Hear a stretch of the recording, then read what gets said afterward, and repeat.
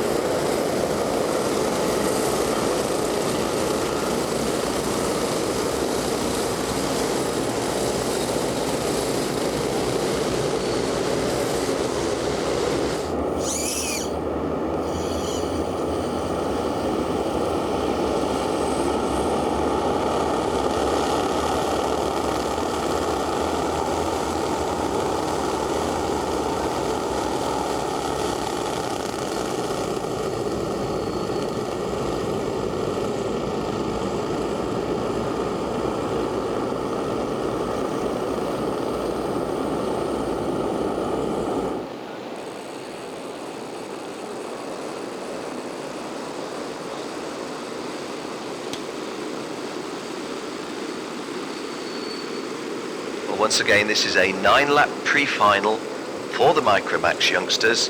We won't be bringing you full commentary, but we will be bringing you regular updates. Oscar Palomo on pole position. And that's not a very even start, but I think the race is being allowed to continue. Oscar Paloma in the lead from pole position, followed by Sami Worship and Delbin Garcia. And once again, a big abject apology from me. I was told that Delbin was a girl's name, and I was saying that Delbin Garcia is a lady. Actually, his mum came to see me and said, "It's my boy, it is my beautiful boy, he's a man." Delbin Garcia, car 25, is a man.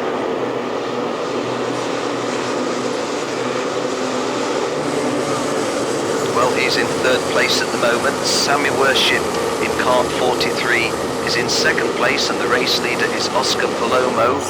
And all 3 of those drivers are from Spain, or Spanish from Spain. Portuguese driver Antonio Correa, a little bit slowly away from the grid. Just having a look at the back, there's some guys who've made a very, very slow start. I think it was perhaps Artur Tellez, one of them. So at the end of the opening lap, the order is as we've described it: Oscar Palomo, Sami Worship and Delbin Carthea.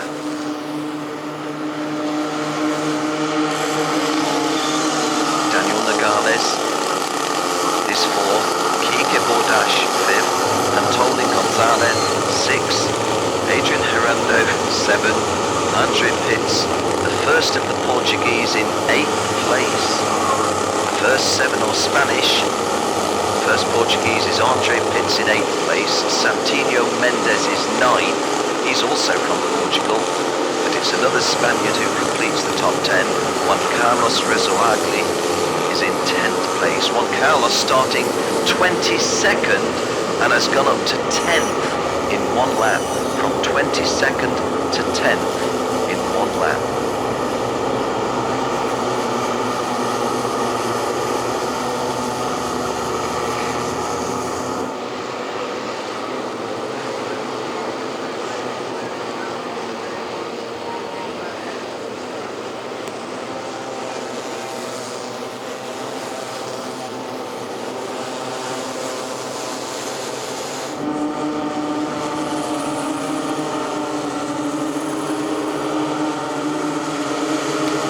Well, the change of position on top 2, no change in the first 3. Oscar Palomo 1, Sami Worship 2, Delbin Garcia 3, but Daniel Nogales dropped a couple of places to 6, so Kike Bordash is now running 4th, Adrian Herando 5th, and Daniel Nogales goes down to 6th place.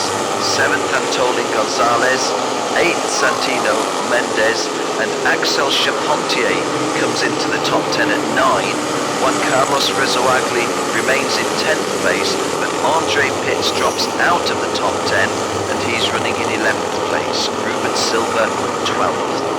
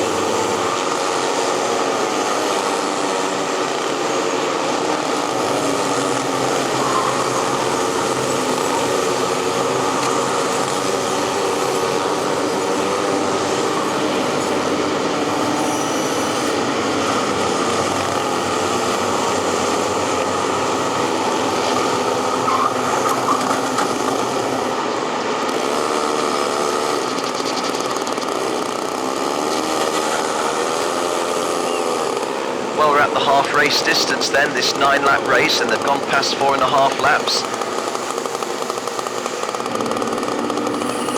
Our race leader Oscar Palomo in a big lead now. The margin is 3 full seconds, but as you saw on that lap, Delbin Garcia moved up into 2nd place, and Sami Worship, who was running 2nd, has dropped to 4. So, as we move into the 5th lap, Oscar Palomo 1, Delbin Garcia 2, Kike Bordas 3, Sami Worship 4, Daniel Nogales 5, Antolin Gonzalez 6, Adrian Herando 7. They're all Spanish drivers. Then the first of the Portuguese lads is Santinho Mendes 8th. Juan Carlos Rezoagli goes up from 10th to 9th, and Axel Chapontier completes the top 10. 9 Spanish drivers in the top 10. The Portuguese driver is Santinho Mendes in 8th place. It is worth saying that there are far more Spanish drivers here than Portuguese, but it's the Spanish drivers holding the top positions presently.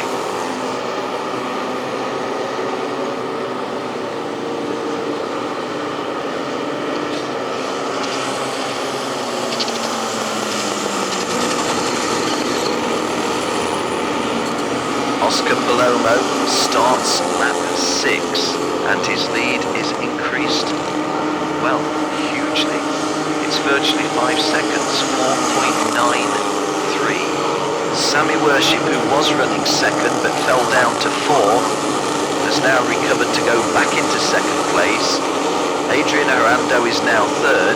Delvin Garcia, who was second, falls down to 4. Daniel Nogales, solid drive so far in 5th place. Antolin Gonzalez, 6th. Juan Carlos Rezoagli continues his upwards progress. He's gone from 10th to 9th to 8th and now 7th. Axel Chapontier, 8th. The only Portuguese driver in the top 10 has dropped a place. That's Santinho Mendes in kart 44. He's running 9th. And Ayrton Simmons drives into the top 10 at number 10.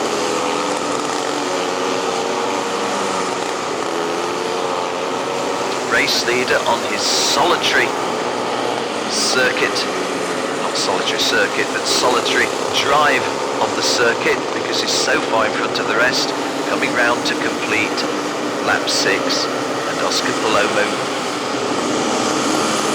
begins lap 7 with a lead of 4.88 seconds. Still Sammy Worship second, Adrian Arando third.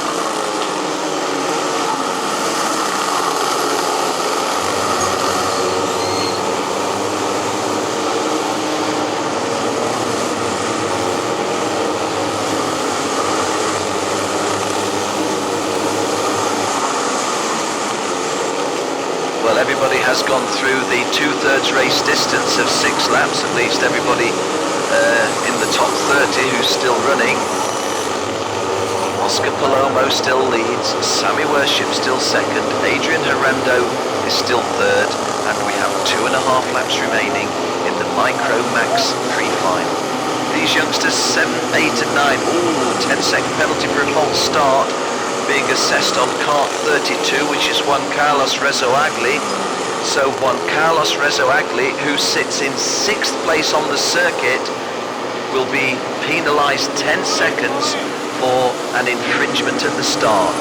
So Juan Carlos Rezoagli will lose that 6th place. Still running in 6th.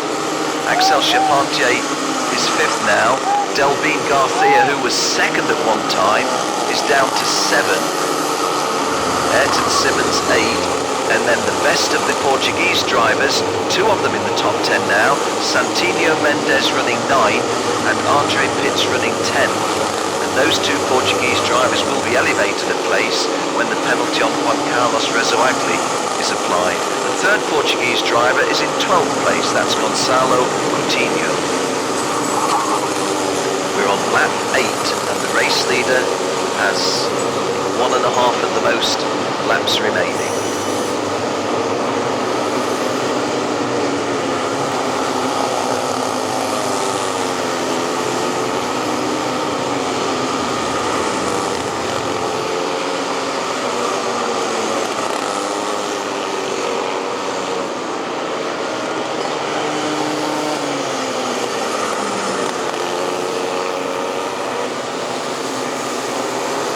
So the start of the final lap. Sammy Worship and Adrian Arando having that good battle. Adrian Arando and Alex Chapontier actually got that, just double check, that is how it was called, Sammy Worship and Adrian Arando. I think that was right. Yep, it was. So what about back markers in the vision of the race leader currently?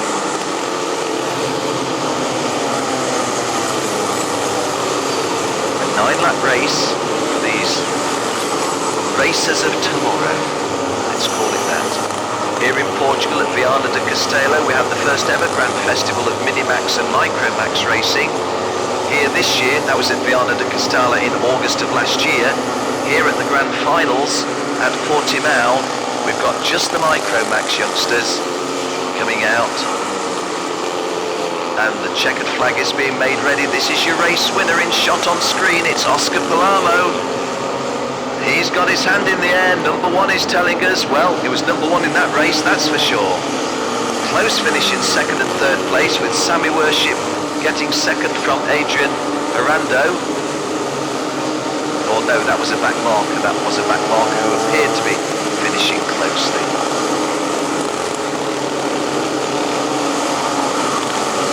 Well, the screen's playing tricks on us, isn't it? Because Oscar Palomo is shown first with 9 laps. Sammy Worship second with 9 laps. Adrian Arando third with 8 laps.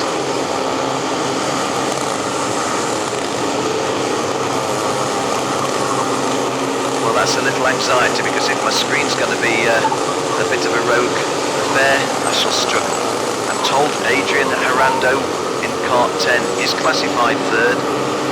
Axel Charpentier classified fourth. Ayrton Simmons fifth. But the 1, 2, 3 in the pre-final of the Micromax, Oscar Palomo wins it. Sammy Worship in second place and Adrian Arando third. Spanish drivers all the way down to 7th place. Best of the Portuguese was Andre Pitts in 8th. Another Spaniard, Antolin Gonzalez, was 9th. And then 2 more Portuguese drivers, Santino Mendes was 10th and Gonzalo Coutinho was 11th.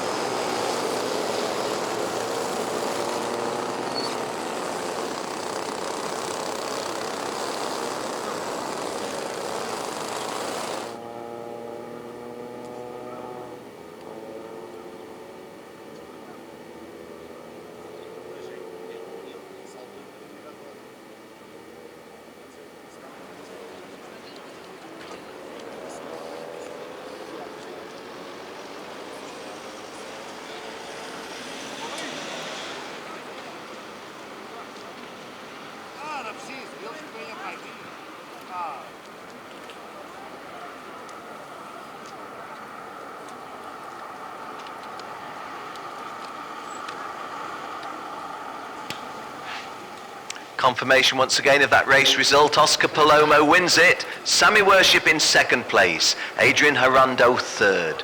Axel Charpentier came home fourth. Ayrton Simmons fifth. Daniel Nogales sixth. Delbin Garcia seventh. And the first of the Portuguese drivers, Andre Pitts, was eighth. Another Spanish driver, Antolin Gonzalez, was ninth. And the second Portuguese driver, Santino Mendes, was 10th. So 8 Spaniards and 2 Portuguese in the top 10, but it was a Portuguese driver in 11th place, Gonzalo Coutinho. 12th place was Kiko Bordache. Well, those youngsters will come out later on this afternoon. They will come out for their final as the first race of the afternoon.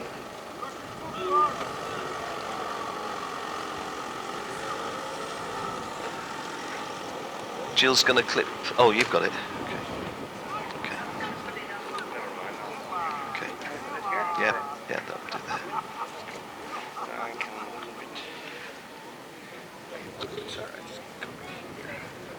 Okay. Thank you. Thanks.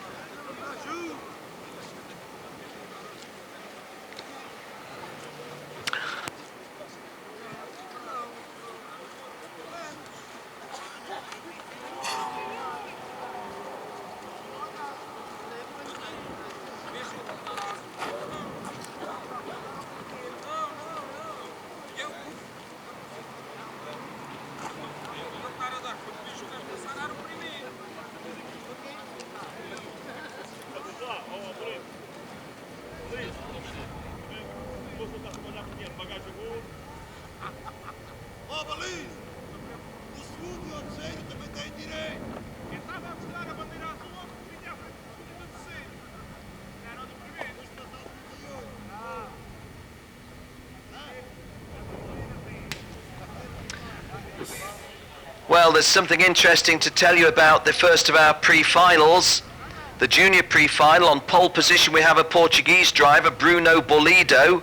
Joining him on the front row is Josh White from the UK. Josh White, only an official reserve of the meeting, and only got the call to the event last Tuesday. So Josh White from Yorkshire in the north of England. Have to say, what a story. Josh White from Ilkley in Yorkshire, 16 years of age, starts on the front row. This time last week, he didn't even know he was going to be racing here, so well done to Josh White. Well done also to Bruno Bolido, the Portuguese driver, going well throughout the event, starting on pole. Kazuto Kataka of Japan and Samu Kulmala of Finland are row 2. Marino Sato, Japan, and Alvaro Otero of Spain are row 3. James Golding, Australia.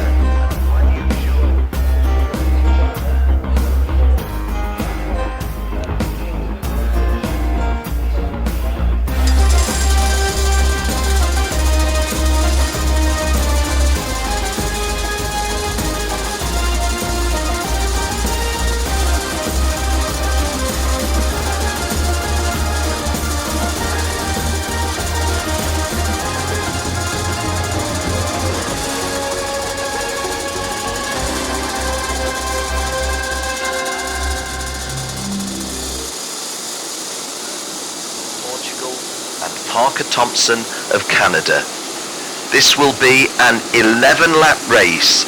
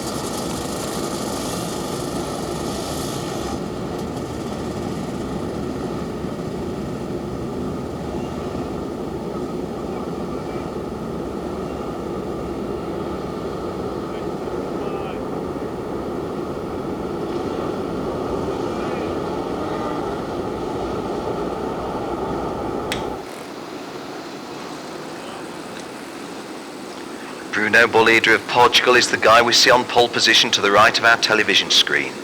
Joining him on the front row, the official reserve for the class, Josh White, called to the event on Tuesday. Kazuto Kataka and Samu Kulmala, row 2.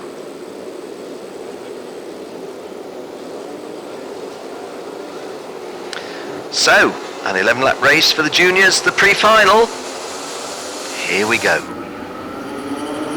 And a nice even break that looked at the front because Bruno Bolido has taken the lead from Kazuto Kataka, but Josh White I think in third place. Now, as I look away from the screen, the driver in the red race suit who's on the wide outside was one of our front runners and goes off. One of our front running starters. I was trying to identify who it was. I'm not going to see him come round for a while now because he's just pushing his cart back on the circuit, and there's 10 carts come to grief, or a little bit less than grief, but certainly done themselves no favours on the exit from turn 2. Well, just try and identify who that front runner was. Not able to do so. Well, it wasn't Bruno Bolido, we'll say that. Bruno Bolido, the Portuguese driver who jumped off from pole position. It wasn't Kazuto Kataka. Let's have a look and see as they come round. At the end of the opening lap of 11, Marino Sato. It was Bruno Bolido. It was Bruno Bolido who got himself into that tangle. Well, Berkay Besler also had the problem. Bruno Bolido, who has done so well, the Portuguese driver, having got himself in a little bit of a tangle, was one of the group that went off, not the first of the guys to go out. Just trying to have a look. Alvaro Otero of Spain. Alvaro Otero of Spain, who started on the third row of the grid and has just gone through in last place, 30 seconds, and Bruno Bolido of Portugal, who started on pole position, is out of the race, and so is Eugene Denason of South Africa. Big disappointment for the home crowd here, and Alvaro Otero, who we spotted running last in 32nd place. Oh dear, what a shame. Harry Webb, strongly fancied, was also caught up in that problem and is running 25th. Harry Webb in 25th place now. Well, Marino Sato was the leader at the end of lap 1. It's James Golding of Australia leading at the moment. In fact, Marino Sato just gone back into the lead, I'm told, as I'm looking elsewhere on the timing screen. Kazuto Kataka running 4th and Guan Yu Zhou 5th. Josh White, the meeting reserve who started on the front row, went through 6th. Well, incidents galore on the opening 3 laps. Well, opening 2.5 laps, if you will, here at Portimao. Those of you here at the circuit will know that once again it's a beautiful blue sky, sunny winter's day, or autumn day if you like. Those of you that are tuned in online, we will tell you that it's also not particularly warm, but the vast problem of the wind and the rain of a couple of days ago, that is not hurting us just at the moment. Great battle at the front. Marino Sato and James Golding trading places once again, and the Australian getting the advantage back. Kazuta Kataka and Samu Kulmala in 2nd and 3rd, also having a pretty decent dice. So, 3 drivers to lead this race so far, and we're only on lap 3. Oh, and the kart number 114, it's Marino Sato. Was that 160? Yes, it is 160. So that really good race that we were having with James Golding and Marino Sato. Marino Sato, who led at the end of the 3rd lap, before he got halfway round the 4th lap, spins a 360 off the tarmac and onto the grass, and unfortunately the Japanese will not be starting the final very near the front. It's good news for James Golding, although having said that, the guys chasing behind him are going pretty quickly. Kazuto Katako 2nd, Samu Kulmala 3rd. The absence of Marino Sato has been good news for Guan Yu Zhou, who moves up to 4th, and Stefano Van Galen to 5th. Well, just trying to get the feel of why this is happening, the circuit and the good replay here. This is Sato, well, just off screen at the moment. Oh, there was some contact, wasn't there? Little bit of contact, I think, was the cause of that spin for the Japanese driver. Let me tell you, your commentator is not an official. I'm simply the guy that tries to make sense of what I'm seeing on screen. And I'm certainly not apportioning any blame, but I think the evidence of our eyes was that there was some touching between James Golding and Marino Sato. That doesn't apportion any blame anywhere, simply reporting what I think we saw.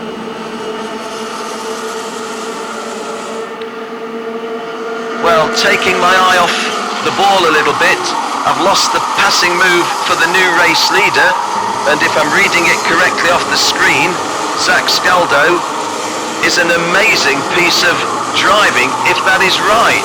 No, it isn't. Really didn't want to say Zach Scalzo can't possibly be leading the race because he started so far down on row 14, and in fact the timing screen corrects itself. Thought that it was James Golding with a little bit of a margin, but Samu Kamala moving up on Katako, so it's not been too good for the Japanese drivers so far. Marino Sato having that spin when dicing for the lead, and Kazuto Kataka, who was 2nd at the end of the fifth lap, going down a place to third, with the Finnish driver Samu Kulmala going second. Stefano van Galen, the Dutchman, been very impressive in the preliminaries, and is that going to be a change for the lead? Oh, so close. Well, I'm going to stay with that one. Samu Kulmala putting pressure on the Aussie. So often these drivers from Finland come from nowhere, has to be said. There's a lot of very good young drivers out of Australia right now as well. But in Northern Europe, Finland and Estonia particularly, and in this event, it's Finland, and in the CIK events, Finnish drivers coming to the fore at a very early age. Having said all of that, James Golding has held off the challenge, but the challenge is still live. Third place, Stefano van Galen. And I would say the Dutchman is, again, I have to take my eyes off the race to have a look. The quickest driver on the field is Samu Kulmala. Well, I thought Stefano, yes, 62.8 Stefano van Galen.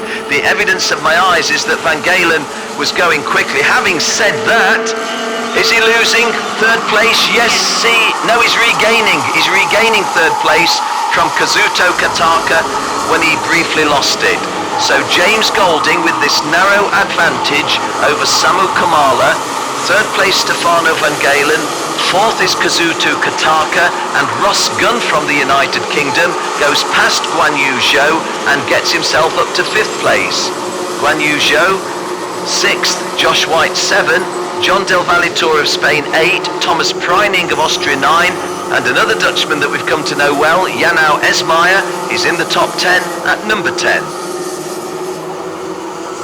Best of the Portuguese drivers is Nuno Sousa. He's running in 17th place. Marino Soto, the leader early on, down in 20th at the moment. Harry Webb still stuck downfield in 25th, one of the very heavily fancied drivers coming into the event. Well, Samu Kulmala continuing to put the pressure on James Golding. This is lap 9 of an 11-lap junior pre-final. I have to say that Samu Kulmala, who looks very good in the first 2 turns of the circuit, just loses ground on the Australian when we climb up the hill, and this time lost ground the most markedly of all, but then dropping back down, closing the gap. But James Golding, the Aussie, going well so far. Well, I should imagine my mate Scott Auld, who's doing the dedicated commentary for the Australians, is getting pretty excited in his race call on this one, with James Golding on lap 9 leading. Be good for Scotty if he can call home an Aussie for the first race victory of the day. Very different, contrasting styles. James Golding hunches forward and dips his head.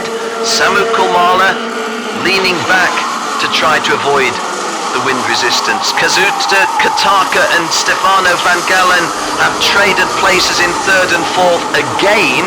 That's at least the 3rd time those guys have done so. Ross Gunn still running 5th, Guan Yu Zhou still 6th, Janau Esmeyer up from 10th to 7th, John Del Valle Tour of Spain 8, Thomas Preining 9, and front row starter Josh White drops down to 10th, but is still in the top 10. Ross Gunn moving up to 3rd place. Ross Gunn coming through a little bit, not exactly unnoticed, but the front 2 have got their own battle, but that's been a tremendous scrap from 3rd to 10th, and pretty much whatever happens in the mix will do. So, coming round to take the start of the last lap, if there is such an expression. Really meant to see the last lap board was what I was trying to say.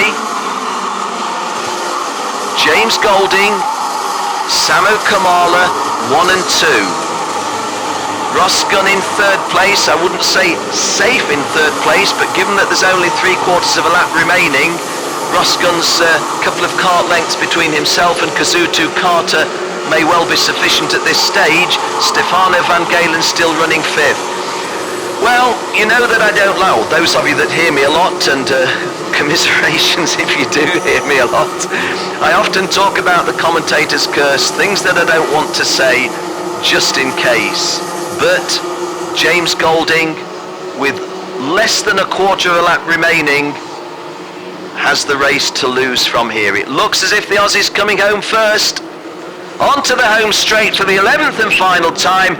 Our first race winner in the Rotax Max Challenge Grand Finals pre-final is James Golding of Australia. Samu Kulmala of Finland second, Ross Gunn United Kingdom third, Kazuto Kataka Japan fourth, Stefano Van Galen Holland fifth, Jano Esmayer, another Dutchman, sixth, Guan Yu Zhou of China seventh, Thomas Preining Austria eighth, John Del Valitur of Spain 9, and a German driver, Christopher Dreispring, completing the top 10 at number 10. The disappointments, well, they're pretty obvious. The guy who was leading the race at one stage, Marino Sato, dropping right out of the reckoning. Harry Webb's 23rd, Marino Sato was 22nd, behind him was Harry Webb 23rd, and in 26th place Alvaro Otero, all drivers who caught up in that early mayhem. Eugene Denason of South Africa 29th, another one who was caught in that problem. But worst of all, the local driver Bruno Borlido, he didn't complete a lap. He started the pre-final in pole position, the Portuguese driver. He will start the final in last place.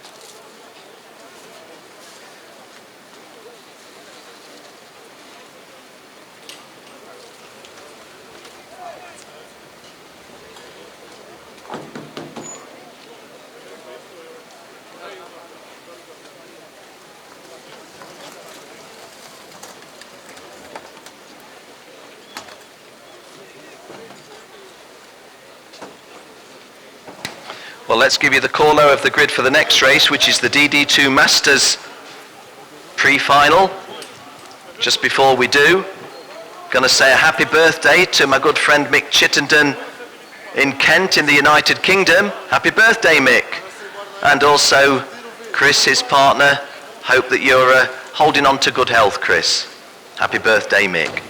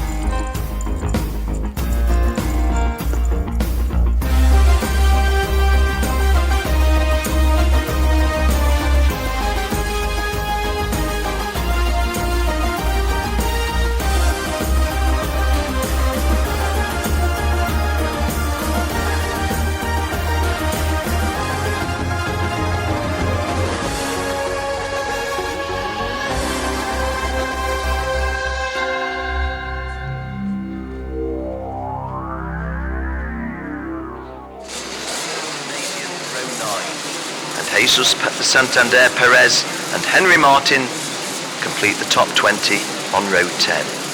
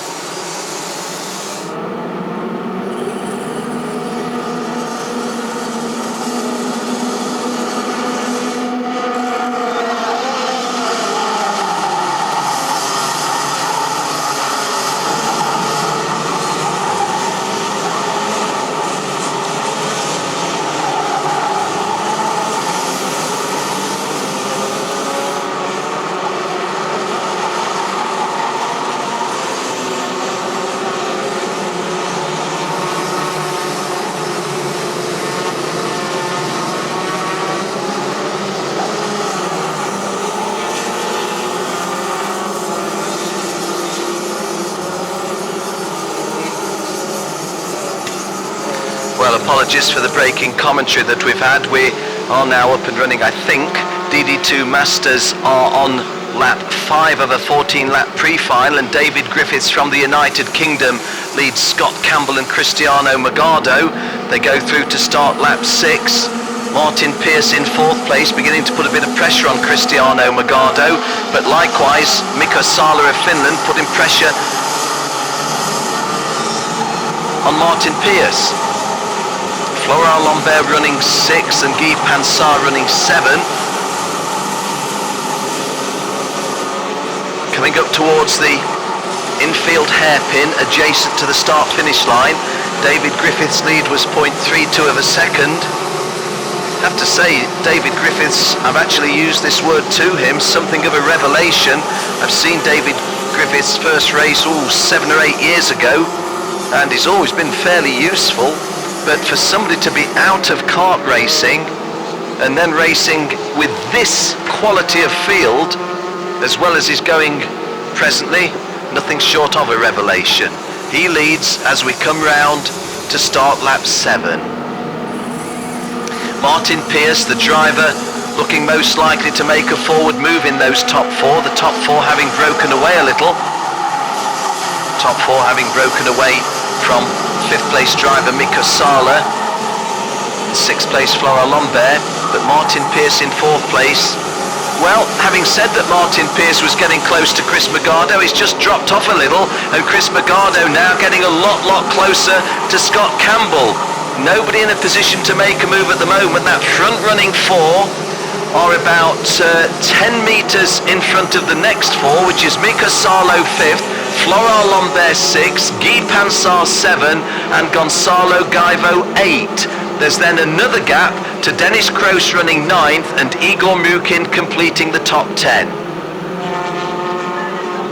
And that pressure by Cristiano Magado on Scott Campbell is told, and Cristiano Magado moves into 2nd place as we start lap 8.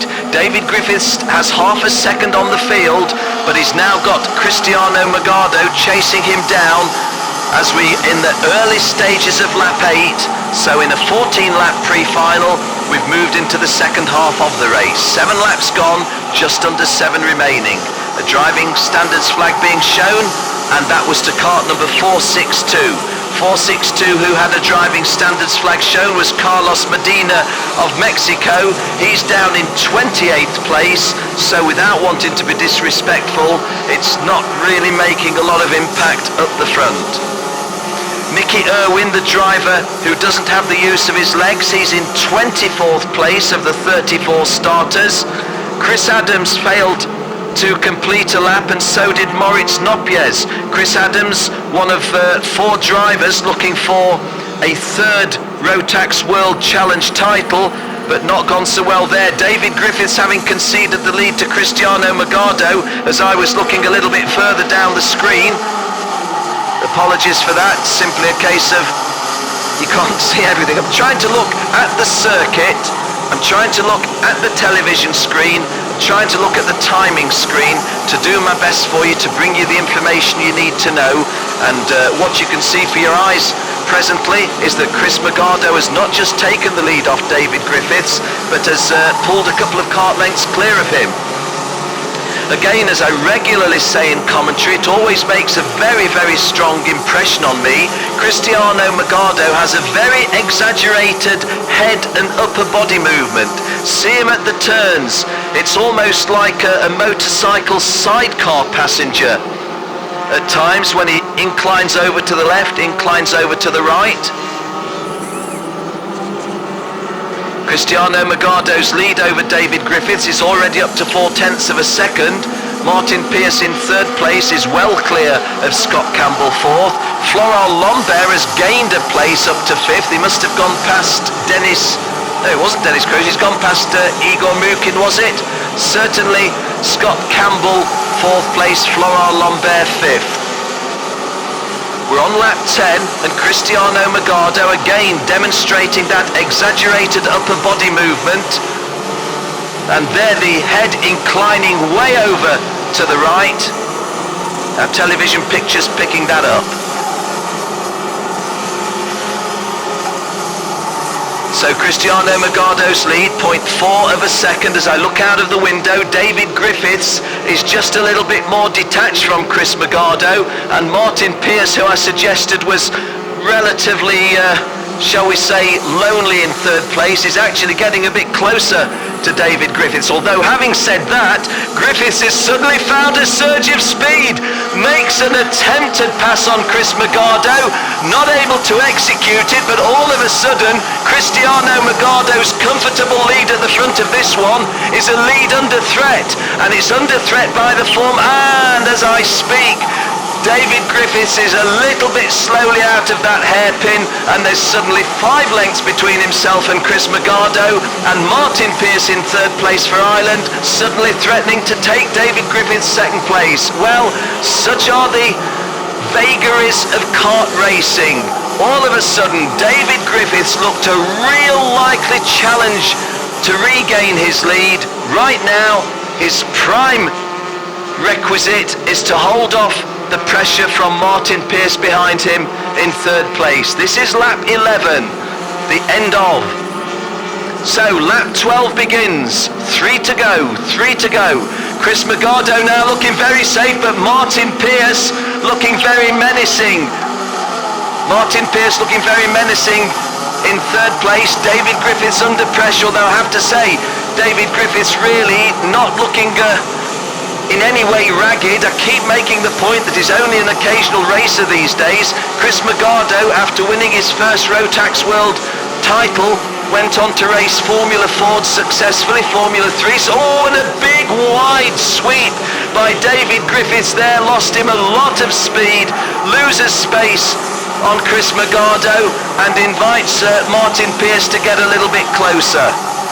The margin between them was half a second at the end of lap 11. It's at least half a second now, I would suggest.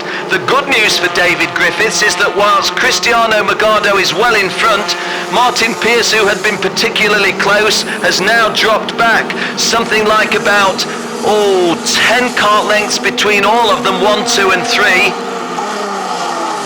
But a good dice for 4th, 5th and 6th, because Scotty Campbell, Florent Lambert and Gonzalo Gaivo, all of them disputing those positions 4, 5 and 6. And I think that Florent Lambert was the guy who was involved in that attempted pass that we saw on screen moments ago. This is lap 13 of a 14-lap DD2 Masters pre-final, so we're late in the race. Cristiano Magardo continuing to hold the advantage. David Griffiths pretty much seen off the challenge of Martin Pearce, I would think, but behind them a good dice. Scott Campbell it is 4th, Gonzalo Gaivo of Portugal is 6th, and it's Florent Lambert in between them. So last lap, 1 to go. Magardo's lead is up to 1.2 seconds. And that 3rd, 4th and 5th dice shakes down with Florent Lambert going past. I think that was Gonzalo Gaivo.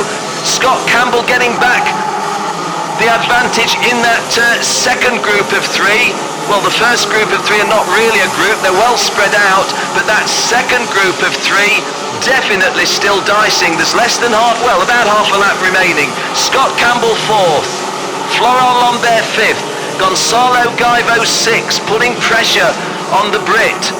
When we say the Brit, Florent Lambert, born in mainland France, lived in the Ivory Coast, or is it on the Ivory Coast? And now a resident of Britain of over 20 years. But let's do justice to the 3 in front of them, because coming round to take the final turn on the 11th and the 14th lap, the victory goes to Cristiano Magardo. In second place it's Dave Griffiths, 3rd is Martin Pearce, 4th is Scott Campbell, 5th is Florent Lambert, 6th is Gonzalo Gaivo, 7th Dennis Kroos, 8th Igor Mukin, 9th Guy Pansar, and completing the top 10, it's Alan Rudolph. Once again, commiserations to Chris Adams who never completed a lap, nor did Moritz Nopiers.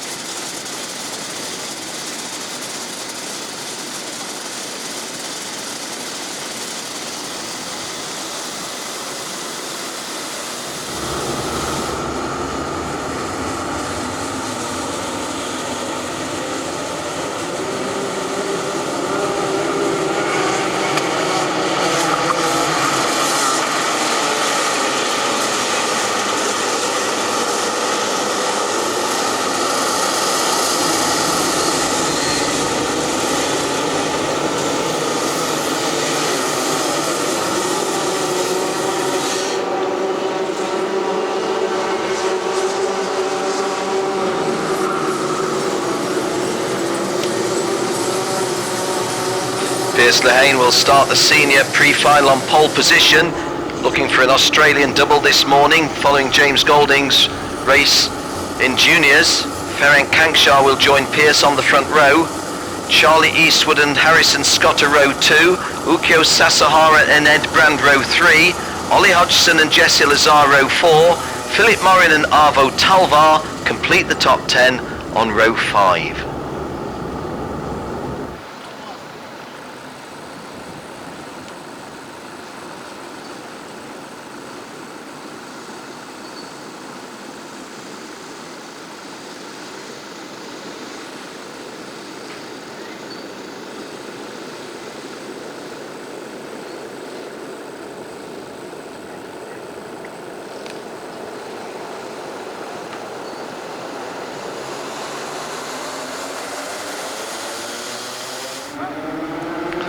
Well, not the sweetest of starts, but Pierce Lehane getting in front of Charlie Eastwood, followed by Ferenc Kankshaw. The opening 2 turns sees the Australian Pierce Lehane in front of the Irishman Charlie Eastwood, in front of the Hungarian, or Austro-Hungarian. He was based in Austria for 3 seasons with Team VPD, but racing on a Hungarian licence now. Ferenc Kankshaw started on the off-pole position, moved over at an early stage into 3rd place, cart number 279. The front 3 have pulled away a chunk.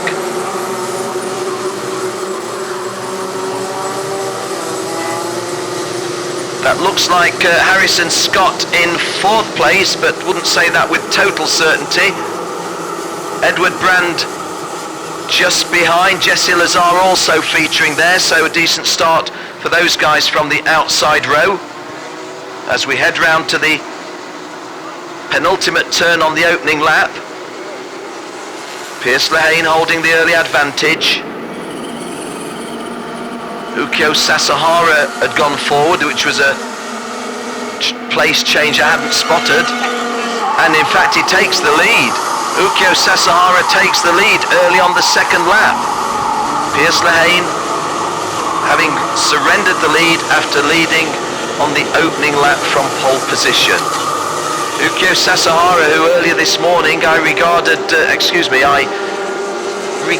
regarded is not really an incorrect term, but I was offering the view that Ukyo Sasahara, if not the best of these drivers in seniors, is one of the best battlers, if you see what I mean.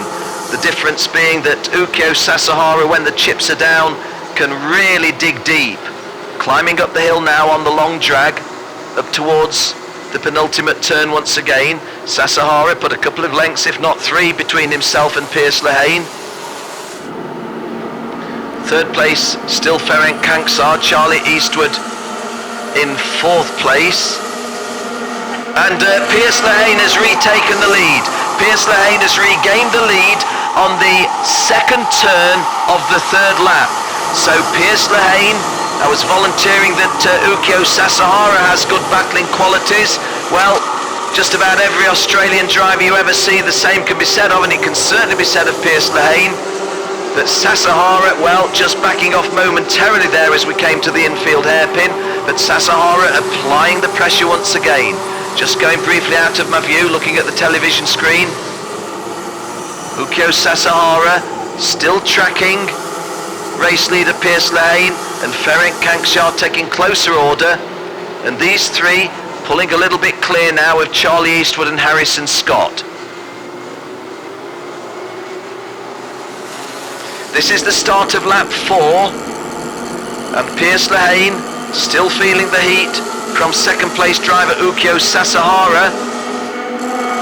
Ukyo Sasahara, who started on the inside of row 3, worked his way forward. One of my early calls of Charlie Eastwood in second place may actually have been Ukyo Sasahara. Charlie racing in a different race suit today, running in 5th place presently because Harrison Scott has gone past him, hasn't he? But Ukyo Sasahara continuing to apply the pressure on Piers Lehane. Ferenc Kanksar, the third of our front drivers as the television screen picks them up. Climbing up the hill, you can see the undulations of this circuit here at Portimao. Very much a climbing and a dropping circuit.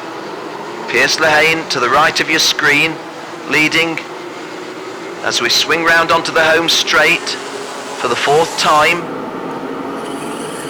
Piers Lehane, and there goes a move for the lead, and Ukyo Sasahara executes his passing move. Can he make it stick?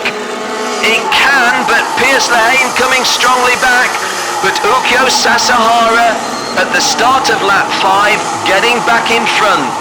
A very, very good race in the senior pre-final, being served up by the Japanese driver based in Austria and the Australian driver based in, well, Australia.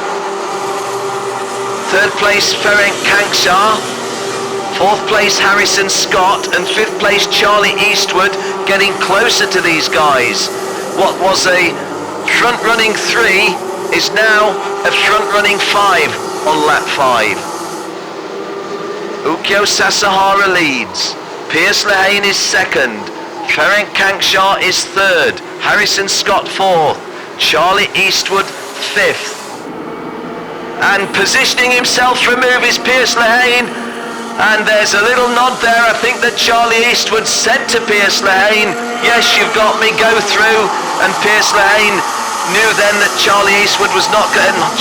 Ukyo Sasahara was not going to chop across him and do anything silly. So well done, guys. This is good front running racing by you two. But of course it does mean that Ferenc Kanksar 3, Harrison Scott 4 and Charlie Eastwood 5 have taken much closer order. And in fact Harrison Scott and Charlie Harrison's going past Ferenc Kanksar, I think.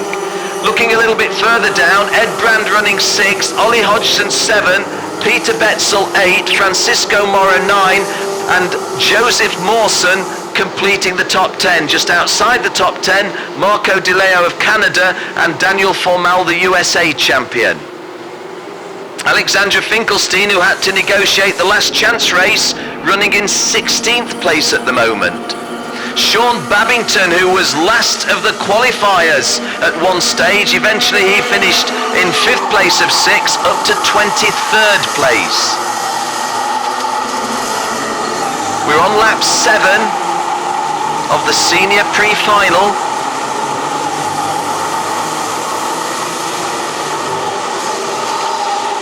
Piers Lehane, Ukyo Sasahara, the 1 and 2 still, Harrison Scott in closer order in 3rd. Charlie Eastwood 4, Ferenc Kanksar 5, Ed Brand 6, Ollie Hodgson 7, Peter Betzel 8, but newly into the top 10 now is Portuguese driver Francisco Mora Francisco Mora of Portugal driving into the top 10 at number 9. Marco Di Leo of Canada drives into the top 10 at number 10, and Joseph Mawson of Australia drops out of the top 10 to 11th place. So, into the second half of the race, 7 laps gone, just under 7 laps remaining. Piers Lehane continuing to hold this narrow lead, and as I'm taking my eye off the ball, that's a trade of places for second and third. Harrison Scott getting a bite of the action.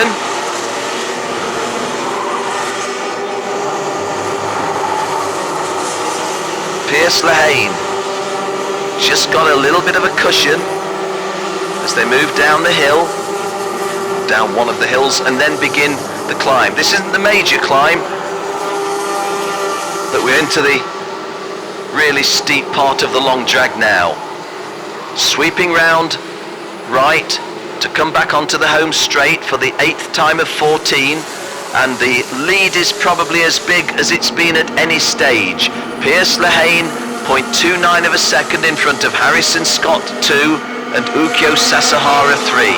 Charlie Eastwood is still 4th in front of Ferenc Kankshar 5th, Ed Brand still 6, Ollie Hodgson still 7, Peter Betzel still 8, Francisco Morris still 9, but Joseph Mawson has driven back into the top 10, having dropped a place to 11. Alexander Zenkin of Russia now knocking on the door of the top 10. He's gone past Daniel Formal of USA and Marco Di Leo of Canada. And Alexandra Finkelstein, who I mentioned on the previous lap, gains another place up to 14th. Sean Babington is now in the top 20 at 20th place. This is lap 9. Well, Piers Lehane had got 0.29 of a second on Harrison Scott. I know we're only talking mini fractions, but that looks to me as if Harrison Scott could be a shade closer. Yes, he is. 0.21. Harrison Scott has just done 61.10, which is the fastest lap of the race by anybody. Piers Lehane's fastest lap is 61.27. So, with 5 laps to go, including the one that they're on, Harrison Scott is going quicker than Piers Lehane, but he's not only got to close that gap, he's got to find a way past the Aussie. Well, when I talk about closing the gap, I think we can pretty much say that Harrison Scott has closed the gap. Coming into screen up the hill now. Harrison Scott, to use that slightly silly expression, but I do use it a fair bit, climbing all over Piers Lehane a moment ago, although Piers Lehane's found about half a length to give himself a little bit of a breather. Those of you tuned online can see that although the television pictures do sometimes foreshorten the distance, well, having said what I've said, now Harrison Scott, having executed the move, it's Piers Lehane fighting back. Ukyo Sasahara still 3rd. Charlie Eastwood still 4th, Ferenc Kankshar 5th. Coming up the hill, Harrison Scott under the same degree of pressure from Piers Lehane as young Harrison was putting the Aussie under a lap ago. Just on my blind spot, but regaining position. I'm looking at the television pictures. Harrison Scott still holding the advantage, and according to the television pictures, really increasing, although when I look out on the circuit proper, doesn't look anything like as close. Harrison Scott's lead 0.4 of a second, so Piers Lehane shouldn't really look as close as he does. Harrison Scott, I've said of Harrison Scott previously this year, and I will say it again, once Harrison Scott hits the front, I know it's a lot easier from the front with empty tarmac in front of you, but Harrison Scott drives very, very sweetly and smoothly at the front.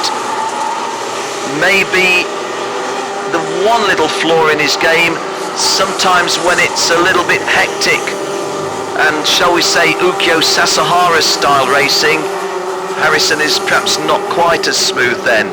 But right now, Piers Lehane must not let him get away, because the need to apply pressure to Harrison Scott is 7/10 of the battle of getting past him. But Harrison Scott increases the lead. It's 0.46 of a second. Piers Lehane coming under pressure from Sasahara, and Sasahara goes past. Sasahara goes into second place, and Eastwood also putting pressure on the Australian now. Now it's a different ball game for the Aussie. He's got to do something from here. This is lap 13 of 14. He doesn't want to finish any further down. I guess a third place finish for Piers Lehane to give him an inside row 2 start would be okay. Ukyo Sasahara, having put that second place move onto Piers Lehane, is feeling happy. Piers Lehane in third place would start the final, but if Charlie Eastwood was to wriggle past, and I think he has, Charlie Eastwood has wriggled past, so it's gone wrong for Piers Lehane here, because now it's Charlie Eastwood who would start on the inside of the second row from third position, and Piers Lehane got some remedial work to do. Already it looks to me as if Charlie Eastwood is trying to close the door rather than pass the guys in front. It's still a good battle in front. Harrison Scott hasn't won it yet, and Ukyo Sasahara hasn't lost it yet. Charlie Eastwood's in third place, but Piers Lehane hasn't surrendered his bid for third place. And just in case anything happens between any of those up front, Ferenc Kanksha is looking very handily placed in fifth. Well, Harrison Scott and Ukyo Sasahara giving us a good scrap at the front. And there goes the move. Fairly sure that move was executed. It is on my blind spot. Ukyo Sasahara getting the advantage. And Harrison Scott now under pressure from Charlie Eastwood. This is the last lap. I'm hearing that the officials are reviewing an incident late in the race, but there's the checkered flag, and the race victory goes to Ukyo Sasahara. Harrison Scott was second, Charlie Eastwood third, Piers Lehane will be disappointed to be fourth, Ferenc Kanksha fifth, Ollie Hodgson sixth, Edward Brand seven, Alexander Zenkin eight, Peter Betzel 9, and via the last chance qualifier yesterday, Alex Finkelstein gets a top 10 finish in the pre-final.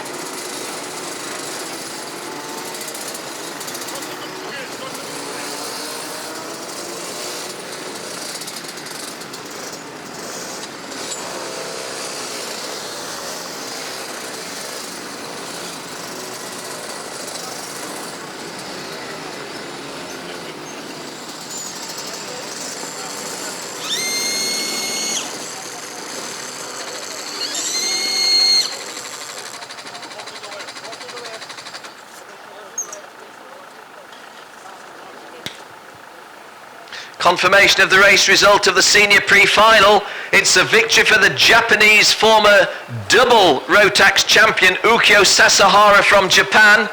Second place, Ireland's Charlie Eastwood. Third place, Australia's Piers Lehane, although that was not how I saw it crossing the line. Fourth place, Ferenc Kanksha. Fifth place, Ollie Hodgson. Sixth, Harrison Scott. So it would appear that Harrison Scott has been assessed a penalty perhaps. Seventh, Ed Brand. Eighth, Alex Zenkin. Ninth, Peter Betzel. 10th, Alexandra Finkelstein. Just outside the top 10, Arvo Talvar of Estonia and our Portuguese driver, Francisco Mora.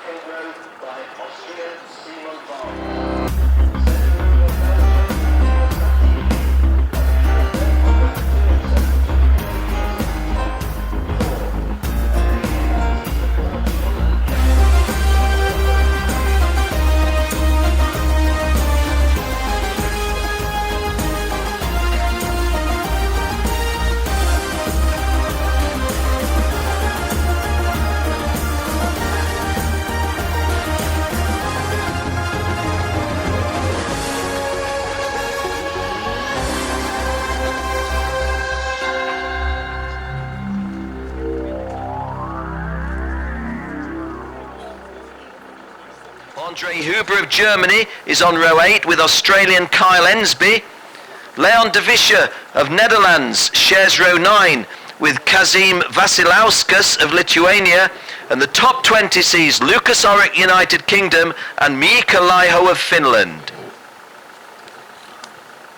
Jari Huttinen and Andreas Backman row 11, Sean Slavin and Luke Candurl row 12, Jason Pringle and Konstantin Skalko row 13, Zach Richard Robichon and Ricardo Laito row 14, Tom Dealison and brother Eduardo Laito on row 15, Patrick Pearce and Daniel Vacas row 16, Sebastian Bertrand and Fritz Liesman completing the grid on row 17.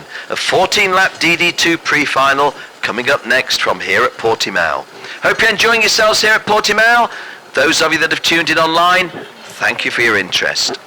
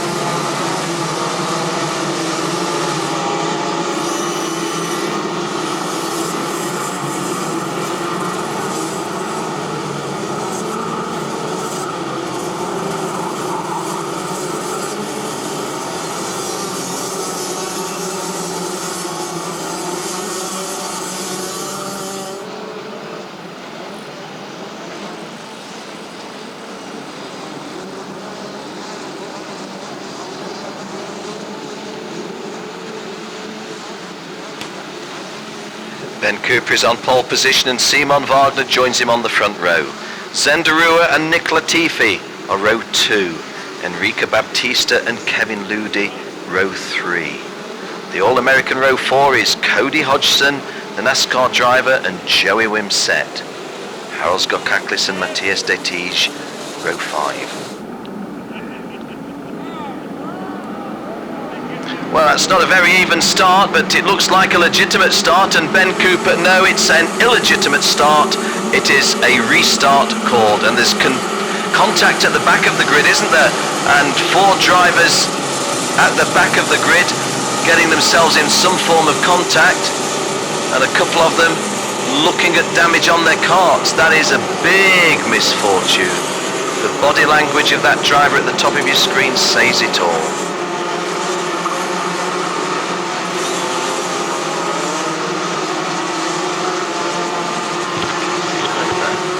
It's 350, so that's Sean Slavin of Scotland.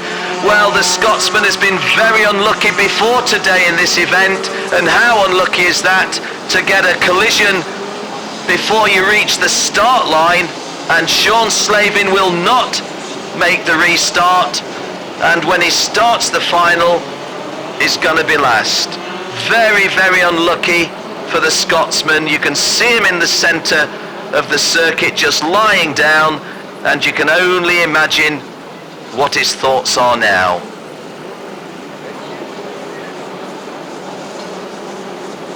Well, our television screen picturing the distraught figure, that is Sean Slavin. I don't think he's on the floor because he's hurt. In fact, I'm convinced he's not hurt, but he really, really, really is feeling the disappointment here. But life goes on, and Ben Cooper and Simon Wagner will bring the guys round for a second attempt to start this DD2 final. Ben Cooper on your left, Simon Wagner on the right, and a much better start that. Ben Cooper leads. In second place, that's Zenderu. I think that Simon Wagner has wriggled into third place. It's, no, that's Nicholas Latifi third, and Simon Wagner, I think, running fourth. But certainly Ben Cooper from Zenderu in the early stages of the race. Ben Cooper, one of 4 drivers coming here to Portimao as a double champion, looking for a 3-timer. Zenderu in second place, Nicholas Latifi in third place.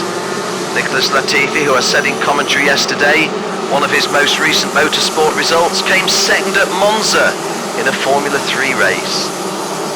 Oh, and one of our top half dozen going very wide at the first of the serpentine turns and losing a couple of places as a result. And we've lost, I think, kart 351, is it? Or is that 315? Sebastian Bertrand.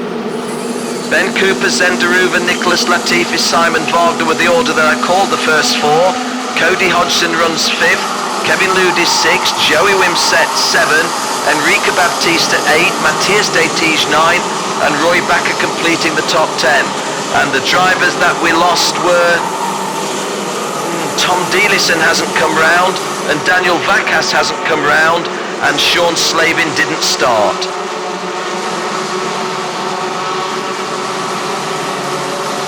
Well, the Canadian colours of Ben Cooper, so used to calling his races where I look at the top of his helmet and see a Union flag. Not the case this time. Canada running 1 and 3. Zenderu splitting the Canadians. The Belgian in second place. And Nicholas Latifi bidding to go second, and he goes second. Nicholas Latifi goes second, and the Canadians are now running 1 and 2. Ben Cooper 1. Nicholas Latifi 2. Zenderu trying to get second place back, and he's got it. And going through with him is Simon Wagner, and Nicholas Latifi, having gone from third to second, suddenly finds himself 6th.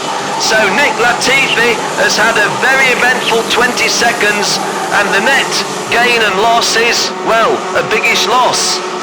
Ben Cooper's lead is huge now in relative terms. This is only 2 1/4 laps into the race, and Ben Cooper's got over half a second lead, something like about 15 kart lengths.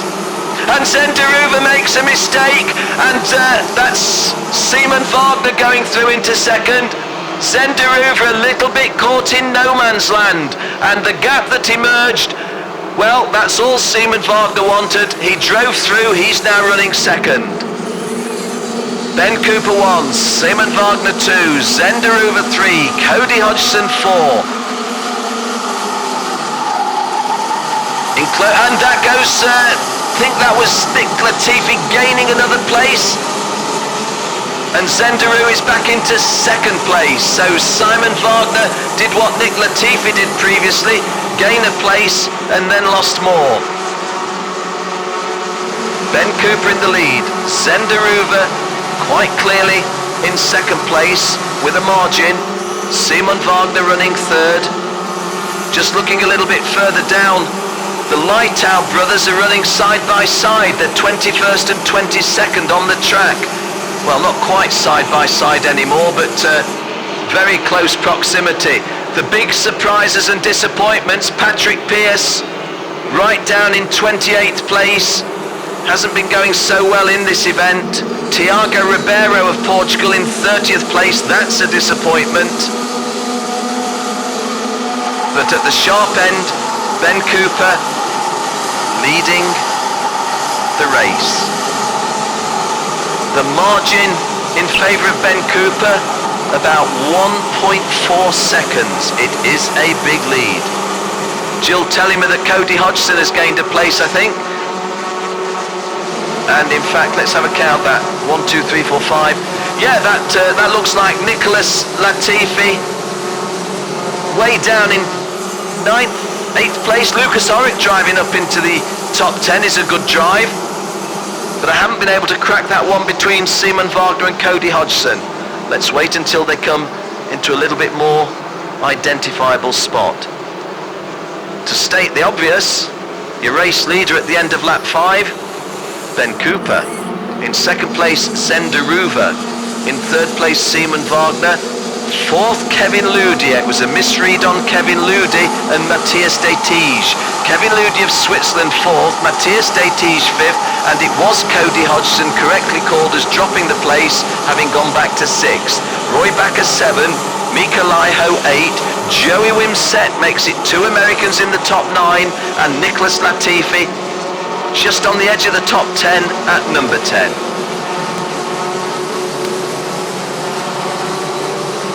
Well, this is lap 6 of a 14-lap senior pre-final.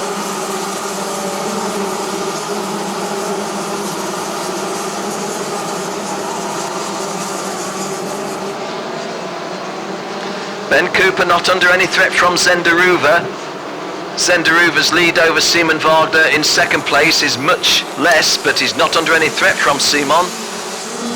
Simon got a little bit of a margin before Kevin Ludi, but then it gets a lot tighter, and Kevin Ludi's position is under threat and he's lost it. Oh no, Ludi gaining it back. It was Ludi gaining the position back. So Ludi now into third, and Simon Wagner and Kevin Ludi were the guys a couple of laps ago that had done the trade, and Kevin Ludi returns the compliment. Matthias de Tige still running 5th, Cody Hodgson still running 6th. Heading towards the half race distance. It all looks very easy for Ben Cooper. Ben Cooper, who started his career at Buckmore Park in Kent in England in 4-stroke arrive and drive races. Came into the Rotax game and had British success, European success in the Rotax Euro Challenge and world success in the Grand Finals. Then went to CIK and WSK racing as a energy driver, works driver. Now based in Montreal, or is it Toronto? I'm not sure. Near the Mont Tremblant track anyway. Near Tremblant. Well, it's sad to see Lucas Oric trailing round on his own at the back, a driver who might well have had something to say at the sharper end of these races, but something's happened to the Englishman to keep him all 3/4 of a lap behind the others. In fact, I think he's driven off the circuit and into Parc Fermé. Into the second half of the race, because 7 laps have gone of the 14, and this is lap 8. Ben Cooper's lead come down a little to 1.1 from 1.3. So if we want to be a little bit pedantic, Zenderu reeling in Ben Cooper, but it doesn't look like that. Kevin Ludi has lost a place to Cody Hodgson, has he? No, he hasn't.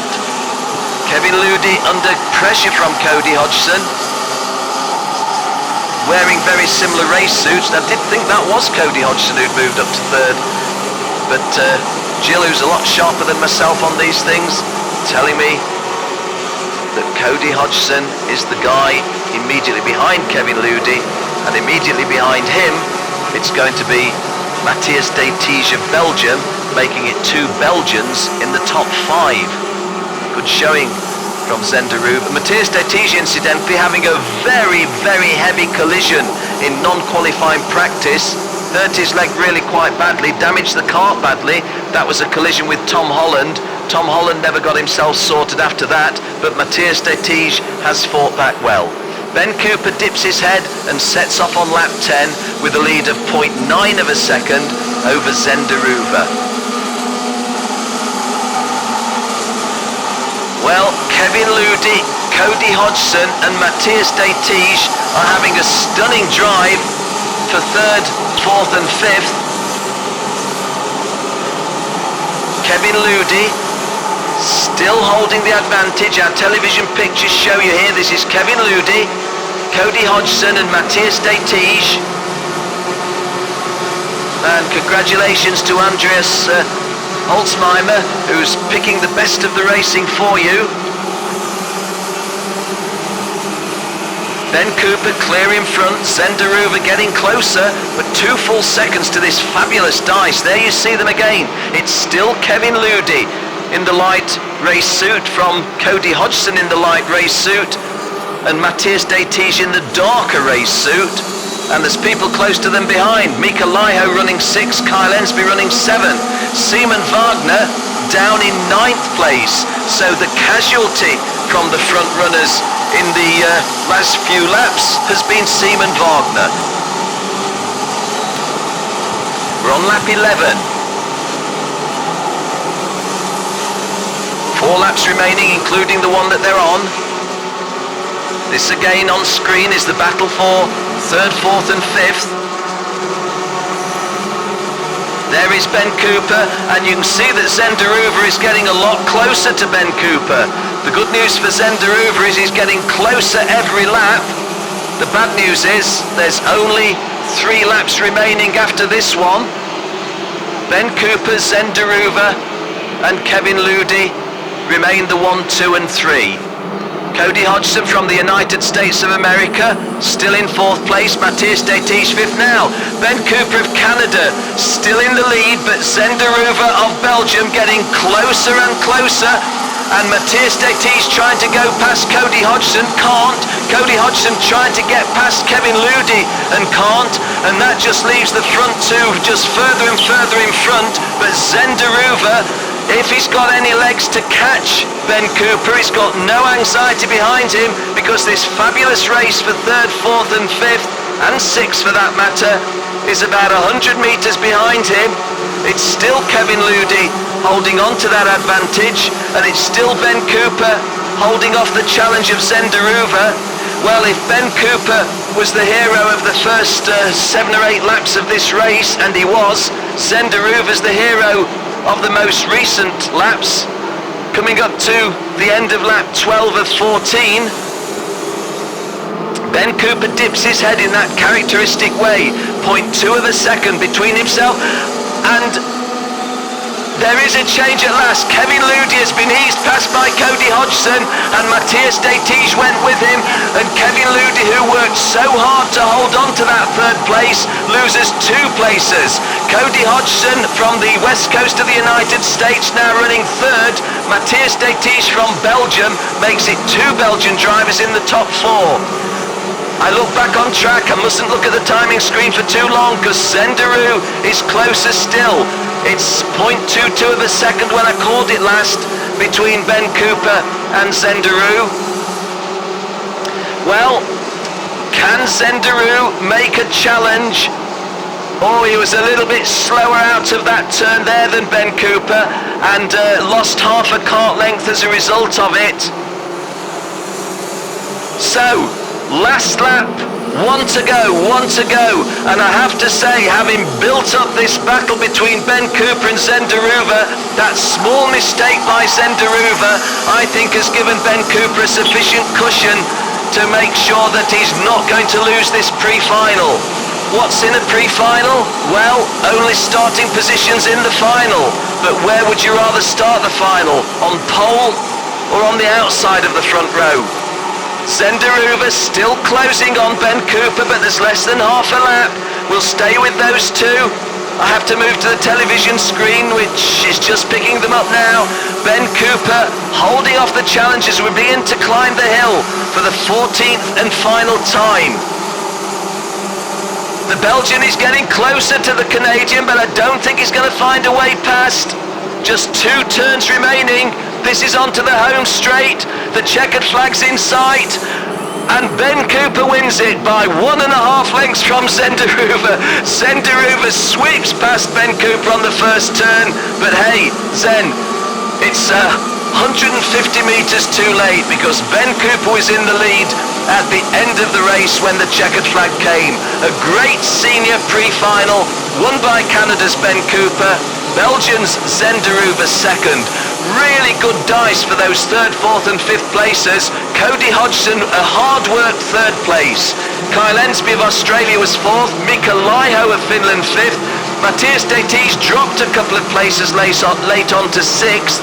Konstantin Skalko of Latvia was 7th. Simon Wagner, long-time front-runner, was 8th. And I have to say, a little bit of sympathy for Kevin Ludi, who drove so well for a long time in 3rd place, eventually finishing 9th. It was Roy Bakker of the Netherlands who completed the top 10, and just outside the top 10 from the United States of America, it was Joey Wimsett. Nicholas Latifi, the Canadian who was running 2nd at one time, finishing a disappointing 16th place. Well, we'll give you the official result in just a moment. Oh, in fact, it's coming on screen now.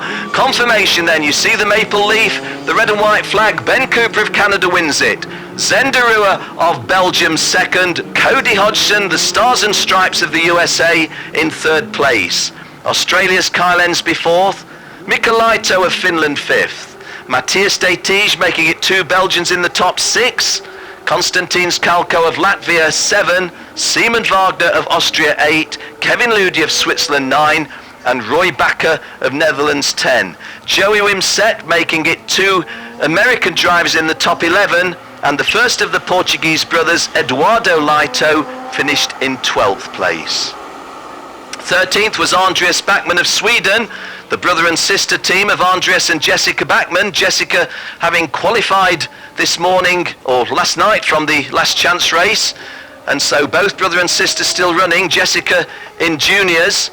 Andreas Backman 13th, Zach Richard Robichon of Canada 14th, Luke Candel of South Africa 15th, Luke Candel of South Africa, Nick Latifi of Canada 16th, Jari Huttunen of Finland 17th, Harold Skokaklis of Latvia 18th, Kazimieras Vasilauskas of Lithuania 19th, and it was Jason Pringle of Australia who completed the top 20.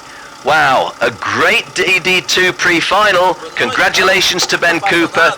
Good drives also by Zenderuva and Cody Hodgson.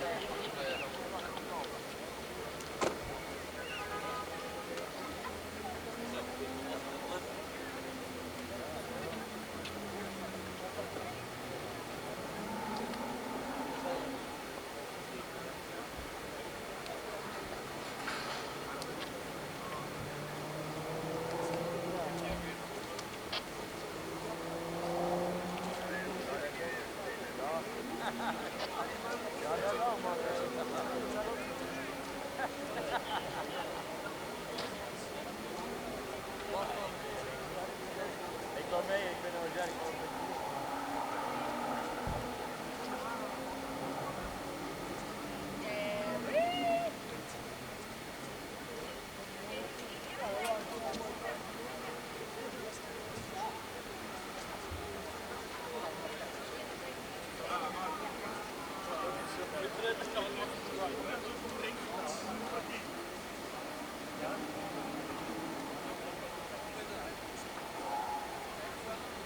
Also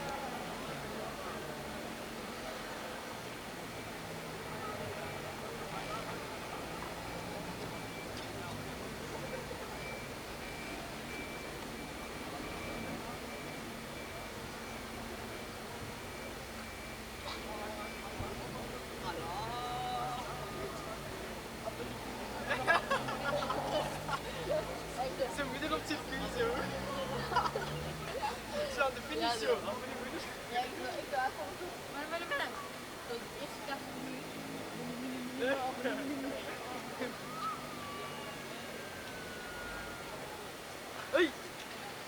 Homo! Hé Roy, dat is een homo jongen. Dat is een homo. Hé joh, die links van jou.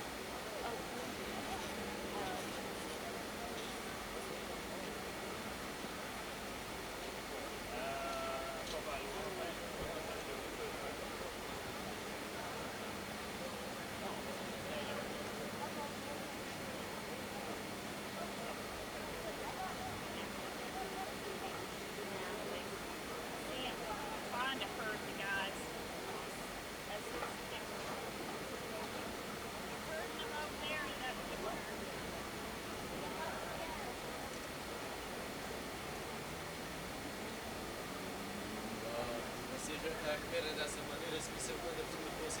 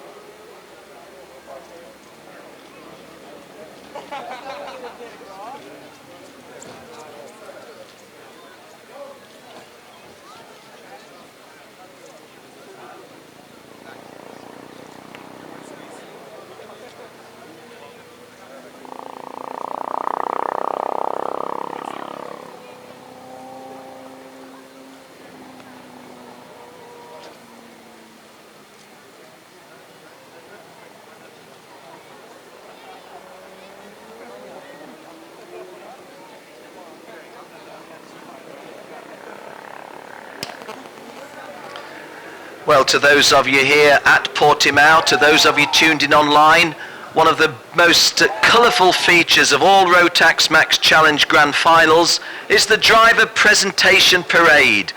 And we're going to be doing the driver presentation parade very shortly, and we shall include the Micro Max youngsters as well as the drivers in the Rotax Max Challenge Grand Final in seniors, juniors and the 2DD2 classes. Coming up next online, coming up next here on the circuit, the driver presentation parade.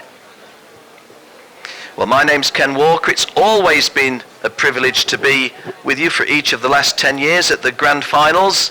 And as I say, always a colourful occasion when we've got the driver parade. Hey, good to have you with us online. Hope you get the feel of the colour, the sunshine and the enjoyment of the occasion as well as I do from my little box here.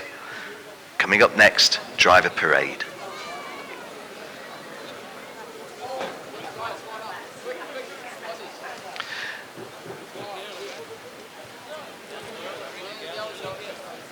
So we start our parade with the Micro Max youngsters, and from Spain, Adrian Harando, Alejandro Jurado, Alejandro Lahoche, Alex Simmons, Alvaro Villanueva, Antolin Gonzalez, Axel Chapontier, Ayrton Simmons, Daniel Nogales, Delbin Garcia, Hugo Chapontier, Joel Suadas, Jose Gomez, Juan Carlos Rezoagli, Juan Francisco Franco, Kilian Meyer, Manuel Canizares, Manuel Sanchez, Manuel Suarez, Oscar Paloma, Pablo Lazar, Pepe Arce, Kike Bodash, Sammy Worship, and Xavier Honrado.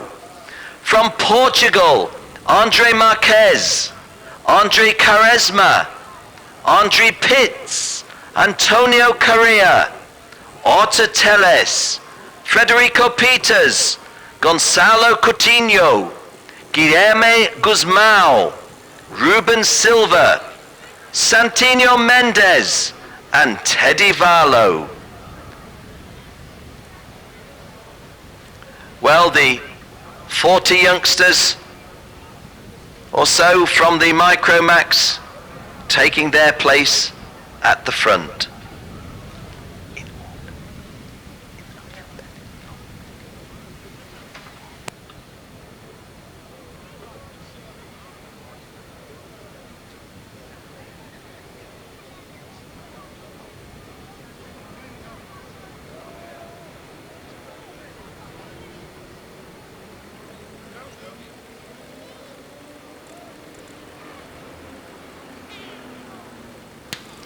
So our principal drivers from Portugal are Bruno Bolido, Nuno Souza, Luis Silva, Pedro Paixão, João Correa, Francisco Mora, Eduardo Leitão, his brother Ricardo Leitão, Tiago Ribeiro, Enrique Baptista, Frederico Duarto, and Gonçalo Gaivao.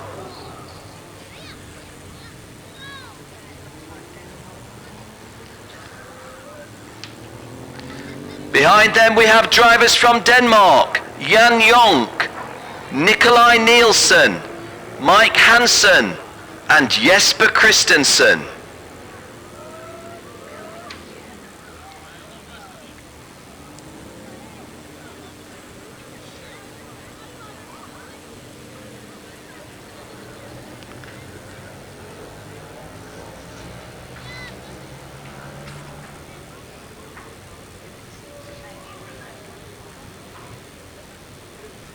From Canada, we have Zachary Clement de Mello, Tommy Lemaire Willette, Zachary Scalzo, Parker Thompson, Bryce Choker, Jesse Lazar, Marco DeLeo, Ben Cooper, Nicholas Latifi, Pierre-Luc Willette, Zachary Richard Robichon, Scott Campbell, Stuart Clark, and Luke Soriel. From Germany, we have Christopher Dreispring, Moritz Overheim, Patrick Henke, Andre Huber, and Thomas Schumacher.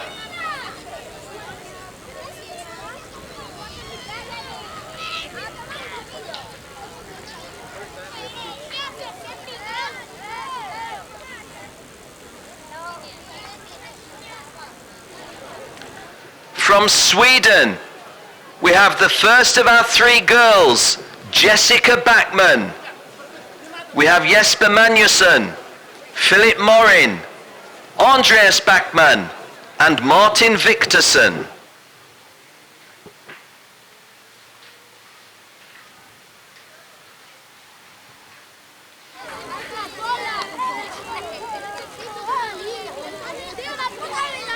From Poland, we have Kasper Bileski, Marcin Kapowski, Rafał Berdish, and Adam Kucharski.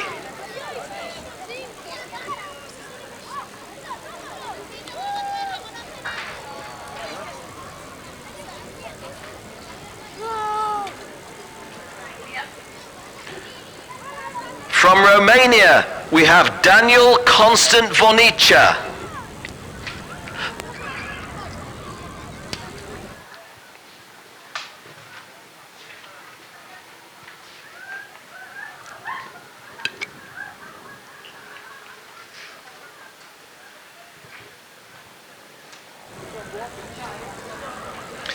From the People's Republic of China, we have Guan Yu Zhou. From South Africa, the most successful nation in Rotax Max Challenge Grand Finals ever, Eugene Denason, Bradley Liebenberg, Mitchell Leeson, Chad McIver, Luke Candell, Nicholas Verheul, Cristiano Magado, and John van Veek.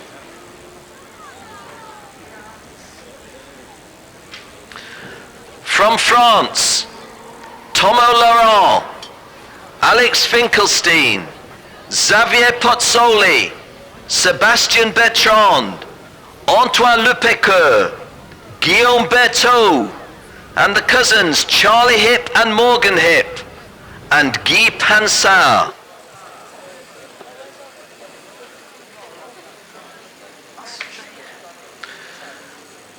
From Rotax land, Austria, we have Ferdinand Habsburg, Maxi Hofer, Florian Janitz, Thomas Preining, Niki Lahr, and Simon Wagner.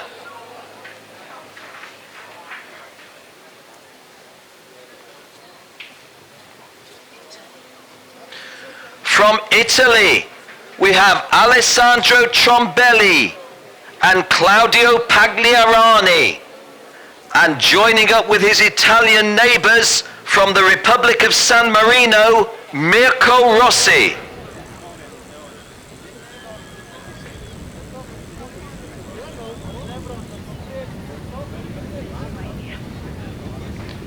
From Lithuania, Eduardas Aiza, Kazimieras Vasiliauskas, and Saulius Porsavicius. From Argentina, Ricardo de Gourmois, Franco Crivelli, Brian Staffusa, and Henry Martinelli.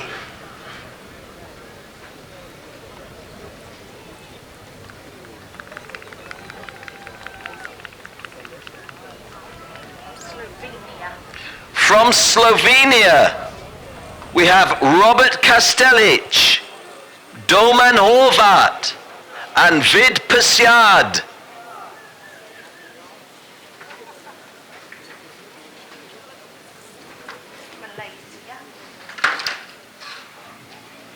Malaysia Boleh, Syazwan Mohammed Noor, Daniel Woodruff, Nick Asri, Jechung Chen, and Freddie Lawan.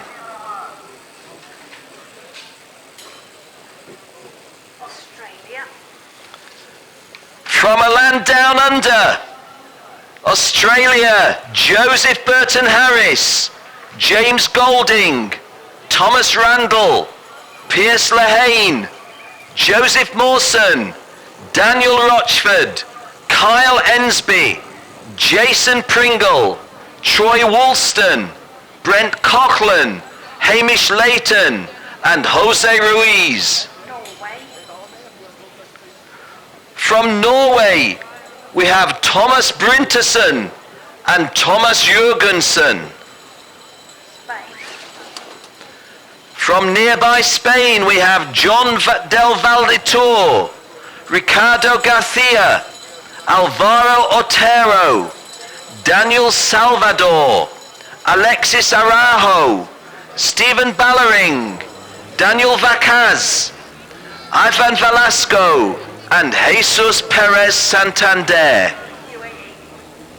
From the United Arab Emirates, Abdullah Al-Rawahi, Mohammed Al-Dahiri, Sanad Al-Rawahi, Oliver George, and Moritz Nopiez. Hungary. From Hungary, we have Ferenc Kankshar, Peter Toth, Jerry Hargitai, and Jabor Nemeth. USA. From the United States of America, Oliver Askew, Juan Manuel Correa, Ashley Rogero, the second of the girls that we mention, Sam Beasley, Phil DeLeo, Danny Formal, Louis Pagano, Andrew Palmer, Cody Hodgson, Fritz Leesman, the third lady in the event, she's Christina Vaughan Dran, Joey Wimsett, Johnny Blair, John Crow, Mike Jones, Bill Lester, Rene Martinelli, and Alan Rudolph. From the land of the rising sun, Japan, Kazuto Kotaka, Marino Sato, Yoshito Matsumoto, Musashi Nakanishi, Teruhisa Tanaka, Ukio Sasahara, Akito Saito, Yuta Takano, Masami Obaro, and Ricky Tanioka. Slovakia. From Slovakia, we have Patrick Pastorak, Marek Kromi, and Sandor Jakab.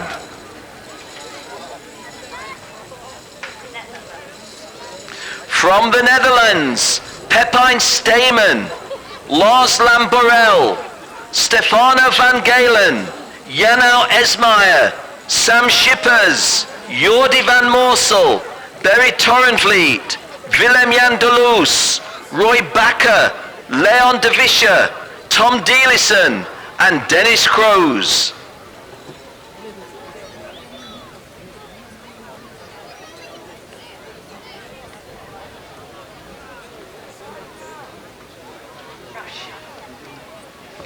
Our friends from Russia, Andrei Yatchenko, Alexander Serenko, Alexander Zenkin, Alexei Zabolotny, Vladislav Alekverdov, Igor Mukin and Maxim Shaposhnikov.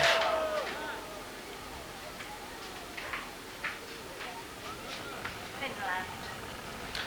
From Finland, Samu Kumala, Antti Olikainen, Jari Huttunen, Mika Laiho, Harry Salminen, and Mika Salo.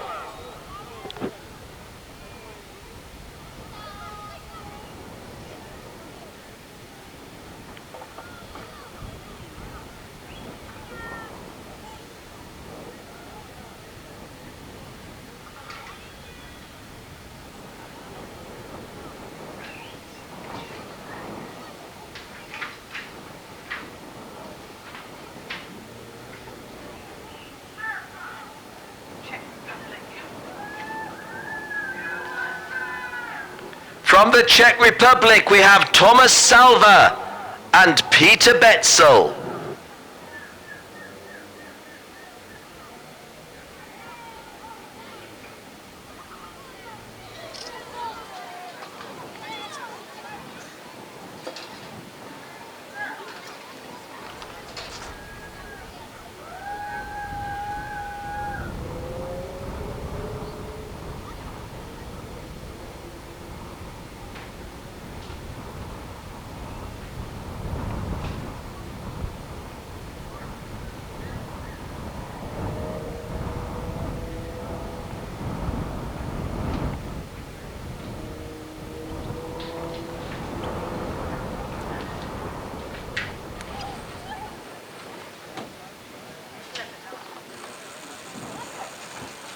From Lebanon, we have Matthias Naim and we have Michael Azar. And I'm instructed to say greetings from all your supporters in Lebanon. In particular, Lena, Frederick, Henry and William, the Cedars of Lebanon at the Rotax Max Challenge Grand Finals.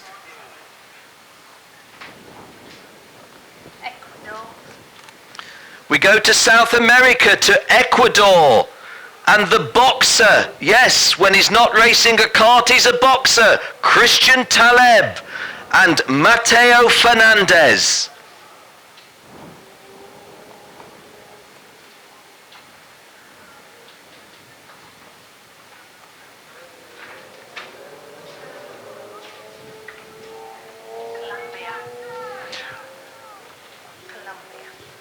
On there. We're still in South America, in Colombia, Juan Manuel Jimenez, Juan Diego Alzate, Santiago Guerrero, and Camilo Matiz.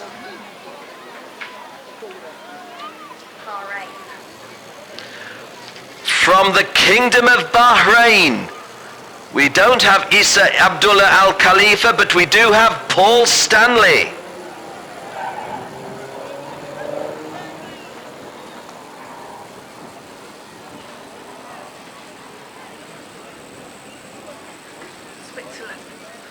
From Switzerland, Giuliano Cucciolillo, Pascal Porsche, Kevin Ludi, and Pascali Serratore.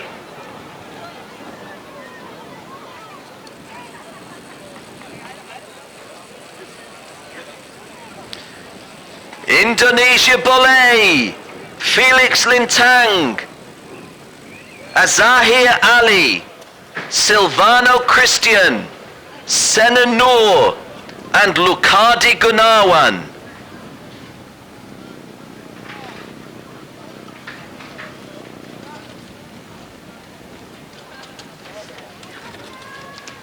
From the Baltic now, Estonia, please welcome Ralph Aran, Cairo Kivi, Arvo Talvar, George Van, and Preet Say.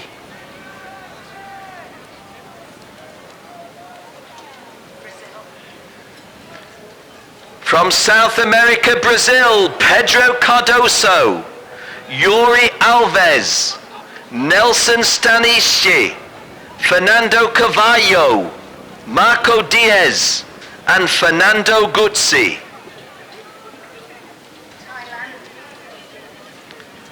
From Thailand, Kanwatie and Anupap Arfosat.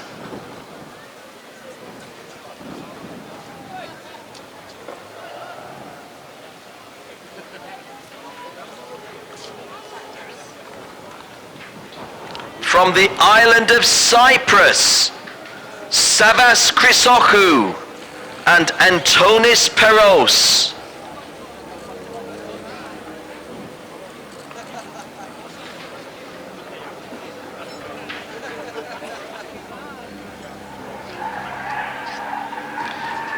From India, Krishnaraj Mahardik, Ameya Bafna and Methun Ganatra.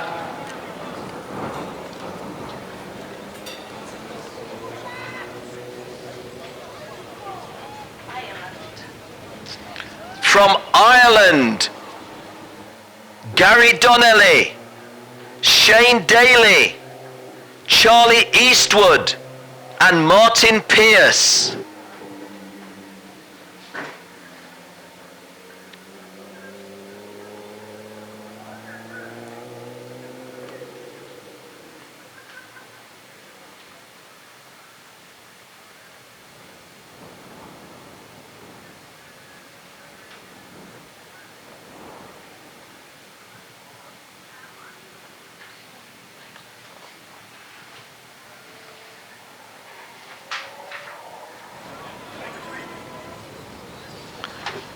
From the United Kingdom, Ryan Anderton, Ross Gunn, Raoul Hyman, Jay Nijar, Harry Webb, Josh White, Sean Babington, Edward Brand, Oliver Hodgson, Harrison Scott, James Singleton, Thomas Holland, Lucas Orrock, Patrick Pierce, Sean Slavin, Colin Davis, David Griffiths and Florent Lambert.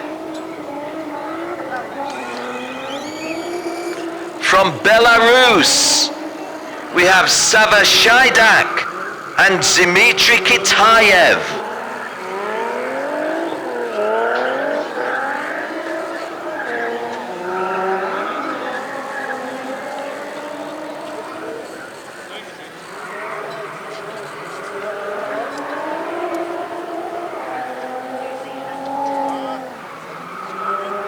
From New Zealand, we have Scott Manson, Daniel Kinsman, Matthew Kinsman, and Nikki Irwin.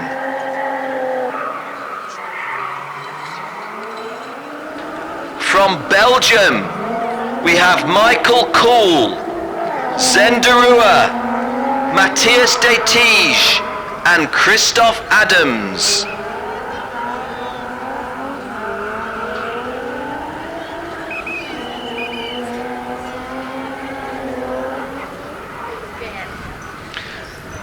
From Bulgaria, we have Georgy Tachkov and Vasil Kalarov.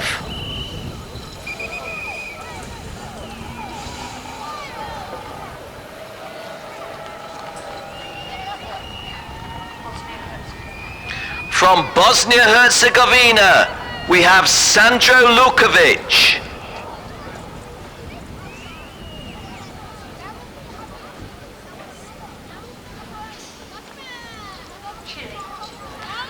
Back to South America, to Chile, Lucas Bacigalupo, Maximiliano Orueta, Diego Rojo, Aldo Salas, and Nicolas Zamorano.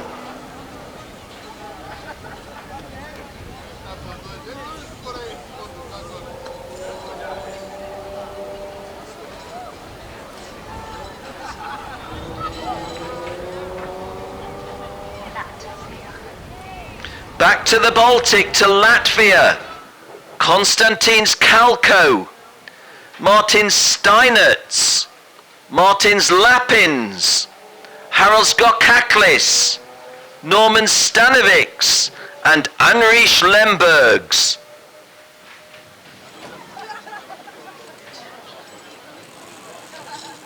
From Turkey, Berkay Bezler, Batuhan Unlu, Kerem Zengin.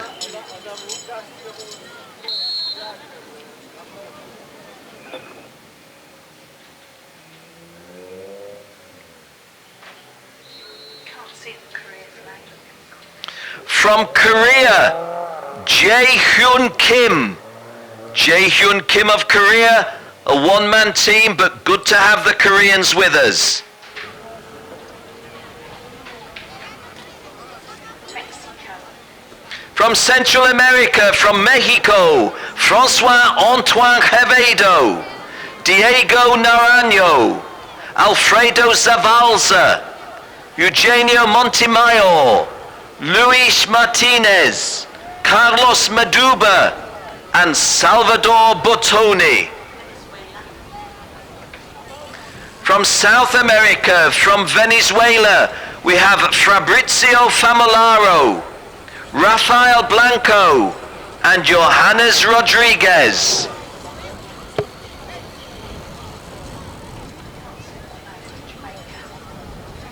And what about the reggae racers from Jamaica? We have Thomas Issa and Colin Daly Jr.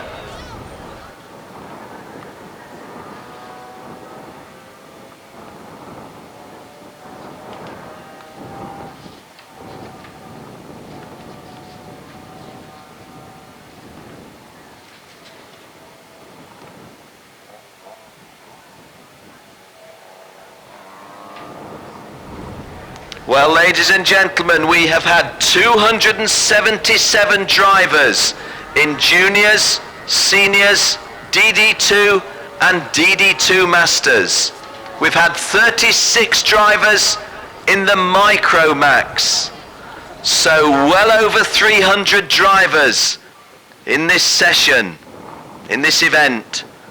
And just looking on our television pictures, that looks like Team Netherlands having their photo taken.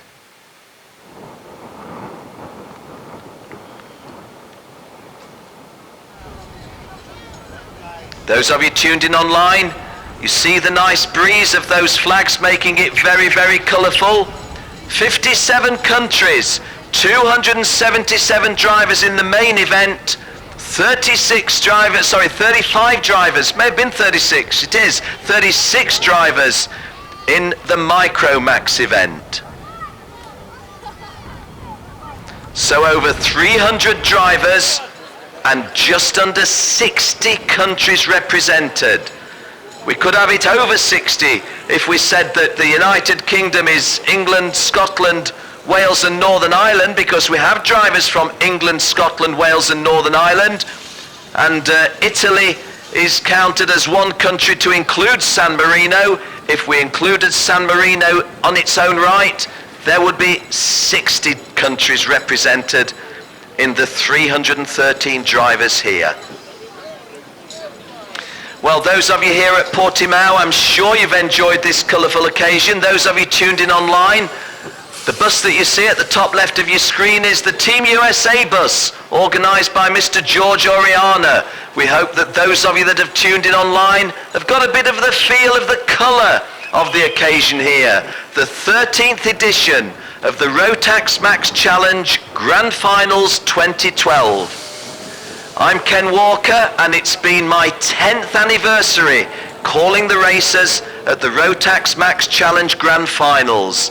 And as I said right at the start of this, the driver presentation parade is one of the most colourful and one of the most fun aspects of the Rotax Max Challenge Grand Finals. Hope you've all enjoyed it as the photos continue.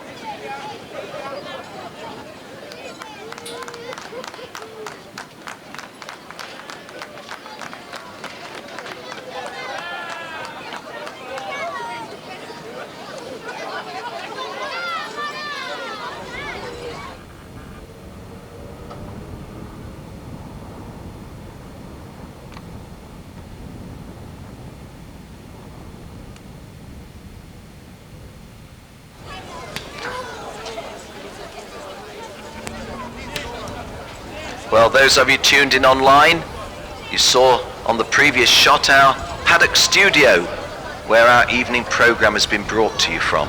Hope you've been enjoying the studio programs from here at Portimao. Those of you tuned in online, you can see from those pictures just how much of a fall there is on the home straight from the high point of the circuit, the final turn on the top left of your screen, and then see what a gradient downhill it is to the start line where it just levels off to the first turn towards the bottom of your screen. Well, those drivers in the front of your picture, the yellow race suits with the stars and stripes imitation, that's Malaysia. Malaysia, the guys having the picture taken just at the moment. Well done, Malaysia Boleh. And there's the Lebanon, the Cedars of Lebanon. Hey guys, I had a very, very interesting communication from the Lebanon. Encourage the guys. Michael Patrick Azar. And, gosh, I've forgotten the other lad's name. It's Naim, isn't it? From Lebanon.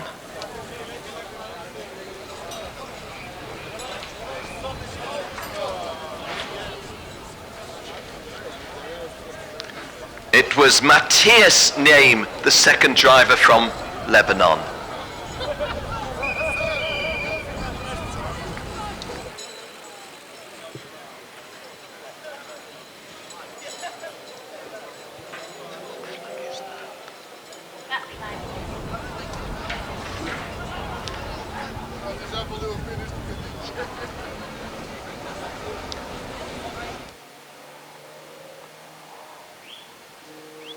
Some colourful helmets coming in shot on our television pictures. That was the Hungarian team. The Hungarian team consisting of Ferenc Kankshar, Peter Toth, Jerry Hargitay and Jabon Nemeth. Just walking down towards us at the bottom of the screen now. These are the Aussies, the boys from down under. Always go well in the Rotax Grand Finals. United States of America, Team USA. The stars and stripes looking very, very impressive. There's only 3 girls in the 277 drivers here, and 2 of them are with the USA, Christina Vaundran and Ashley Rajero.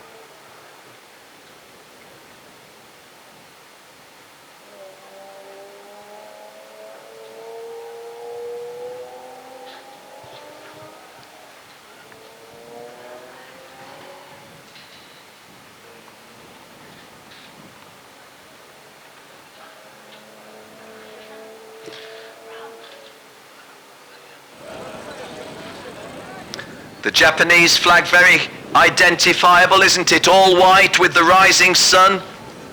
Our Japanese drivers going well here. In particular, Ukyo Sasahara, if we're going to single one out.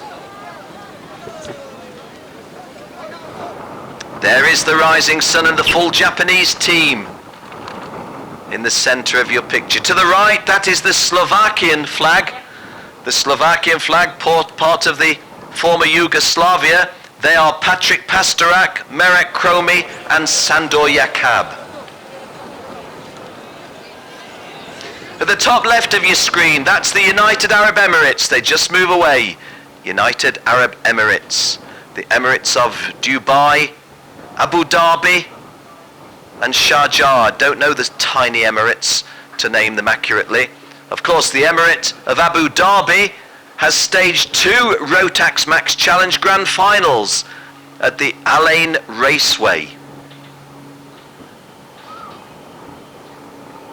People's Republic of China, you can see the red flag there. Well, it's a little bit obliterated now. The Union flag, not sure which of our drivers is holding that one. If I could identify, I would.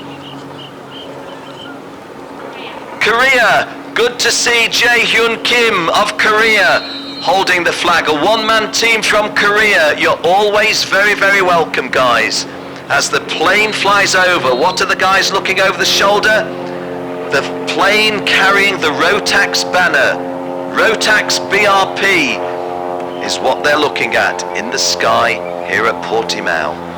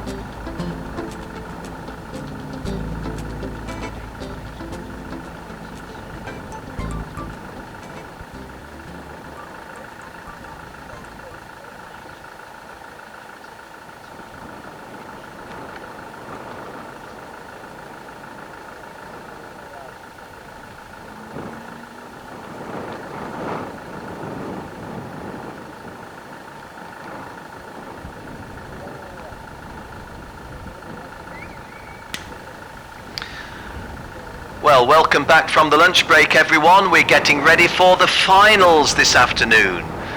Those of you that are here at Portimao, you'll have seen the colourful driver presentation ceremony. You'll see the Micromax youngsters on the grid. Those of you that are tuned in online, you can see the Micromax youngsters lining up. We'll be giving you a roll call, a grid very, very shortly. Welcome back to Portimao.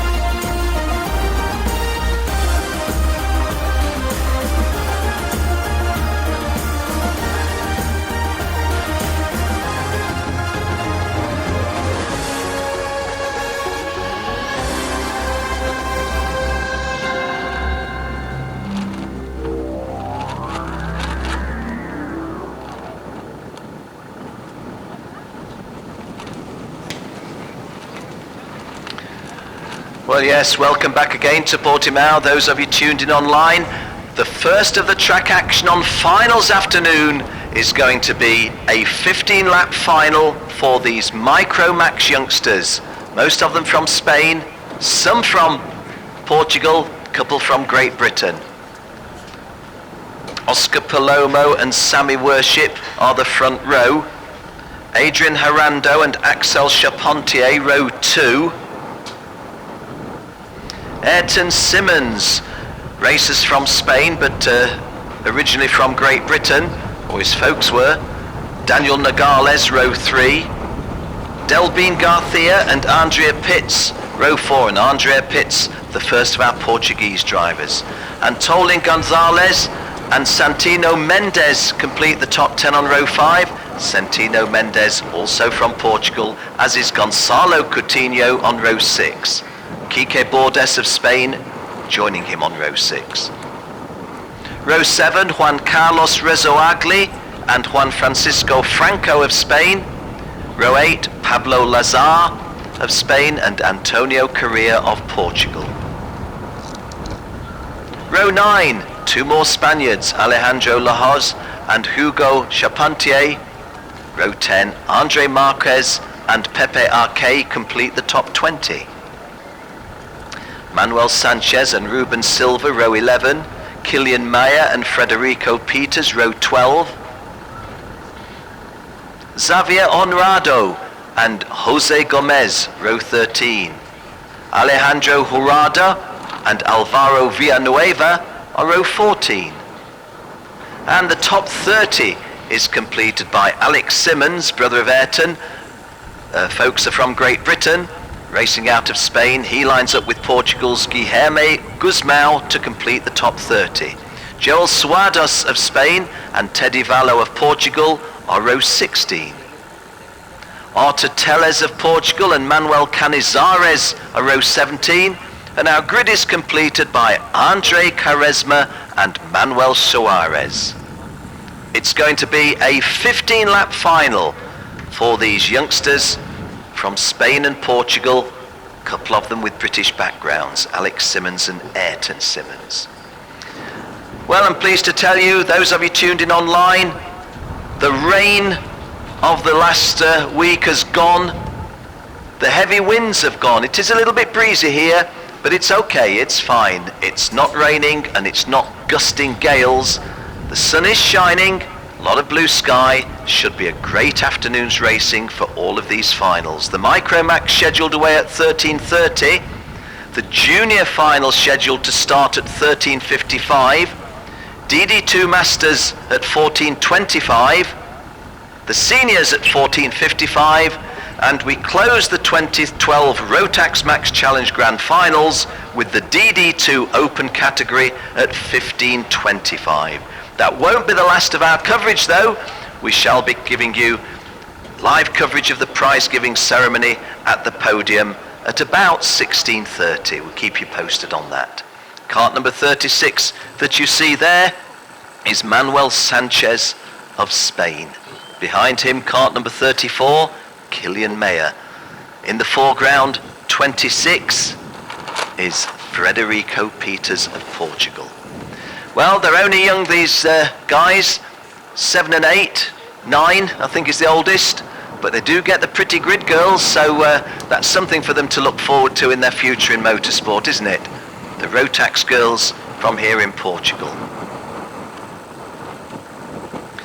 So the kart data timing screen clock showing that it's 13:26 and half a minute, so we are within 3.5 minutes of rolling onto the circuit.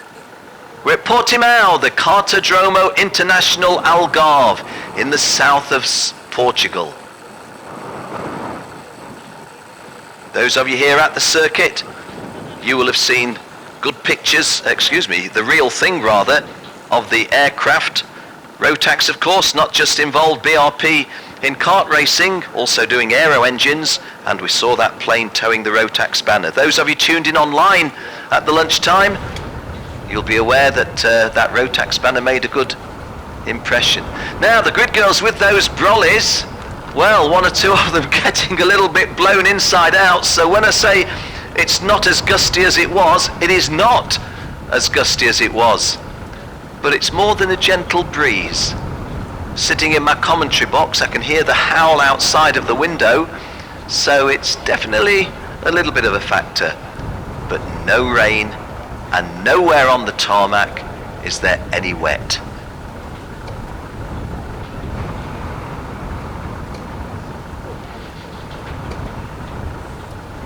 So, coming up to 2 minutes to go. 2 minutes to go to the start. Clear the grid is the instruction, with the 2-minute board and the pretty girls all having to go.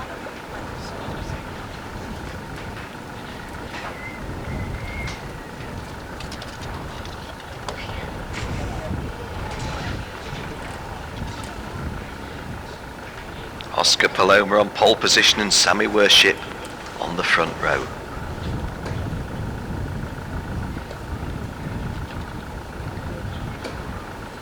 Just do a little trail for this evening. I see my good friend Mr. Bill Wright of the Florida Winter Tour. You'll be able to see him and hear him tonight at the farewell party, doing what he does best, hosting the World Team Tire Changing Challenge. Mr. Bill Wright, one of those colourful characters in world karting, once met, never forgotten.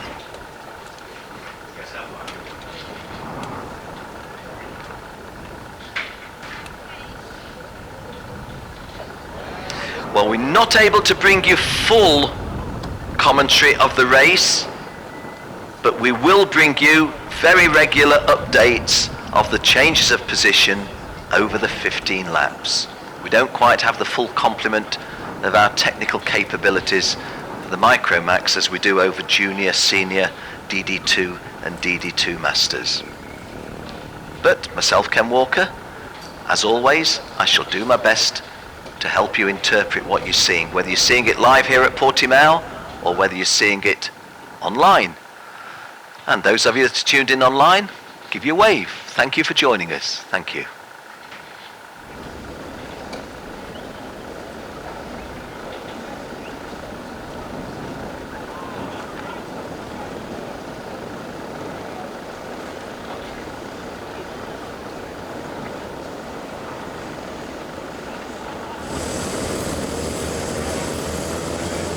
Let's go is the call I hear in my ears, and let's go is what is happening. One formation lap before a 15-lap Micromax final. Well, these youngsters have absolutely loved being part of the Rotax Max Challenge Grand Finals, and as young as they are, their experience of big-time racing events going to be enormous value to them in their racing careers, I have no doubt whatsoever.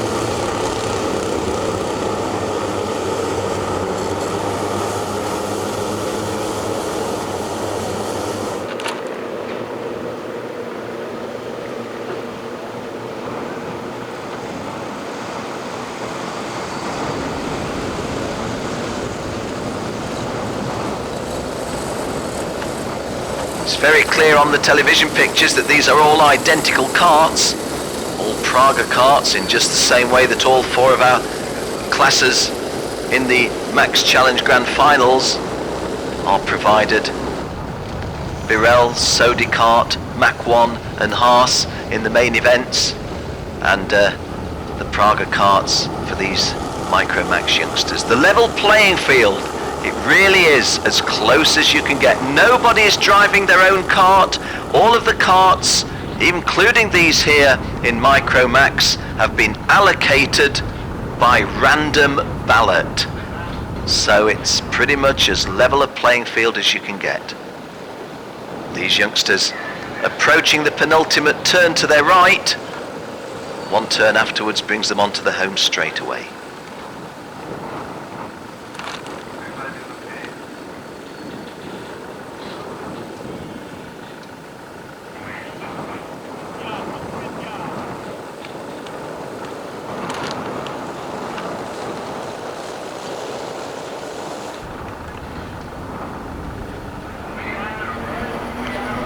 Well, that didn't look the most even of breaks, but we are racing, and Oscar Palomo has jumped into the lead from Adrian Harando, and I think that was Sammy Worship moving across to get into third place. In fact, Sammy Worship bidding to take an early lead off the pole sitter, Oscar Palomo.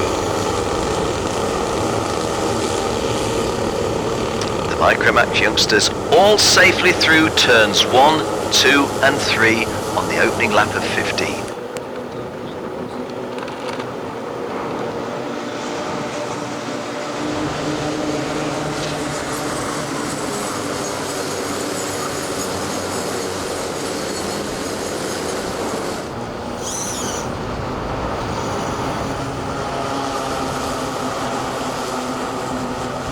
Adrian Harando taking the lead on the opening lap from pole sitter Oscar Palomo. Adrian Harando, our early race leader, relieving Oscar Palomo, the pole sitter who jumped out into the lead. There goes Ayrton Simmons, who started in a front running position and is building on it. Adrian Harando, Sammy Worship, Axel Charpentier with a 1, 2 and 3 on the opening lap, and Oscar Palomo from that pole position must feel very disappointed to be 4th after 1 lap. Ayrton Simmons 5th, Daniel Nogales 6th, Santinho Mendes in 7th place is the best of the Portuguese, and Andre Pitts of Portugal is behind him in 8th place. Juan Carlos Rezoagli of Spain 9th, and Alejandro Lahoz completes the top 10. And Adrian Harando in kart number 10, the race leader at the end of the opening lap, and still in that lead.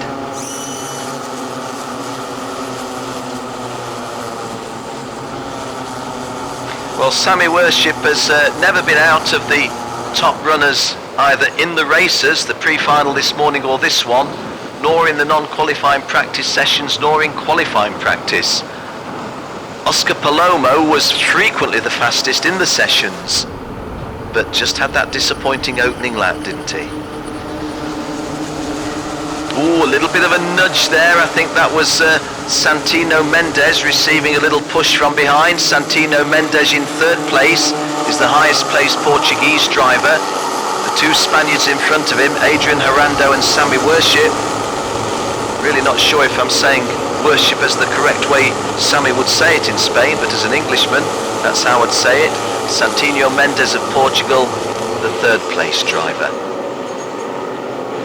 Once again, Oscar Palomo, still only in fourth place, having started on pole.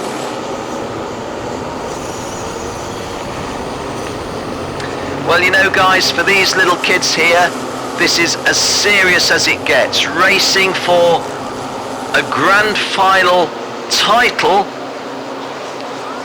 Oh, and one of our front runners going out and off the tarmac and into the gravel. Not hurt in any way, but lost a lot of spaces. The point I wanted to make was, whilst for these guys it is all about winning and a good result, but those of us a little bit older can see the bigger picture, which is just look at the experience, not just of the racing on the tarmac, but the overall atmosphere. Oh, and a little bit of wheel banging there as we change the lead. Ayrton Simmons, I think Ayrton Simmons taking the lead, but possibly with the aid of a little nudge with the wheel. Not really sure, so let's just leave it there. The experience is immense for these kids. They've been rubbing shoulders with some of their heroes, and they won't forget this day and this weekend in a long time. Sadly, Delbene Garcia went out of the race on the opening lap. Delbene Garcia, his mum came to see me earlier in the week, and she was telling me how much she loves her boy, and she's going to be disappointed because Delbene is out of the race, the only one of the 36 starters that we've lost, I do believe.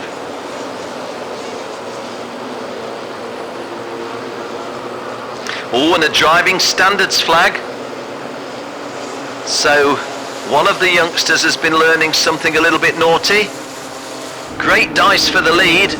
Ayrton Simmons in front of Adrian Herrando. I think it was the leader. Indeed it was Adrian Herrando getting the driving standards flag. So that may or may not have been the wheel touching that I saw.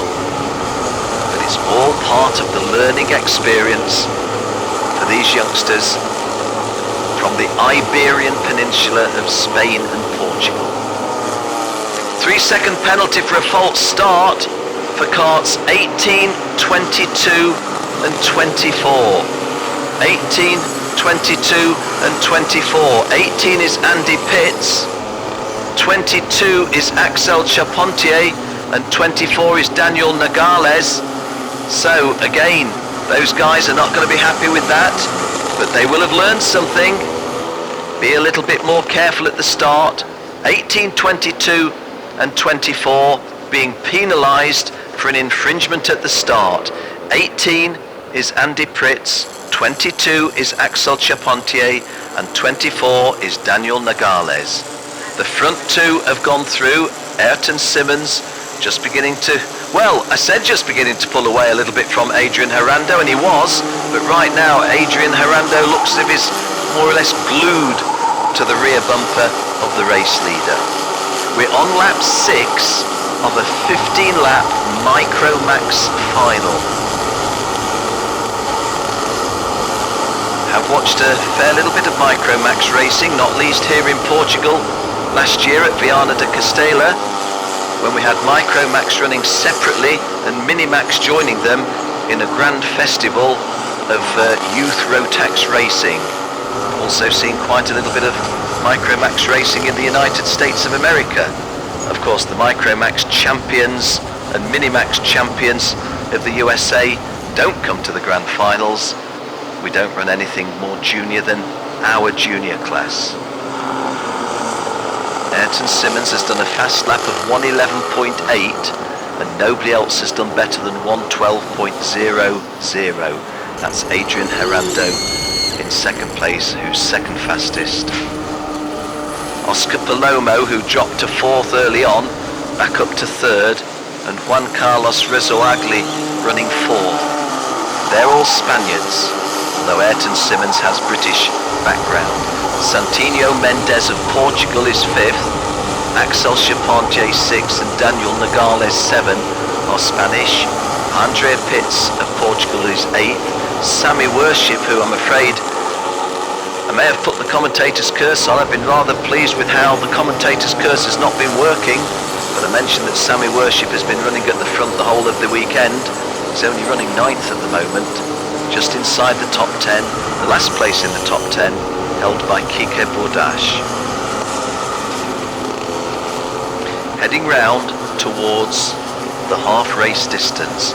In fact, I can tell you now we do move into the second half of the race because 7.5 laps have gone, just under 7.5 laps to go. 7.5 down, coming up to 7 remaining. Still a good race at the front with Ayrton Simmons holding the advantage over Adrian Harando. These two well clear of the rest of the field. Third place all on his own is Oscar Palomo, but the two at the front are giving us this good race, Ayrton Simmons and Adrian Hernando. On that lap 7, going through the half race distance, Adrian Hernando was quicker in second place than Ayrton Simmons in first place. 1 minute 12.4 versus 1 minute 12.5.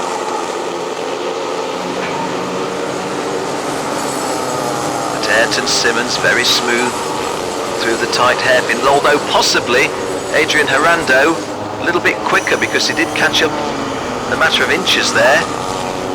But it's one thing to catch up. The passing move, if it comes, has to be conceived in the mind's eye and then executed.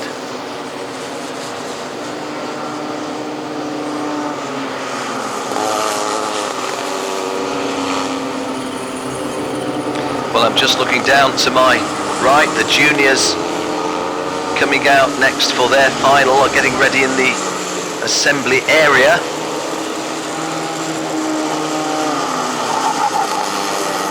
A little bit of nervousness there, I think I detect. But right now, our attention staying with these Micromax youngsters on lap 9 of a 15-lap race distance for their grand final. You're watching on screen the battle for 1 and 2. Leading is Ayrton Simmons of Spain, whose folks come from North London. In second place, Adrian Hernando, who, so far as I know, only has Spanish background, although Adrian could have been a different nationality than a Hispanic one.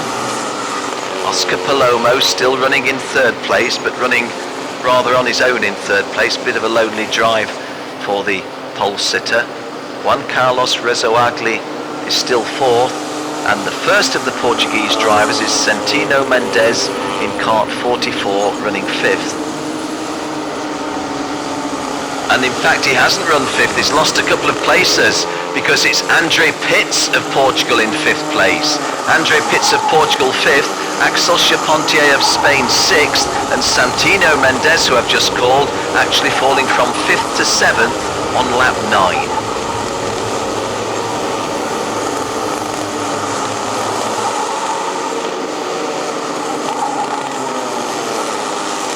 Well, we stay with, on screen, the battle for the lead. Ayrton Simmons has held the lead for about 4 or 5 laps, but Adrian Hernando has not been shaken off. The advantage with Ayrton Simmons. I wonder where he got that first name from, Ayrton. I think his father was a motorsport fan. Adrian Hernando in second place, still very, very close. 1 1/4 lengths between them, and that 1 1/4 lengths lead, and about 1/4 of a kart length between them. Now, a back marker in the mix. Haven't spotted that the back marker was that close. So let's keep an eye on how the drivers at the front. That back marker is Teddy Vallo of Portugal in kart number 45. And, well, as I take my eye off the screen, for a moment I thought that Adrian Hernando had gone through, but let's see how they deal with the back marker. Not sure that I see the blue flag. Yeah, there is a blue flag, and they've gone past the back marker. Have they? No, they haven't, but there is a blue flag there. Going past the back marker now, and there was the blue flag, and no issues except that the gap between them has just widened a little bit. Ayrton Simmons is kart 23, Adrian Hernando is kart number 10.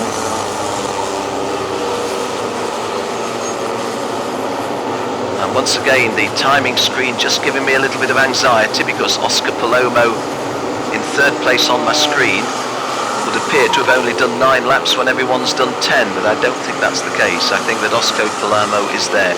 Andrea Pitts has gained a place up to 4th. So Andrea Pitts, the leading Portuguese driver, now in 4th place. Once again, this first and second locked together. Confirmation that that is Oscar Palomo, who has gone through in 3rd place, and he has done 11 laps like everybody else. So just 4 laps remaining. The quickest time here has been set. Well, there's a surprise. It's been set not by one of these front two, but by Juan Carlos Rezoagli in 5th place. 1:11.46. These kids about 9-10 seconds slower than the seniors. 12 seconds or so slower than the DD2s. But of course they're driving detuned motors. Ayrton Simmons' advantage on the transponder readout is 0.13 of a second over Adrian Hernando. As we look out on the circuit, they are indeed still locked together. Coming round to the right-hander that climbs to the top of the hill, and the right-hander onto the home straight and downhill on the home straight over the start-finish line, and they both start lap 13. So 3 laps to go in the Micromax final. We're here at Portimao in the Algarve in the south of Portugal. The Grand Festival of Micromax and Minimax last year was in the north of Portugal at Viana de Castelo on the northwest coast. That was in August. Here at the end of November, a little bit chilly down in the south. Yeah, actually, it's not cold in itself. It's just that the wind comes off the hills, and when the wind comes off the hills, then it gives a wind chill factor that makes it feel cold. Without the wind, it's actually really quite a pleasant autumn temperature and autumn weather.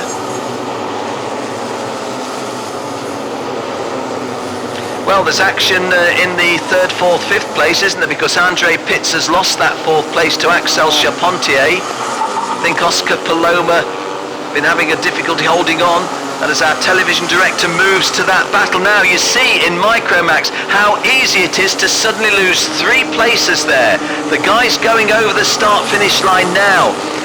Let me tell you, Santino Mendes went through in 8th place, having lost places. Going up was Kilian Meyer, 7th.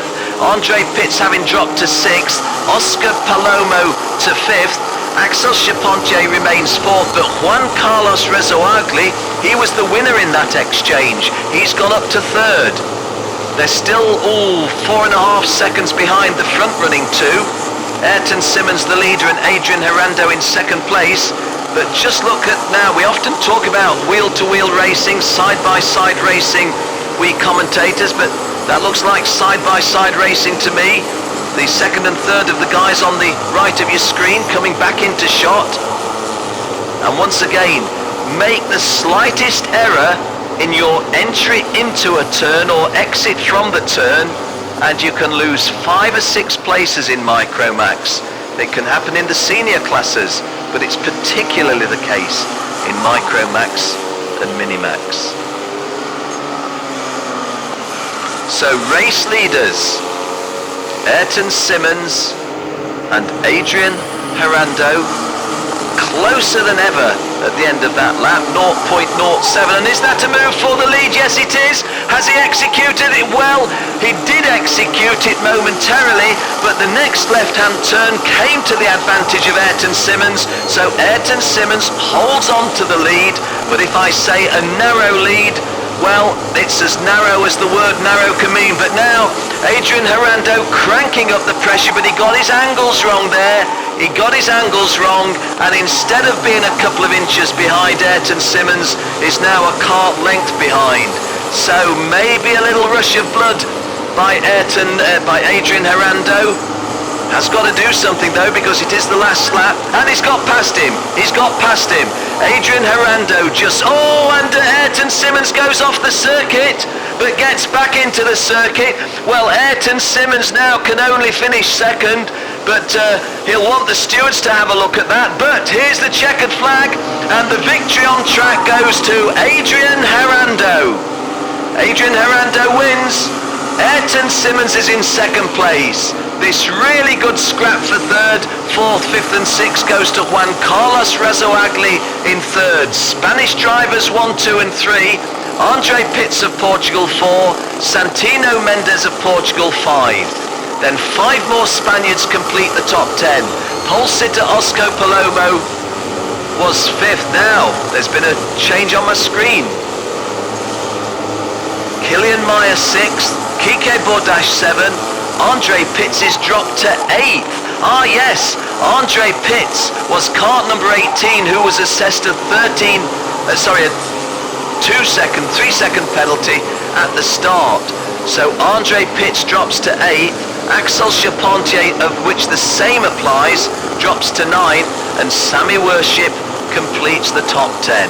But well done to our top 3. Juan Carlos Rezoagli 3rd, Ayrton Simmons 2nd, the long-time leader, but our winner, Adrian Herrando.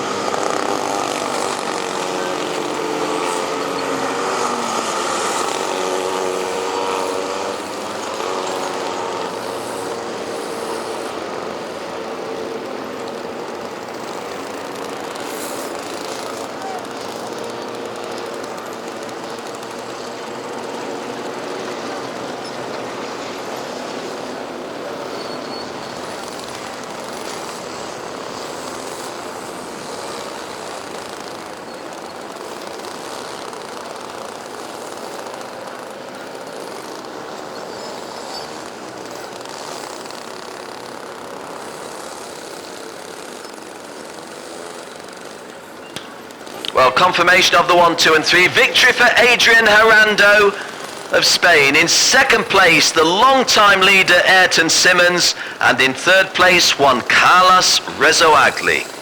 Santino Mendes in fourth place was the first of the Portuguese drivers. Oscar Palomo 5th. Kilian Meyer 6th. Kike Bordache 7. Andre Pitts 8. Axel Charpentier 9, and Sammy Worship completing the top 10. Andre Pitts and Axel Charpentier picking up penalties for an infraction at the start.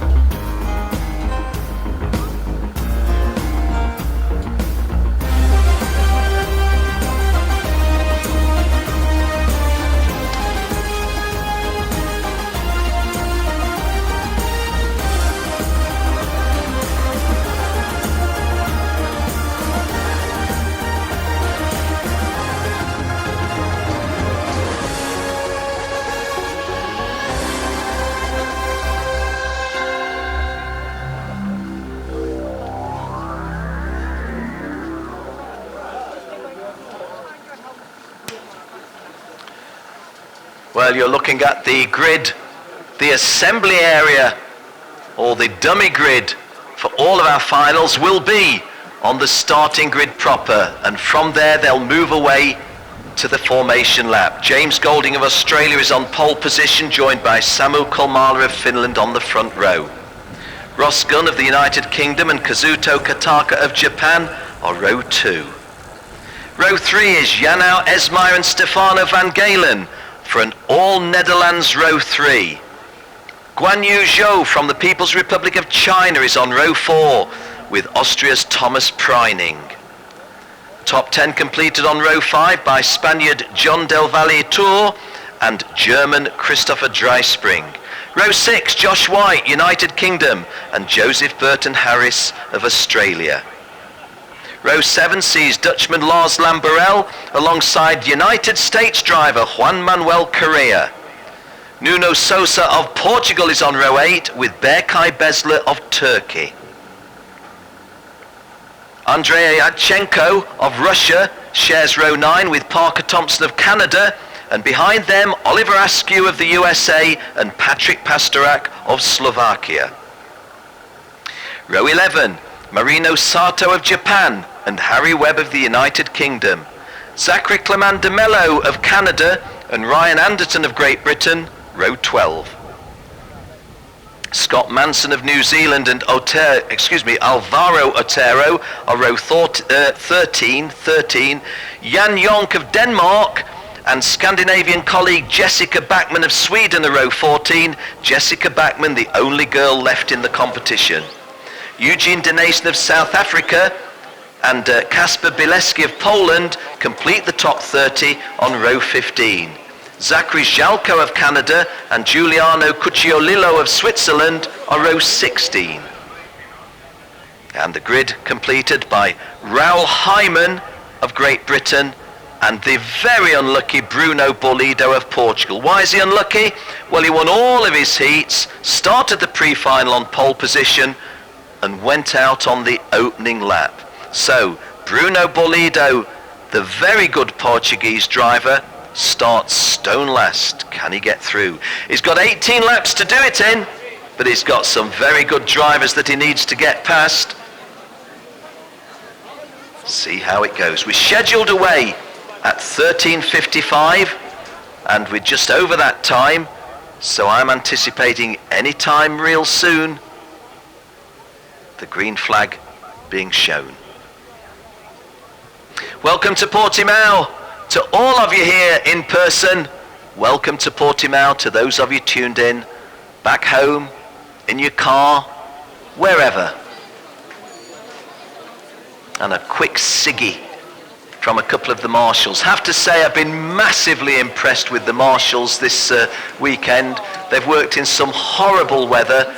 We've had a terrible personal tragedy amongst the marshals, and yet they've stuck to the task really, really well. Well done, guys. I just hope that they can hear on the circuit public address that I'm praising them. Certainly want to get the message that we've been served well by our marshals here at the 2012 Rotax Max Challenge Grand Finals. Cart 133 that you're looking at there is the poleman James Golding. Behind him, Ross Gunn. Over to the left of your screen, 144 is the off-pole driver, Samu Kolmala of Finland. 18 laps to decide this junior title. Ukyo Sasahara won it last year. He's not going to win it this year because he's in seniors. There's the green flag. We set off on our formation lap. Here we go. Well, because we've got an Australian on pole position, those of you tuned in Australia will be getting the alternative commentary by Scott Old. You know what I mean. Very good commentator from down under. If I let you into a secret, I often copy his style.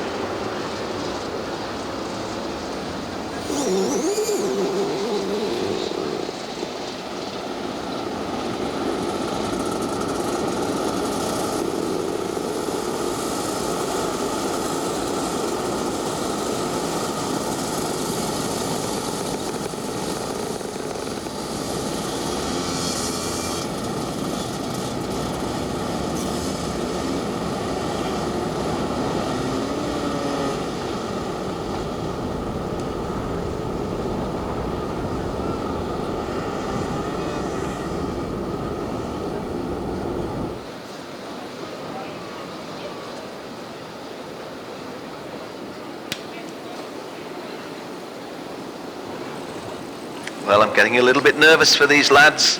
They're probably less nervous than me. James Golding is on pole position and is joined on the front row by Samu Kulmana. Ross Gunn and Kazuto Kataka are row 2. Janau Esmeyer and Stefano van Galen are an all-Dutch row 3. Guan Yu Zhou of the People's Republic of China is on row 4 with Thomas Preining of Austria. 18 laps to decide the junior title. Here we go. Oh, and it's not a very even start for the drivers on the outside lane. It's gone a little bit wrong. James Golding leads, Ross Gunn second, Janau Esmeyer third, all from the front row. Samu Kulmala making a little bit of a slow start, trying to get over to the inside so as not to lose much ground, but that's not done any favours to Kazuto Kataka nor Stefano van Galen. Although I think I can see Stefano van Galen in a relatively reasonable position, having himself moved over to try to make sure that he wasn't squeezed out on the wide outside. Well, James Golding immediately coming under pressure from Ross Gunn, and those front two just pulled away a little bit from Janau Esmeyer, the Dutchman, in third place. James Golding coming up the hill, turning left again, still climbing. Not until they turn onto the home straight will they stop climbing. They do that now, the Australian leading the Brit, and the first lap is under their belt. James Golding, Ross Gunn and Janau Esmeyer, the 1, 2 and 3. And I'm not going to call the positions behind just in case we see a move for the lead. Well, I'll contradict myself and have a quick peep because I want to know. Guan Yu Zhou went through 4th, John Del Valitor was 5th, Josh White 6th, only the meeting reserve, Kazuto Kataka on that unlucky start 7th, Samu Kulmala starting rather slowly from the off-pole position 8th, Thomas Preining 9th, and completing the top 10 Stefano van Galen, who also suffered from Samu Kulmala's slow start from the outside of the front row. Only just going through was Zach Scalzo of Canada. We've had issues with Berkay Besler of Turkey, Kasper Bileski of Poland, Scott Manson of New Zealand, and Jan Jonk of Denmark. They've not come through. However, onto the home straight for the second time of 18. James Golding has increased his lead by threefold. Janau Esmeyer having gone past Ross Gunn on that lap. Guan Yu Zhou still 4th, and John Del Valitor still 5th. And John Del Valitor might have moved forward. Jill, doing my spotting in the distance with the binoculars, thinks that John Del Valitor has picked up spaces, and she's right. But let's have a look at the front though, because immediately we've got another battle with Janau Esmeyer, the Dutchman, chasing down the Aussie.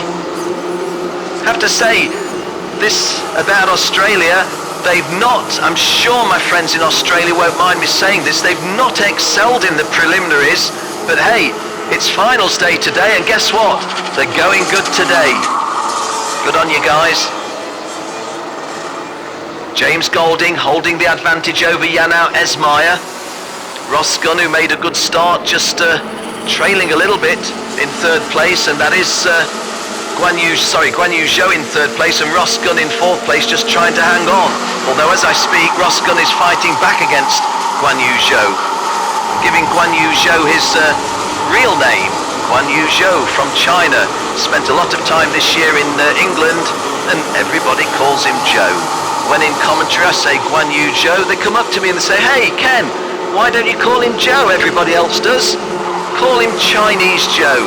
That just seems very disrespectful. He's Guan Yu Zhou from the People's Republic of China. He's running third behind Janau Esmeyer of the Netherlands and our race leader, James Golding from Australia. And there goes that move that we were anticipating. Ross Gunn goes back past Guan Yu Zhou and into third place. So Guan Yu Zhou having taken third place off Ross Gunn now just regaining it. Janau Esmeyer just couldn't be any closer to James Golding. It's an 18-lap race. There's a long time to go. But the body language coming out of Jano Esmair is, I would rather like to get past this guy in front of me, and then I want to kick on from there. The message coming from James Golding is, I'm not going to make it easy for you to get past. And why should he? And the message from the two of them as a duo, they're pulling clear of third place Ross Gunn, fourth place Guan Yu Zhou, fifth place John Del Valitor, and sixth place Samu Kulmala. Can't help feeling that Samu Kulmala must be wondering what would have been the situation had he made a better start. Just looking a little bit further down, Harry Webb, the European champion, not had the best of fortune here, is driven up into the top 9. This is lap 5, but there's 18 laps to be raced, so in 9th position, Harry Webb still in with a shout, so is Josh White in 10th place. Another Aussie, Joseph Burton Harris, running in 12th. Well, Raoul Hyman, who started in 33rd place, is up to 13. From 33 to 13 in 5 laps by kart number 137, which is Raoul Hyman. And how about this, guys? From stone last, from absolutely last to 15th in 5 laps, the Portuguese driver Bruno Bollido. Those back row starters, Bruno Bollido 15th, Raoul Hyman 13th, they're the guys that are on a charge. The big disappointment, Alvaro Otero down in 20th place, Stefano Van Galen in 23rd place. They've been doing a lot better than that. Thomas Preining down in 28th place, even worse. So it's gone wrong for those last 3 guys I've mentioned, and it's gone wrong at the wrong time, the final. James Golding, Jano Esmair and Ross Gunn are the 1, 2, 3. Guan Yu Zhou there you see in 4th place on screen. John Del Valitor of Spain, the guy who's tracking him. It's good dice, and there goes the move by the Spaniard. And John Del Valitor, I think, has taken that place, taken the lead. Jano Esmair then. And well, immediately we see 3 different leaders. James Golding was the leader. Jano Esmair briefly took the lead. James Golding took it back but went wide, and Ross Gunn takes the lead. That is kart racing Rotax style. You don't see a lot of that in the non-level playing field classes. So Ross Gunn from the United Kingdom coming round to complete lap 7 in the lead for the first time, and there's a 3-second penalty being assessed on someone.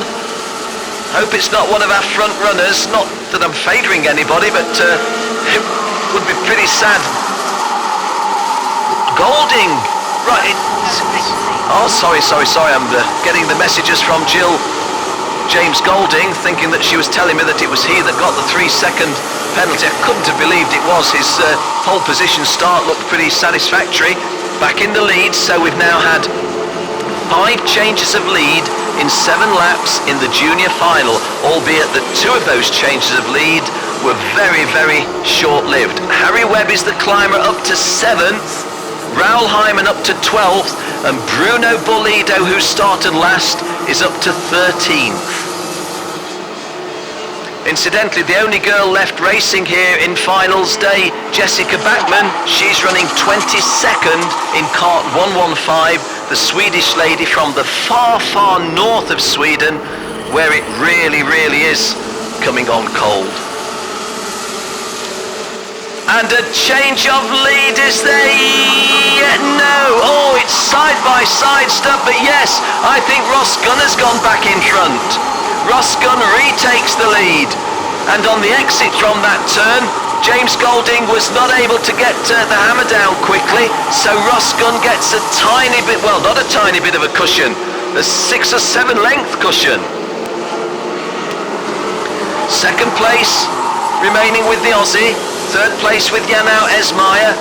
Now, what has been a really, really, really seriously close junior final so far, and to use one of those silly expressions that we commentators use, you could have thrown a blanket over them. Would have been a dangerous thing to do, but you could have. But right now, Ross Gunn has found a big advantage on lap 9 of 18. So we're at the half race distance, 9 laps gone, 9 to go, 9 laps down, 9 to go, and Rosgun leads. James Golding is second, and Janau Esmayer is third, but Janau Esmayer is third and putting a lot of pressure on James Golding. Well, we've got half the race remaining, and you just feel there's a lot more racing miles in this one. More passes and repasses to come. I've not mentioned the fourth place driver, which is Harry Webb. I've mentioned him several times already, but not in the context of climbing up to fourth place. Well, Harry Webb had a very solid year racing in Britain and Europe, the Rotax Max Euro Challenge Junior Champion, and that runaway, well, runaway is the wrong word, but that front-running 3 drivers has become a front-running 4 drivers with Harry Webb latching onto them. There you see on screen in shot, the guy just going through now, the fourth place driver is Harry Webb. Third is Janau Esmayer, second is James Golding, and our leader is Rosgun, but Rosgun under attack and loses the lead, does he? Oh, a very, very brave move, and I think that was the Aussie, James Golding. Well, for those of you that didn't see that, I don't think that Rosgun did a lot wrong trying to defend the inside line, but James Golding kicked the hammer down, took the big wide sweep, and it's paid a dividend. But lost it again and coming up the hill. That is Rosgun in the lead. That is James Golding second. And Janau Esmayer, whose only thoughts previously were scrapping with the 2 in front, now needs to be aware that Harry Webb is behind him. Harry Webb, the son of a former superkart champion. What are superkarts? The 250cc shifters that race on the big circuits like the Portimao Autodrome adjacent to the Cartodrome that we're racing on here. Harry Webb's father, Stephen Webb, and Harry Webb, I was talking about him and looking elsewhere, and if there is such a thing as a commentator's curse, it worked in reverse there, because Harry Webb has swept past James Golding into the lead, and Rosgun must be the guy now who's feeling just a little bit, well, dejected, is that the right word? And Harry Webb hasn't just taken the lead, he's blasted. Oh, and Janau Esmayer goes second. Well, he doesn't, because Rosgun has said, okay, Janau, if you push James Golding out to the side to go past him, I'll dive underneath both of you and I'll move into second place. And he has. So, Harry Webb 1, Rosgun 2, Janau Esmayer 3, and James Golding all of a sudden not in a podium position. Behind those, Parker Thompson has driven well up to 5th. John Del Valle Tour is running 6th. Lars Lamberel, the Dutchman who's had a bad time so far, is 7th. Guan Yu Zhou is 8th. Samu Kulmala 9.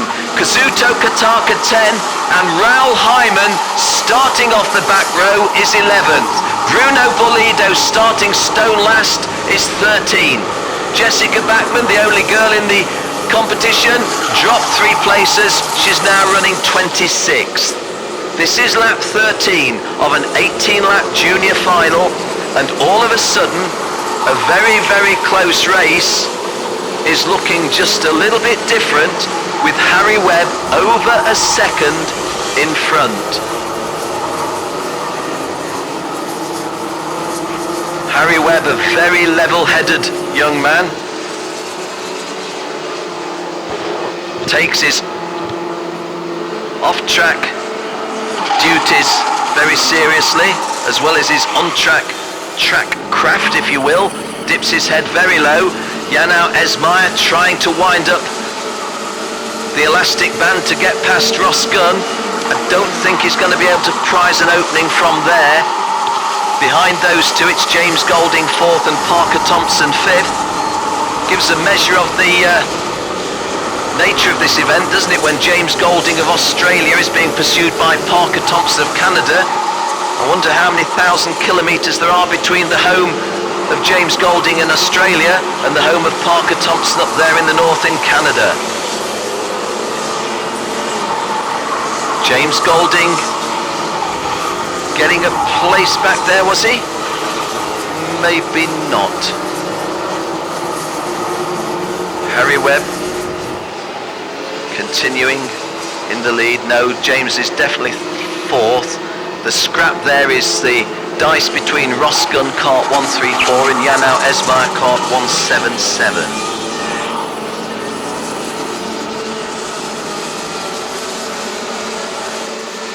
And Janau Esmeyer looking to see if there's a way past and executes it. So Janau Esmeyer from the Netherlands goes into second place and splits the Brits. Harry Webb still leads. Rosgun is still in a podium position in third, but Janau Esmeyer gets between those two English lads.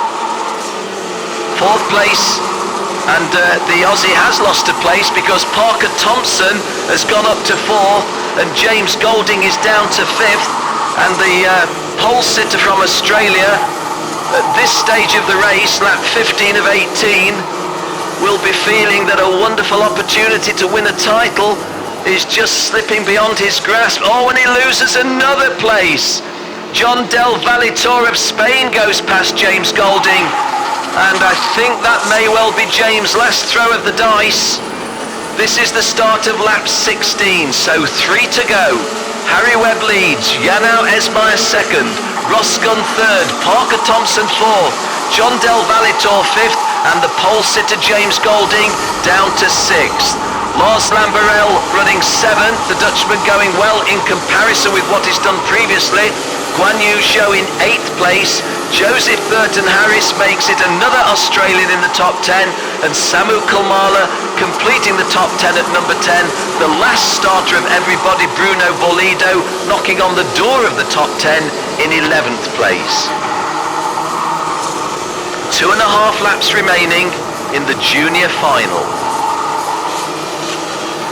Well, forgive me making reference to it, but those of you that hear me regularly, and a lot of you tell me that you do tune in to the various Rotax internet TV coverage and live timing commentary streams that we do around the world, you will know that I believe in a phenomenon called the commentator's curse.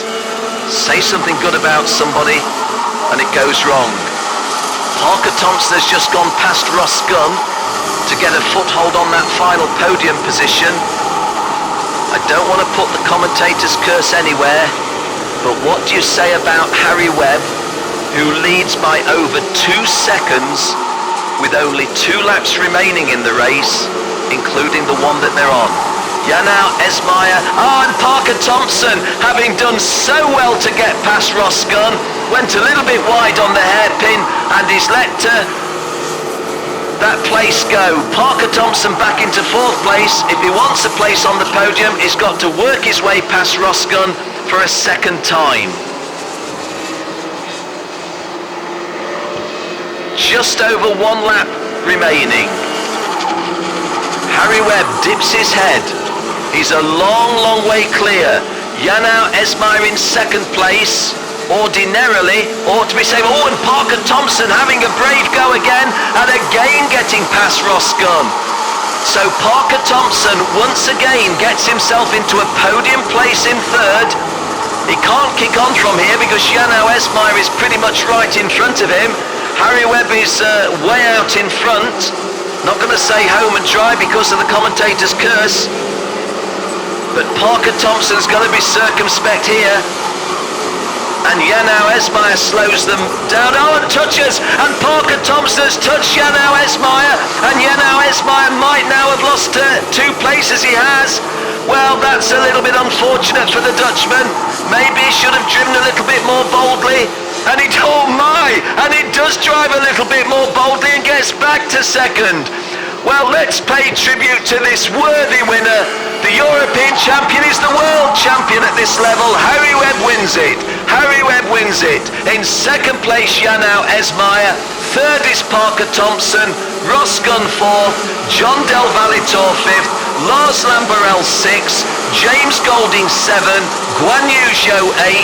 Joseph Burton Harris 9. And Samu Kulmala completes the top 10.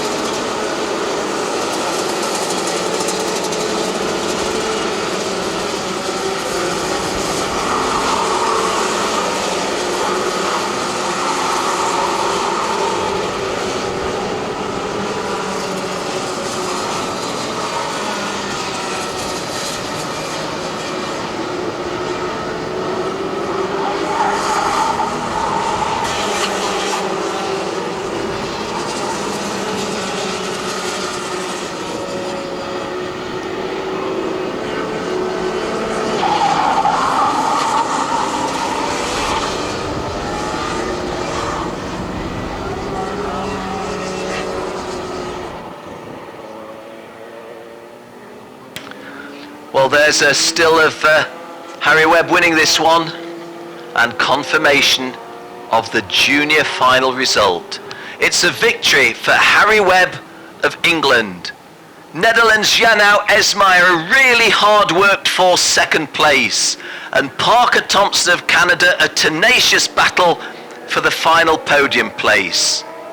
Maybe just a little bit unlucky Ross Gunn to find himself off the podium and in fourth place, but it was a good drive from the Brit. John Del Valitore of Spain was fifth. Another Dutchman, Lars Lamberel, made it two guys from the Netherlands in the top six. James Golding is going to be very disappointed to be down in seventh. Guan Yu Zhou puts a Chinese driver in the top 10 in eighth place. Joseph Burton Harris makes it two Aussies in the top 9, and Zach Clement de Mello in 10th place makes it two Canadians in the top 10. Andrea Yatchenko of Russia was 11th, and Bruno Bolido of Portugal from last to 12th. A very good drive by the Portuguese lad.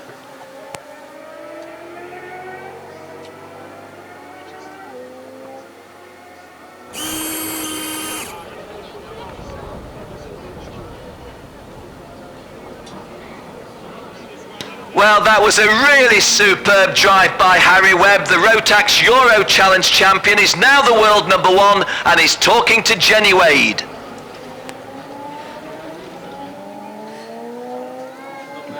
Hello. Harry Webb, what an exciting race.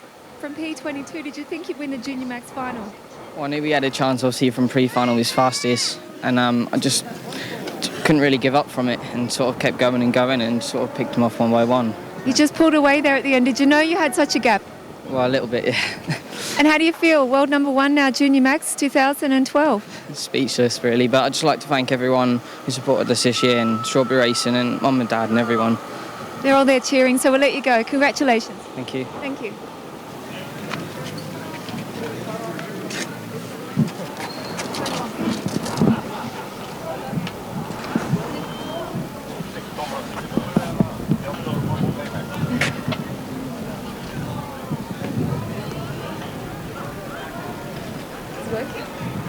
Working? No, yes. Now we go on the go. Okay, just tell me.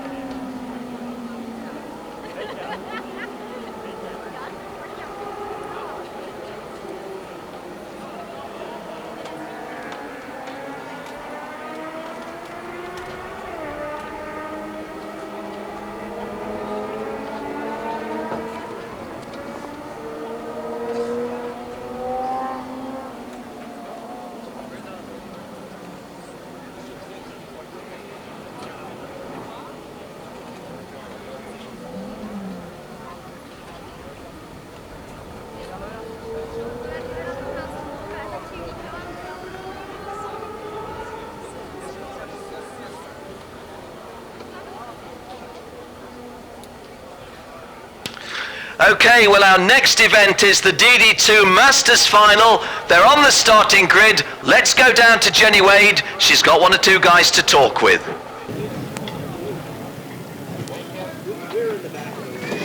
Cristiano Morgado lines up on the front row next to David Griffiths for the final here of the DD2 Masters class at the Rotax Max Challenge Grand Finals. Now, line 2, we take a step back, Martin Pearce and Scott Campbell, one of our previous winners. So the start itself is going to be a good one. Lining up on row 3, Giancarlo Guavi and Dennis Cruz, also one of the former Masters winners. On row 4, we have our Russian driver Igor Mukin and Guy Penzard. Of course, both quite capable of winning today. Maybe a podium, who knows. Now, all the guys have their helmet on, so not really a good time to make an interview, and I guess a little bit nerves and anticipation for the race. However, I'll just go through the next row, Alan Rudolph and Hannah Leighton. Now, I know that Hamish on the 5th row was one of our front runners in the practice, and also in qualifying was quite quick. So we'll see what happens with Hamish, and of course Alan's not going to give him any space coming through the first corner. It's going to be a good one, so we'll stay tuned, and yeah, great afternoon here at Portimao.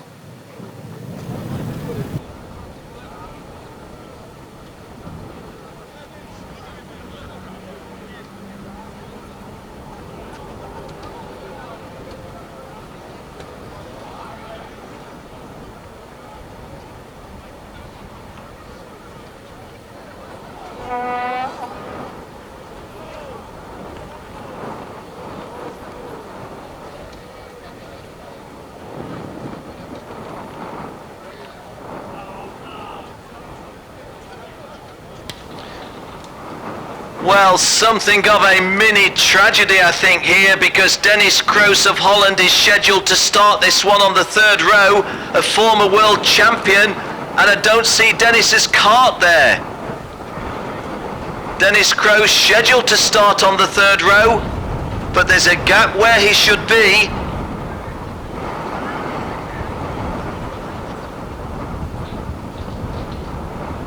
Dennis Kroos, one of several former champions at this level. Well, you can only feel for the Dutchman. You've qualified for the final. You're starting on the 3rd row. It's a 21-lap race. You feel you're in with a shout to win another world title. There is Dennis, hands on hips, but there's no cart there. What is happening for Dennis? Dennis Kroos in his exi-suit. Smart helmet, but no cart. That blank piece of tarmac is the key.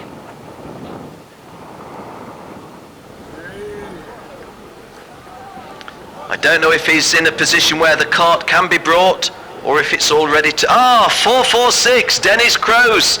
The cart is being brought round. I think he is being admitted to the start line. And Dennis Kroos just now going through some limbering up. Tim de Fighter, I notice, at the head of the machine. There we're looking at cart number 443, which is Guy Pansart of France. And Guy Pansart been a very, very good driver. And in the middle of your screen, those of you looking online, Dennis Kroos's cart number 446 is being wheeled in. Well, does that get Dennis on his toes right from the start?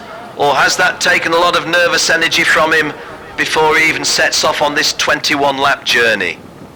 And Tim de Fighter and Dennis having a real hug there. Hey, and that's nice. Gonçalo Gaivo of Portugal giving Dennis Kroos a handshake, saying, well done, mate. I didn't want you to not make the start. And the same again. Well done, guys. The Team USA driver down there is Alan Rudolph. A very, very sporting start to this DD2 Masters race, with people recognising that they wouldn't like to be in the same position as Dennis Kroos, but hopefully all's well that ends well. Well, we've not mentioned the poleman, have we, on the bottom left of your screen, or middle left of your screen? It's 2 times world champion at this level, or excuse me, twice a Rotax champion, once at Masters and once at Senior, Cristiano Magado. Joining him on the front row, an expression I've used earlier today, the occasional racer, the fun racer, David Griffiths. Done well to get himself onto the front row of a final. Martin Pearce on the podium in the 2nd ever Rotax Grand Finals in 2001. Shares row 2 with Scott Campbell in his 9th Rotax Grand Finals. Gonçalo Gaivo of Portugal and Dennis Kroos, row 3. Igor Mukin of Russia, Guy Pansart of France, row 4. And Alan Rudolph of the USA and Hamish Leighton of Australia completing the top 10 on row 5. It's an all-French row 6, Guillaume Berthaud and Charlie Hipp. Row 7 sees another former champion, Jesus Perez Santander of Spain, with Fernando Guzzi of Brazil. Flora Lambert of the UK and Luke Soriel, another former champion, are on row 8. There's the green flag. We roll onto our warm-up lap. Nick Irwin, remember, the New Zealand driver, he's driving in an all-hand operated machine in kart 458, starting on row 11. A 21 lap race for DD2 Masters. Now there's a statistic I want to tell you, but I just dare not say it. Look at that big crowd, those of you tuned in online. This is the top of the cliff top. The bus is the Team USA bus. Those are the hills that drew in the rain earlier this week. But right now they're being kind to us. To the right of your screen, the Portimao Autodrome, adjacent to the Portimao Cartodrome.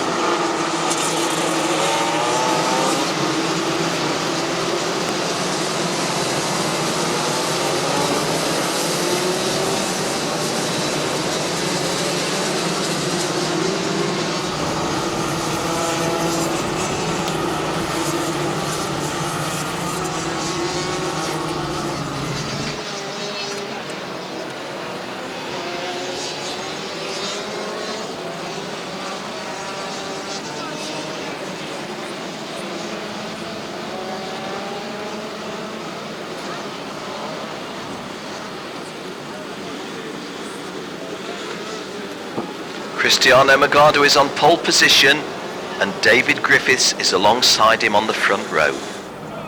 This is a 21 lap journey. And that's an aborted start. An aborted start, we are not racing.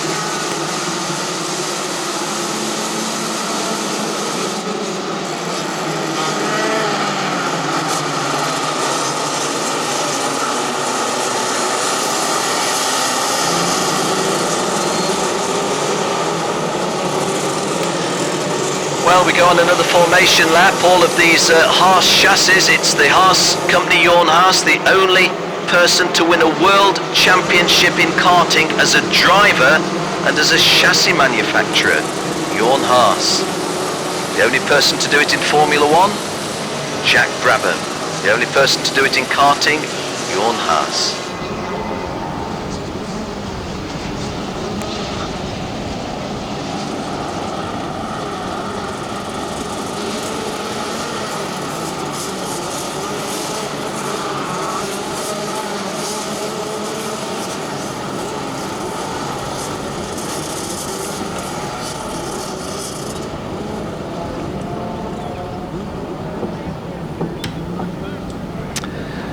Well, how many times have I told you this, guys?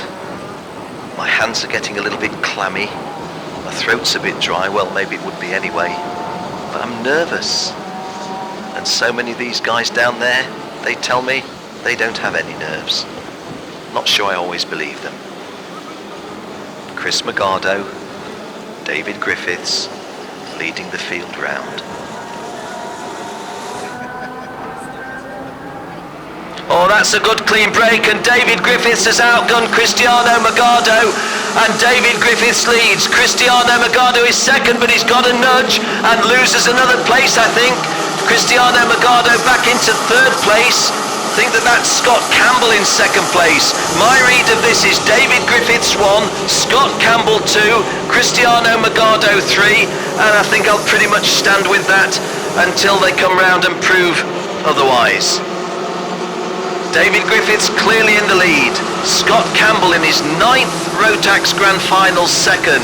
Chris Magado bidding for a 3rd Rotax World title in 3rd place. Well, David Griffiths thinks that this is a sprint race, not a 21 lap race. He's kicking away. Very fast start from the outside of the front row.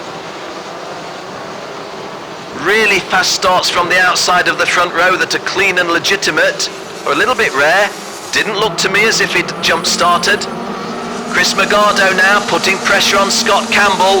Chris Magado clearly doesn't want to hang around in 3rd place too long. If he got into 2nd, he wouldn't want to hang around in 2nd place too long. again this conundrum for your race commentator. Do I keep my eyes glued to the track, which I want to do? Do I take a quick peep at the TV screen? Or do I look who are these guys in 4th, 5th and 6th? Let's go with that. Martin Pearce is running 4th, Charlie Hip 5th, Gonçalo Gaivo of Portugal 6th, another former champion Luke Sorial 7th, Alan Rudolph, the first of 2 Americans 8th, Mike Jones, the second of the Americans 9th, and Guy Pansart of France completing the top 10. Nicky Irwin in the all hand operated machine, Kart 458, is in 14th place. David Griffiths has a lead of half a second over Scott Campbell, and Cristiano Magado makes a move and it doesn't come off. I'm not sure that was 100% conviction by Chris Magado. I think he was maybe just sizing up the situation, seeing if he could draw a move out of Scott Campbell. Well, Cristiano Magado is massively experienced, but even with his experience, he hasn't run 9 Rotax Grand Finals. Scott Campbell has. And into 5th place, it's Gonçalo Gaivo going past Martin Pearce of Ireland. So Gonçalo Gaivo into 5th place. 4th is still excuse me, making a little cough. Charlie Hip in 4th place. One of the 2 French cousins, haven't seen him in 4th place all week. Hey, this is the final, and Charlie Hip's running 4th. David Griffith's lead has been reduced by half, and Scott Campbell bids to go into the lead and does, and all of a sudden David Griffiths looked to have lost a little bit of pace, and Scott Campbell 1, David Griffiths 2, Cristiano Magado 3, and Goose goes into 4th place. Gonçalo Gaivo now 4th. Martin Pearce, I think, has gone past Charlie Hip, will be 5th. And Charlie 6, Alan Rudolph 7, Luke Sorial 8, Mike Jones 9, Guy Pansart 10. Jesus Perez Santander, that I'm looking at, is knocking on the door of the top 10, was 12th at the end of the 3rd lap. I think he's picked up a place. Oh, and somebody at the hairpin has had a little bit of contact and grinds to a halt. Wasn't one of our front runners, and it's not somebody I can recognise. Chris Magado has gone into 2nd place. So David Griffiths' lightning start has rebounded a little. I have to say, David Griffiths didn't seem to be beaten in a passing driving move. Just looked as if that car was losing pace a little bit. David Griffiths has just been a second slower, or at least 0.85 of a second slower than Scott Campbell and Cristiano Magado. And, well, if David Griffiths is beaten on merit by these 2 guys, so be it. Wouldn't like to think that he'd lost out because of them. And all of a sudden, David Griffiths' car looks back on the pace, doesn't it? Scott Campbell leads, Chris Magado 2nd, David Griffiths 3rd, and the problems, if problems they were for David Griffiths, look as if they've clarified themselves, and Magado goes into the lead. Cristiano Magado, the 2003 Rotax champion, the Formula Ford racer, the Formula 3 racer, coming back to karting, and as we start lap 6, the South African leads. Scott Campbell still 2nd. Oh, it is tight, isn't it? And David Griffith looking for a route past. These 3 very closely bunched on lap 6. We're at the 1/4 race distance. We're at the 1/4 race distance in this 20-lap race. And David Griffith's bidding to go 2nd and goes 2nd. So Cristiano Magado 1, David Griffiths 2, Scott Campbell 3. Good drive into 4th place by Gonçalo Gaivo. The 4th place driver, Gonçalo Gaivo, from Portugal. He raced in the Mojo Cup meeting here 3 or 4 weeks ago and won it. Do you know what the weather was like then? Poured with rain, it was windy and it was cold. Well, we've got a sunny afternoon. Sunny Saturday afternoon for the Rotax Max Challenge Grand Finals 2012. Chris Magado, a statistic that I'm not going to use. I really can't bring myself to use it. Tell you afterwards at the end of the race. David Griffiths piling on the pressure onto Chris Magado. Ever so slightly detached Scott Campbell, and when I say slightly detached, still well in the running to win this one, but not quite on the tail of David Griffiths, as David Griffiths is to Cristiano Magado.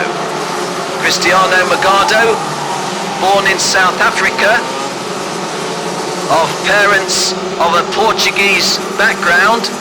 His father Rui is here, one of my best friends, and Dave Griffiths takes the lead. Dave Griffiths takes the lead, and Cristiano Magado's got to do it again and does do it again. Well, this is the final, and we've had so many passes for the lead, and we're only coming up to the end of lap 7. And David Griffiths really doesn't want to hang about, does he? The body language. Oh, and David Griffiths got the angle slightly wrong there, so Cristiano Magado will certainly stay in the lead for the time being. I don't feel I'm doing justice to the rest of the guys in the race, but all three of these at the front have led at some stage, and Gonçalo Gaivo in 4th place is catching them. This is lap 8 of 21.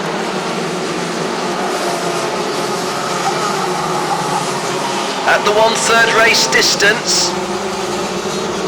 Well, I take a little pause and tell you that behind Gonçalo Gaivo 4th, Martin Pierce is 5th, Alan Rudolph 6th, Charlie Hip 7th, Luke Sorial 8th, Guy Pansar 9, and the amiable Florent Lambert completes the top 10. Mike Jones, the Dallas Karting Centre driver, drops out of the top 10 to 12th place.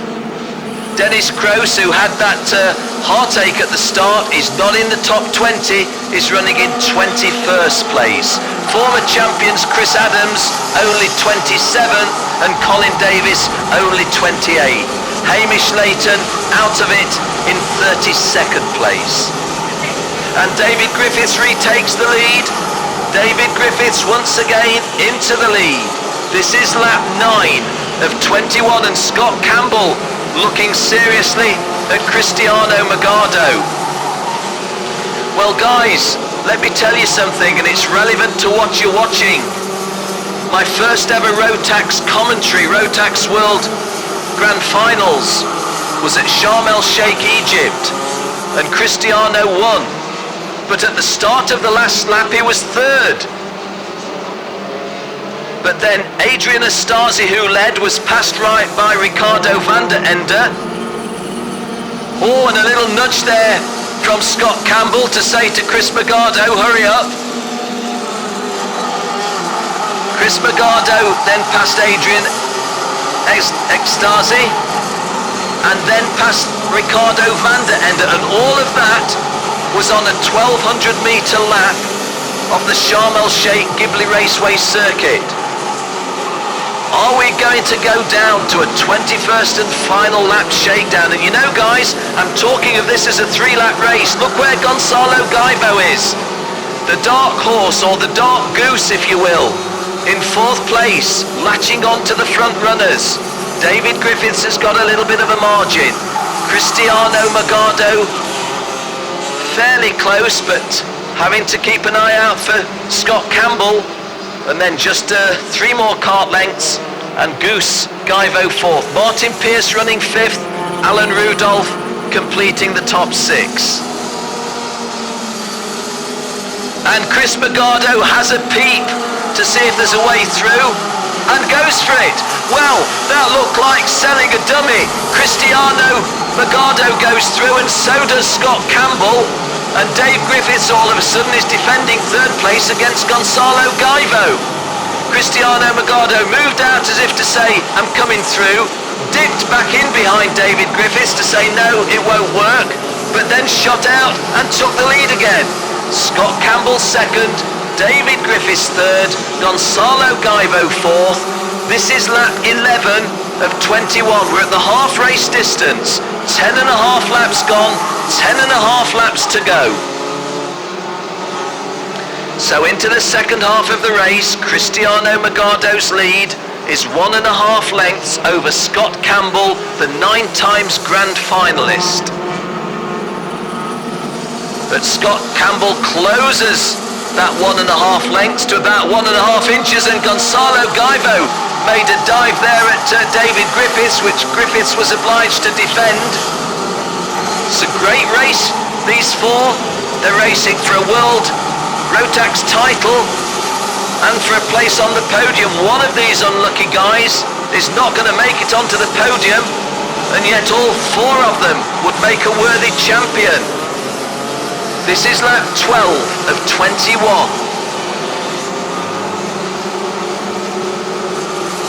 Cristiano Magado still leads from Scott Campbell. The tightest hairpin on the circuit precedes the toughest climb. This is the long drag up to the start of the home straight, which is the highest part of the circuit.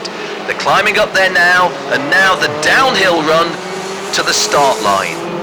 Cristiano Magado losing ground a little bit to Scott Campbell, but Scott and Dave Griffiths dives through a gap that isn't really there.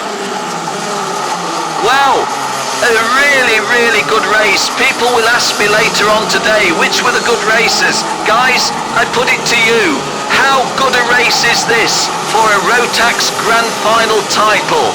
Four stunningly good drivers. Cristiano Magado in the lead, Dave Griffiths second, Scott Campbell third, Gonzalo Gaivo fourth. It's a great race, and Martin Pierce in the blue racing suit is the lonely driver in fifth place, just hoping that the four in front of him will do something a bit silly and open the way for him to get himself towards the podium.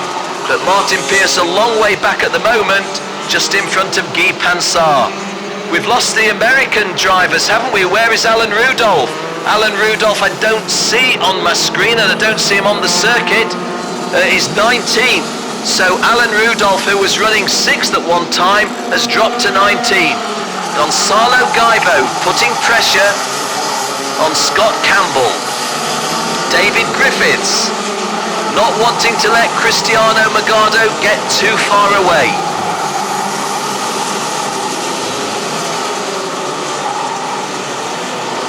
About 1.5 cart length between them all.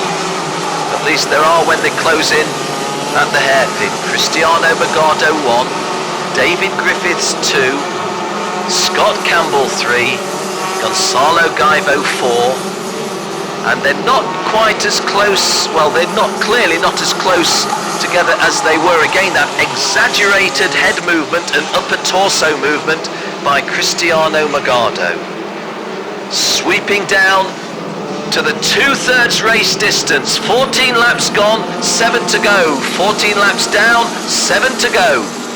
Cristiano Magado, and the gap has closed up once again. Chris Magado's just done a 60.49. His fastest is 60.40, but Scott Campbell's just done a 60.2, and Scott Campbell is the quickest of those front-running four. In fact, the quickest driver on the circuit.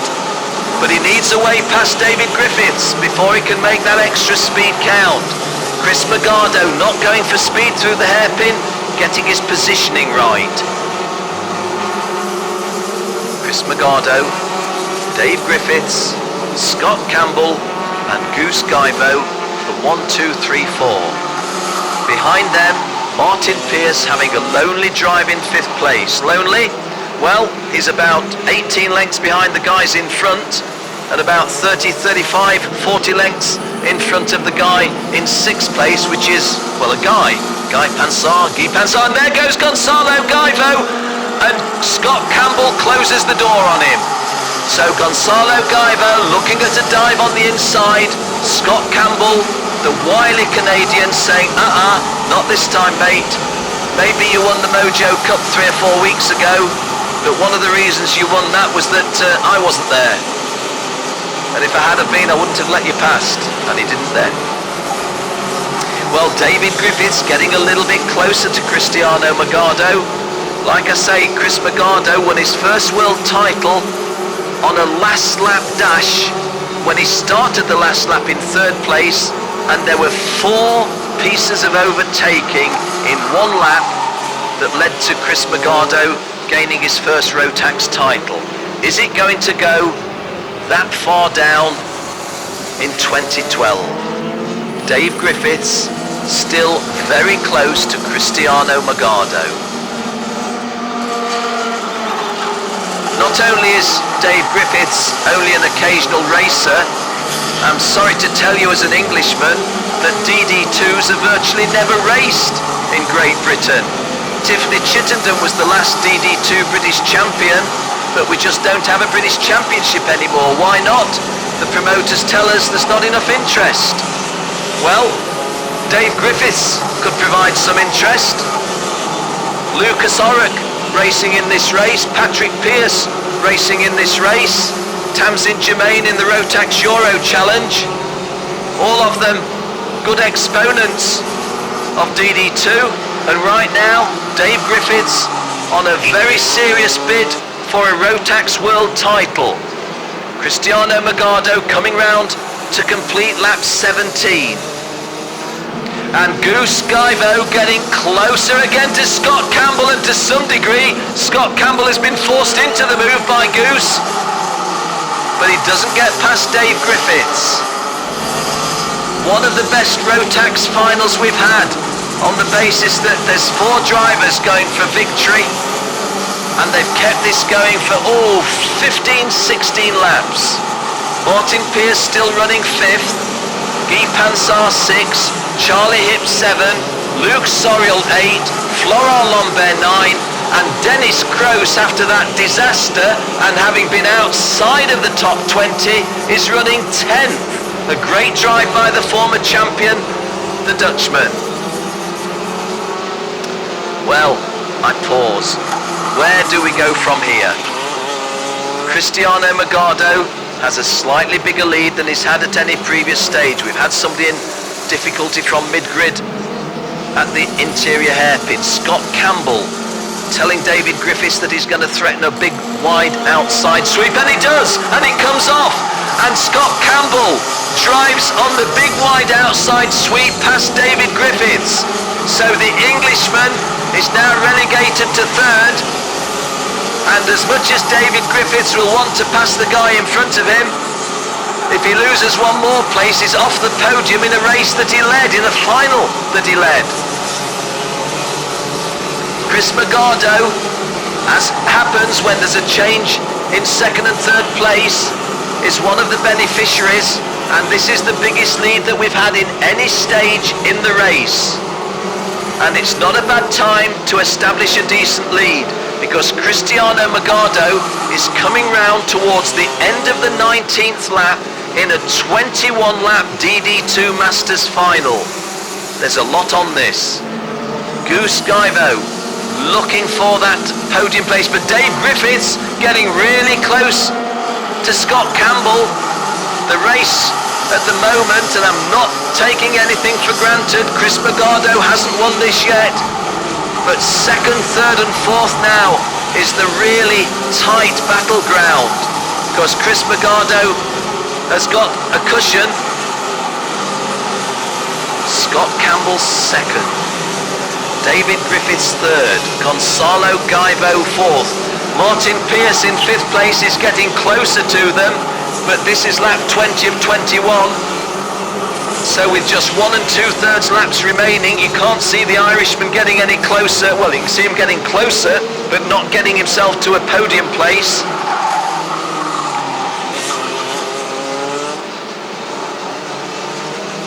Well, all your commentators talk about commentators' curses coming into play now. I don't want to say the wrong thing. It's the last lap. Cristiano Magado leads. Scott Campbell is 2nd. David Griffiths is 3rd. Gonzalo Guyvo is 4th. The lead that Cristiano Magado had is not quite as big, but there's only 2/3 of a lap remaining. Chris Magado, dare I say it, ought to win it from here. Scott Campbell under pressure from Dave Griffiths. Dave Griffiths under pressure from Gonzalo Guyvo. Martin Pearce getting closer, but not sufficient to threaten their podium places. One of these top 4 is going to lose out on a podium place when all 4 of them would have made a worthy champ. History's being made. The first guy to win 3 Rotax titles is Cristiano Magado. Scott's is third. Gonzalo Gaivo, a superb 4th place, even though he's not made the podium. Martin Pearce has still got what it takes. 11 years after his first Rotax Grand Final podium, he finishes 5th. Luke Soriol 8th. Florent Lambert, a very good drive into 9th. And Dennis Kroos, in all the circumstances, an excellent drive to 10th.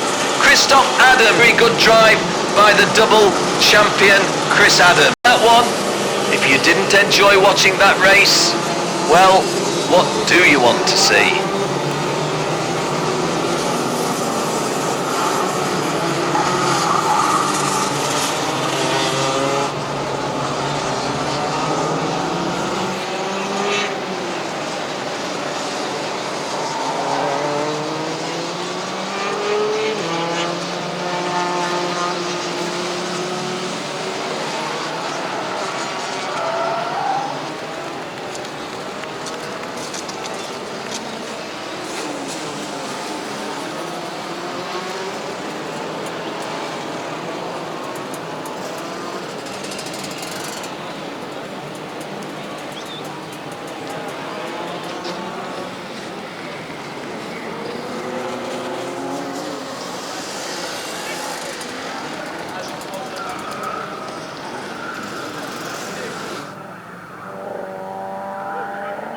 That's what it looked like at the finish, and confirmation that history has been made.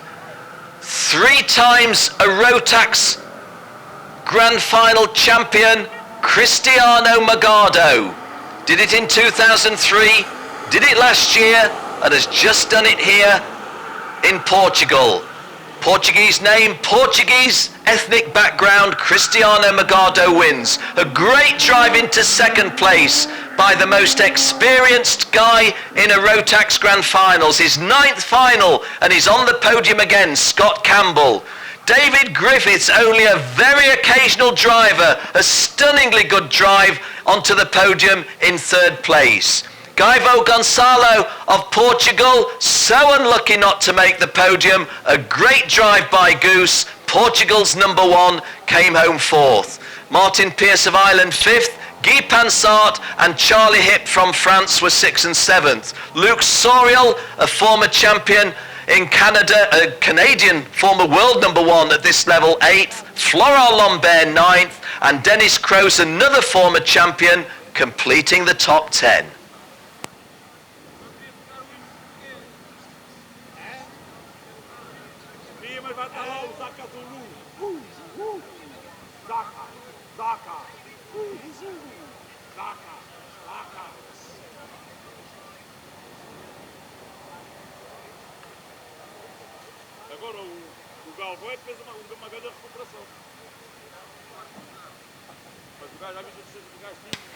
Well, Cristiano Magado of South Africa making history in the Rotax Grand Finals.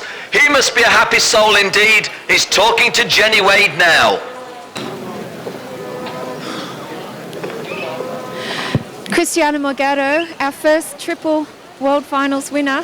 How are you feeling? DD2 Masters 2012. Yeah, it's unbelievable. I'm honoured to have won that, and well done to the rest of the guys. They gave me a really tough race, but thankfully, just the timing was right, and I held a small gap at the end, which was enough. There was really a battle going on there behind you, and just enough to pull a little bit of a gap, and then it was all over, I think. But for some time, what were you thinking? Yeah, any of us 3 could have probably won it, changing the lead all the time. But yeah, thank God that I was blessed with a win, and I'm really grateful for that, and thank you. It was fantastic racing, so congratulations to your team, and of course another South African number 1. Thank you, appreciate it, thank you.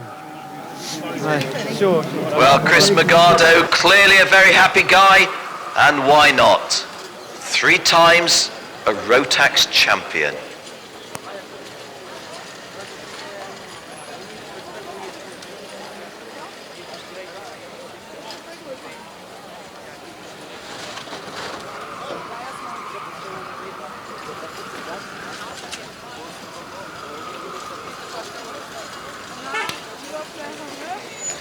Well, a big thank you to Alan Sterling and family back home in Northern Ireland. Thank you for the text, Alan. Appreciate what you've written. Thank you. Also, once again, the birthday boy in Kent, Mike Chittenden. Happy birthday, Mike. Hope all's going well for you on your birthday. We hope that Chris's health is holding strong. Hang on in, Chris. You've got plenty of years to keep watching car racing at this level.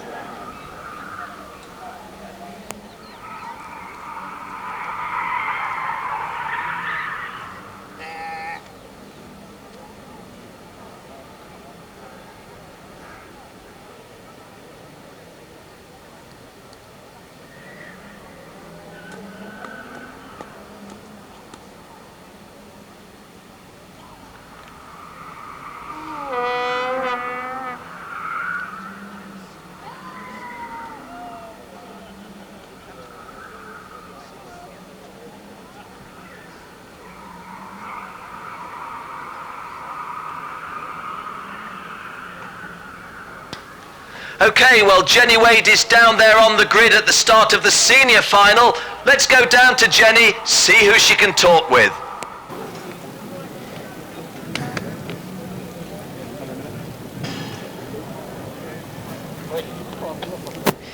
So, senior match, an exciting DD2 race. What will we expect?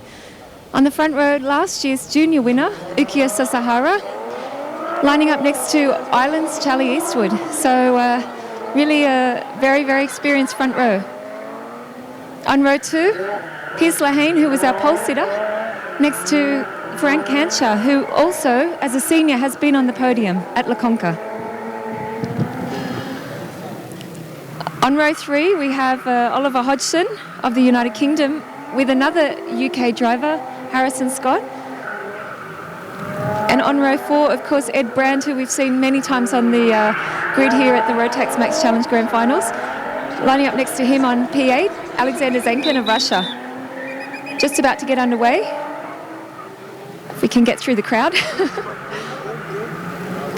Okay, Peter Betzel from the Czech Republic and Alexander Finkelstein, who won the repechage to get through to the final here after missing one of the heat races, missing the gate.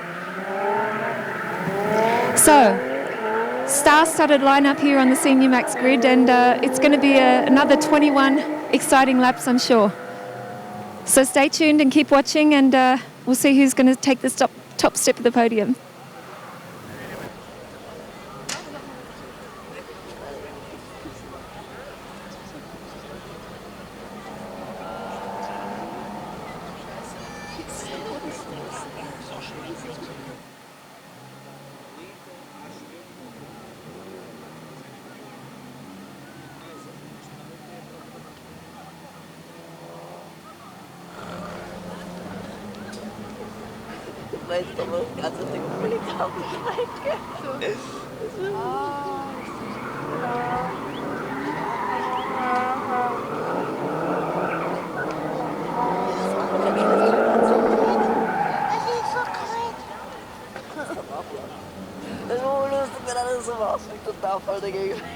Das siehst du gerade schon. Mit seiner Oma.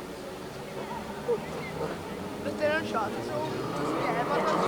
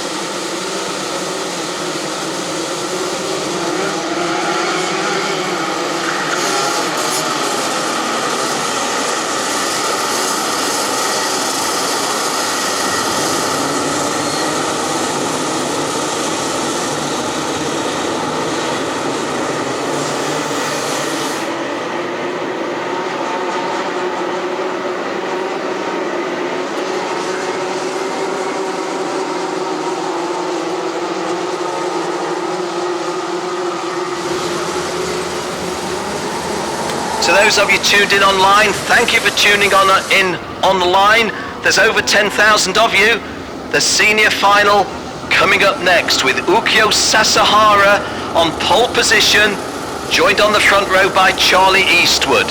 Piers Lehane and Ferenc Kankshaw row 2, Ollie Hodgson and Harrison Scott, and all British row 3.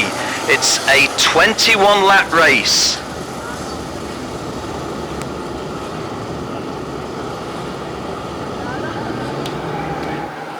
Well, once again, very many thanks to all of you, the 10,000 plus that are tuned in. I'm Ken Walker from England, but hey, I'm neutral in this one, I promise you. And I regard it as a very considerable privilege to be able to be calling the races at the Rotax Max Challenge Grand Finals for the 10th consecutive time. Looking forward to a great race here. Ukyo Sasahara, a double champion at junior level. Starting with Charlie Eastwood on the right of your screen at the top, those of you tuned in online. Look at the long dip as we're racing. A nice good start there.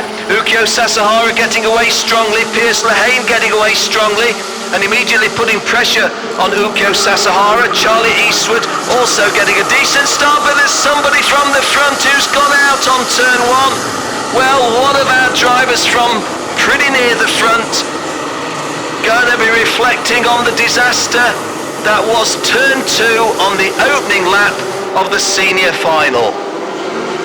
Ukyo Sasahara leads, Piers Lehane is in 2nd place, and Charlie Eastwood in 3rd place.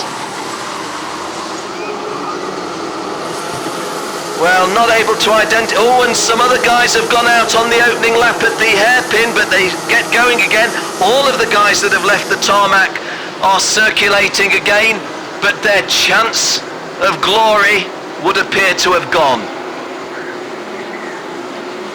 Well, Ukyo Sasahara first won a Rotax title at Sharm El Sheikh, but is about to lose the lead, and he is the race leader at the start of lap 2. Ukyo Sasahara 2nd, Charlie Eastwood 3rd. I think they're the only. Francisco Morris 6, Peter Betzel 7, Ferenc Kankshaw 8, Marco Di Leo 9, and Danny Formal, the American champion, 10. Alexandra Finkelstein, the French champion, running Guilance qualifier. It can be done. Harrison Scott way down in 14th place. Something went badly wrong for Harrison, and that may have been the front runner that I saw. Not convinced it was, didn't really look like him. Let me just look further down. May have been Philip Morin even, but not able to tell you with any certainty. Last of the last chance racers, finishing 5th eventually, running 21st in the final. Well, there's so much interest when you look at the drivers coming through from the back, but we've got to stay in this one, and that looks like Ollie Hodgson making a move forward. Just try and get my orientation again. That's definitely Piers Lehane who is leading. Ukyo Sasahara, let me see, cart number 232, Ollie Hodgson 2nd as I called it. Ukyo Sasahara 3rd, and I think perhaps Charlie Eastwood 4th. Not totally convinced, but I think that is an accurate. Piers Lehane started this one on the inside of the 2nd row. Was originally expecting to start on the outside of the 2nd row, then Harrison Scott was assessed a penalty, and what a big difference it is starting from the outside of the 2nd row versus the inside of the 2nd row. What a big difference it is when you get to the front. Well, I've got to know quite a lot of these Australian drivers, and I sort of hesitate to say what I'm about to say. There's some very, very, very good Aussie drivers at present in Rotax. If I was nailed to the wall to say which of them do you think is the best, I'd put my money on Piers. He's not so old, he's not so experienced as several of them, but boy can he race.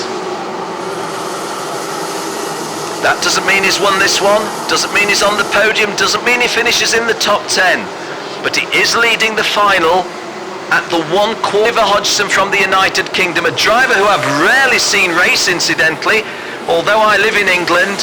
I don't see scene. Basically, it's just the international series that I get my bookings on. And Oliver Hodgson, as was Ross Gunn earlier in the weekend, quite a revelation to me. Guys who are down in this one. Ukyo Sasahara, very well known to me, running third. The Irishman Charlie Eastwood, very well known to me, running fourth. Ed Brand, the Englishman, in fifth, also very well known to me. Ukyo Sasahara and Edward Brand have made the podium in a Rotax Grand Final previously. Piers Lehane has made the podium in a Rotax Grand Final previously. Ollie Hodgson and Charlie Eastwood are the two drivers in the top five who've never had that experience. And guys, I know it can be irritating when commentators say the same thing, but please let me say it once more. Alex Finkelstein of France is running 7th. He missed one of the heats when the door was closed in his face, and he had to go through the last chance saloon, and he's running in the top 10. Actually, he's lost a place to Joseph Mawson of Australia, but running in 8th place as we start lap 6 of a 21-lap final. Harrison Scott got himself into the top 10 in 10th place, but Danny Formal has slipped a little bit, the American champion, to 14th. Ferenc Kankshar, who was going well early on in the event, 16th at the moment. He's going to be disappointed with that. Be hard to win it from there. There's a heck of a lot of good drivers in between, not least the one that's leading, Piers Lehane.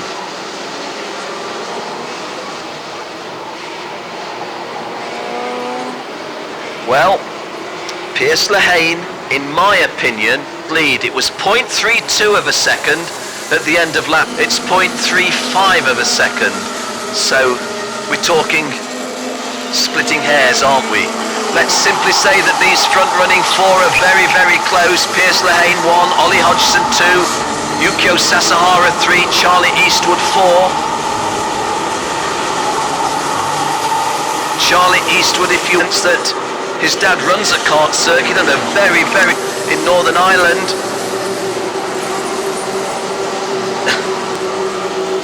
But Charlie Eastwood's skills on the track really down to his own making rather than any easy access to the local circuit at Nuts Corner.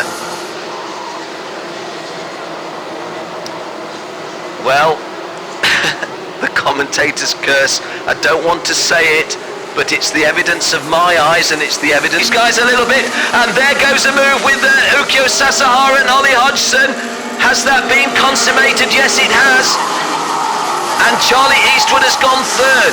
So Ollie Hodgson had about 10 seconds there, going from second to fourth. And Piers Lehane, who'd already...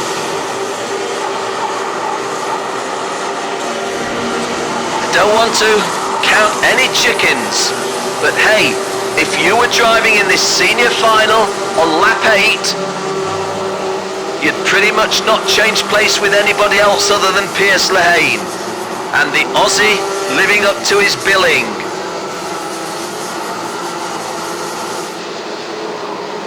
Ukyo Sasahara, twice on a podium previously in a grand finals, in a podium place at the moment and a renowned battler, but you can't battle the guy in front of you if you're 10 lengths behind him. In the meantime, Charlie Eastwood, again that silly expression, climbing all over Ukyo Sasahara. Ollie Hodgson, incidentally, when he drops, what these three guys need to do is not let the Aussie get away. But Piers Lehane is laying down the times. Quickest guy out there, incidentally, is Charlie, quicker than Ukyo Sasahara in front of him. But there's not a lot in it. Piers Lehane's done a 61.5, well, a 61.53. Charlie Eastwood a 61.40. Charlie Eastwood has thrown in a blistering lap at some stage, by far the fastest lap. Oliver Hodgson, ooh, you tell me, is he just beginning to get detached a little bit in fourth place? Maybe. Charlie Eastwood continuing to heap the pressure on Ukyo Sasahara.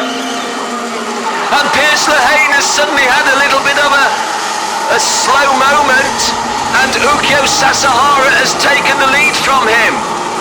Well, Piers Lehane had 0.4 of a second over Ukyo Sasahara at the end of that previous lap.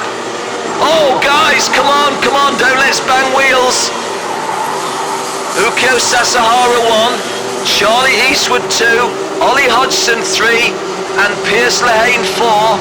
I'm sure that contact was incidental, I'm sure that was not any kind of deliberate racing. But Piers Lehane, as I said before in commentary with David Griffiths, it looked like a front runner suddenly either getting out of shape or even just losing a bit of performance. But whatever, Piers Lehane, who was 0.4 of a second to the good 1 lap ago, is now 4th. This is the start of lap 11. Ollie Hodgson trying to get past Charlie Eastwood. Ukyo Sasahara got a good couple of kart lengths clear. We're at the half race distance. It's a 21 lap race and we've gone 10 and a half laps, so we move into the second half of the race and Ukyo Sasahara leads. Charlie Eastwood 2nd, Oliver Hodgson 3rd, Piers Lehane 4th, and I haven't mentioned Edward Brand, and Edward Brand, sponsored by Brands of Watford, going extremely well in 5th place and getting closer to the 4 guys in front of him. Ukyo Sasahara, Charlie Eastwood, Ollie Hodgson, little bit of a gap to Piers Lehane, and Ed Brand closing that gap. This is lap 12 of a 21 lap senior final, and Charlie Eastwood seriously looking about taking the lead off Ukyo Sasahara. When I call Ukyo Sasahara a battler, those of you that hear me regularly in commentary, you know the euphemisms I use. Ukyo Sasahara, a battler, not easy to get past him, and if he's behind you, not easy to keep him behind you. That sort of battler, you know what I mean. Lovely guy, great racer, but got a lot of work to do yet to not just win this, but even to stay in front. We're climbing. Not sure those of you online if you can appreciate just how steep this climb is. Here's the top part of the circuit. We turn right and it's downhill to the start line, just levels out to turn 1. And setting off on lap 13, Ukyo Sasahara again under serious pressure from Charlie Eastwood.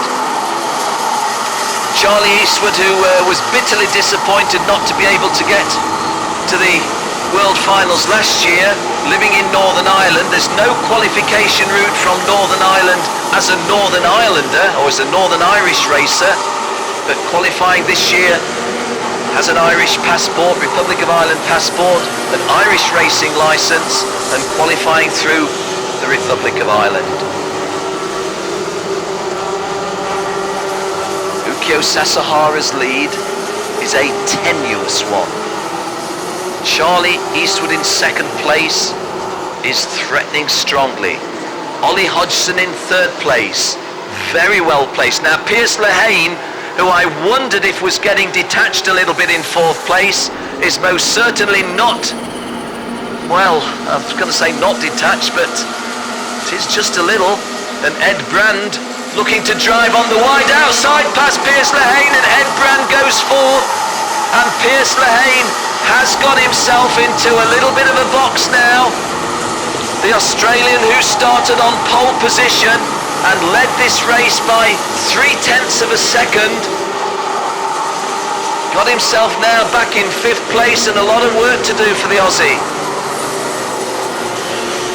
Ukyo Sasahara is in the front, but cannot shake off Charlie Eastwood 2nd, nor Ollie Hodgson 3rd. And joining the mix is Ed Brand now 4th, with Piers Lehane relegated to 5th place.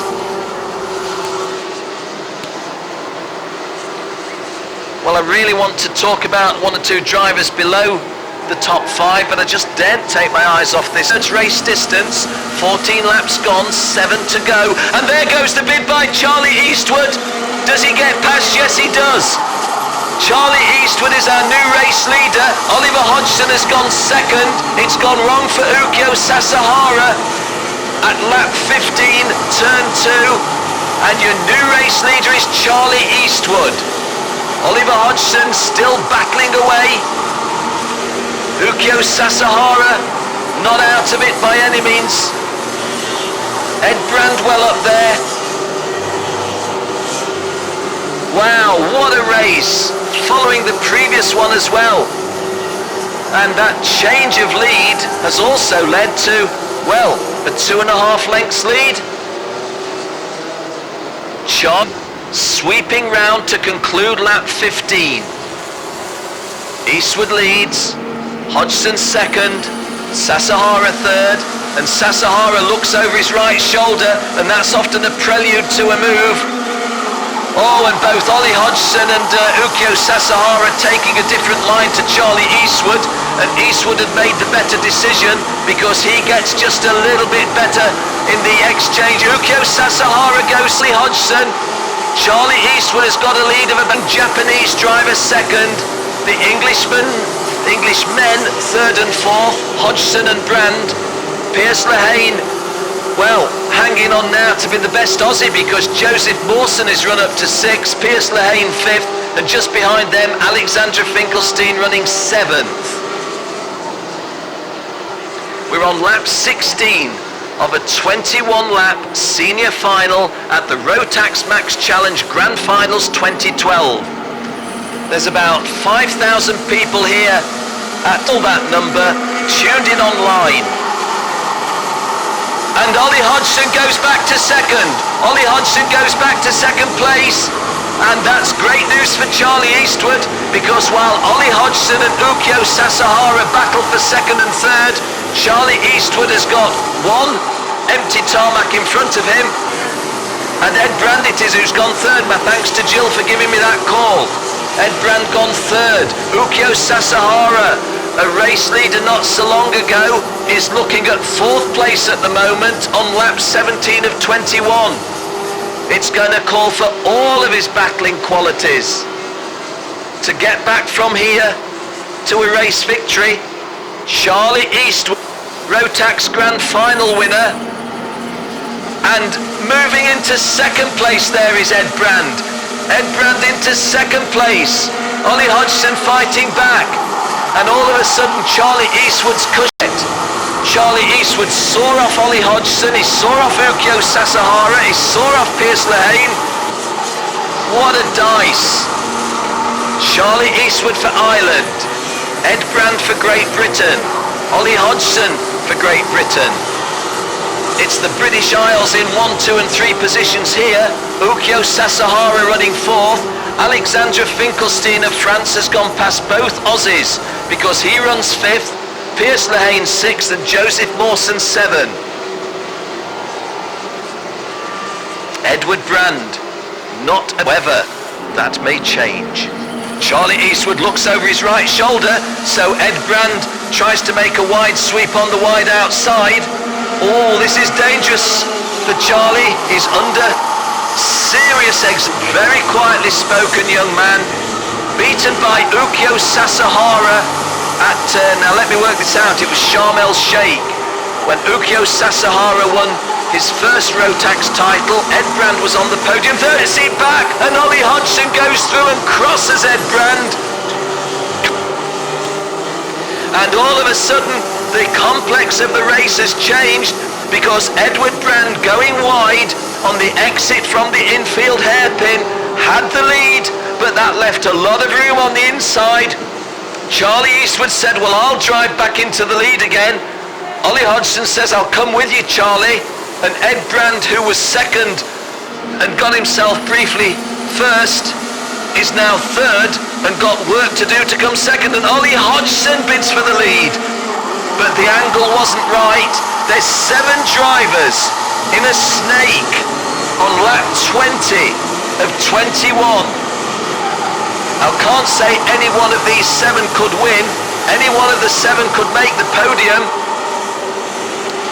Well, we're in for a really storming finish on this one. And Ed Brand goes into second place at the expense of Oliver Hodgson. So Ed Brand has got to catch Charlie Eastwood for a second time and go past him. Charlie Eastwood on the tight hairpin. He starts the long climb, the long drag.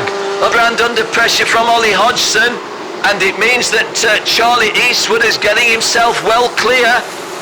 1 lap remaining, 1 to go, and the Irishman has got it to lose from here. Oh, and there's a lot of contact at 4th, 5th and 6th positions. Alex Finkelstein, I think, was involved there. Piers Lehane fighting back, if not for victory, for a podium place. Ed Brand and Ollie Hodgson, the Englishman, are 2nd and 3rd at the moment. Oh, I do not want to say anything that will be interpreted as a commentator's curse, but look at the lead Charlie Eastwood's got now. Let me tell you, the number of times I've had to say in commentary, when we talk about the look of the Irish in karting, we mean the opposite of what we normally mean. It would take devastating ill luck for Charlie to lose it from here. His dad John, his mum Suzanne, his brother Amy, his sisters Natalie and Lisa, coming round onto the home straightaway. It's an Irish victory. It's an Irish victory for Charlie Eastwood. In 2nd place, Ed Brand. 3rd, Ollie Hodgson. 4th, Alexandra Finkelstein. A wonderful drive by the Frenchman. Piers Lehane 5. Joseph Mawson 6. Arvo Talvar 7. Francisco Mora 8. Ukyo Sasahara is going to be very disappointed in 9th. And Harrison Scott completes the top 10.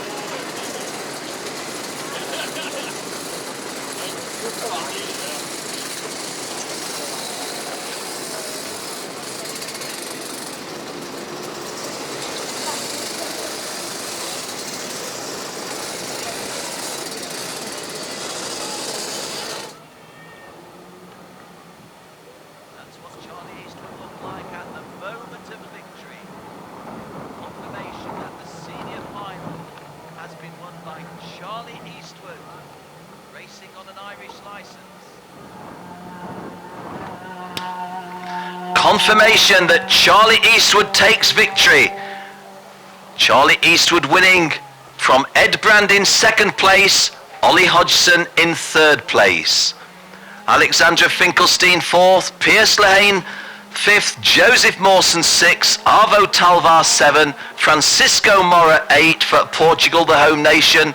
Ukyo Sasahara is going to be bitterly disappointed with 9th, and Harrison Scott makes it the 3rd Englishman in the top 10.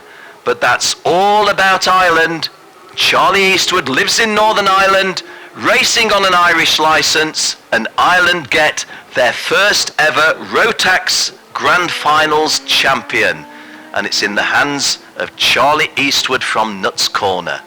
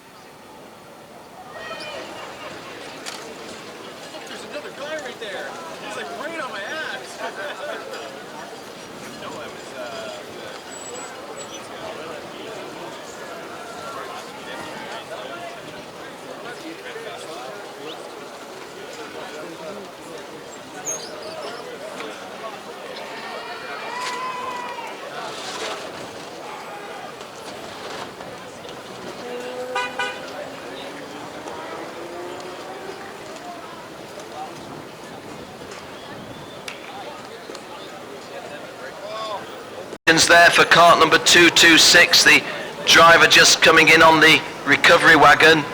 Cart number 226. Want to identify for you, it's Shane Daly, Irish. Shane Daly, a non-finisher, coming in on the recovery wagon. Charlie Eastwood was a finisher. He's the champion. That's just the way. The Irish tend to have a lot to say. I wonder if Charlie's got a lot to say to Jenny Wade. Let's find out now. Charlie Eastwood, winner today of our senior max class. Charlie, first world title. How are you feeling? Yeah, it's great. It's the first time I've been to the World Finals, and the whole week we've been fairly fast, and I just wanted to sort of get half-decent result out of it, and it's just great. The racing was really close. Maybe you can talk us through just a little. As Paul Spencer was saying, for the first 14 laps, just sort of just stay and just go. So I passed Yuki on the 7th lap, and then Ed Brown just tried to go up the inside, got a bit easy, not easy win, but a gap by the end, so it was good. So what's the plan now? Now you've got the number one, you're coming back for more? Yeah, definitely. Well, the plan is my mechanic, he has to do Gangnam Style in his boxers on the podium as well. So thank you, cheers. It was easy in the end.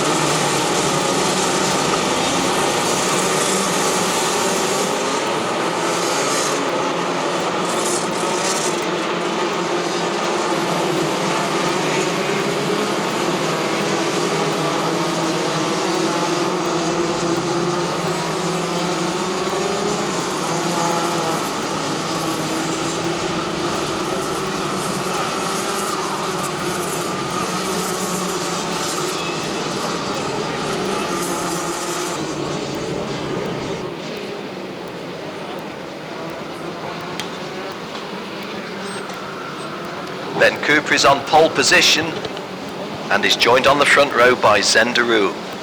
Cody Hodgson and Kyle Ensby are row 2. Mika Laiho and Matthias de Tige are row 3. Konstantins Kalko and Simon Wagner, row 4. And the top 10 is completed by the top 10, Joey Wimsett and Eduardo Leitao. A 21-lap race for the DD2 Open title. Here we go. Ben Cooper on the left, Zendaru on the right. Zendaru was gambling a little bit and the gamble hasn't worked, and Zendaru having gone on the wide outside as well. What everybody's done here is given Ben Cooper something like a 10-length lead. We've got drivers off the tarmac and onto the sand, and for everybody else in the race, the bad news is they've let Ben Cooper, the poleman, get well away at the start. Ben Cooper probably started this race as the favourite. Hearing some driving standards flags being given can't possibly affect the leader. All he's done is jumped into the lead from pole position. Oh, and more flags being called for, so there aren't driving standards penalty, well, not penalties, but warnings being given. Well, what do you say as the commentator? Ben Cooper, actually Ben's not, it's a mechanical defects flag, I think, so somebody has got the mechanical defects flag after that contact. Ben Cooper, I was going to say, bidding to make history, but of course Chris Bergado's beaten him to it. Nobody had won three Rotax world titles before. Ben Cooper's in the running for 3, but Chris Bergado's already got there. But that won't bother Ben Cooper one little bit.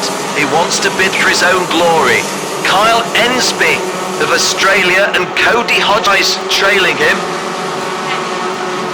And Zenderuver, I'm being told, is up to 3rd at the expense of Cody Hodgson, and another Belgian driver, Matthias de Tige, is well in the mix in 5th place. Just having a quick look at the timing screen, Nicholas Latifi in 19th, looked very much a potential champion a little earlier in the weekend, but it's gone a little bit wrong for the Formula 3 driver. Well, fellow Canadian Ben Cooper couldn't be better placed, and Zenderuver really examining Kyle Ensby of Australia now. Kyle Ensby in 2nd place, and Zenderuver bids to go 2nd and executes it cleanly. Zenderuver executes that move very, very cleanly and goes into 2nd place. Kyle Ensby of Australia in 3rd place now.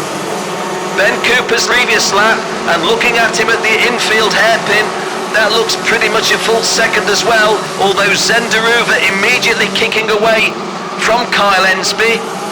Cody Hodgson still going strong, turning out to be the best of the Americans. Joey Wimsett, who I thought was the best of the Americans at one point, is outside the top 10 presently.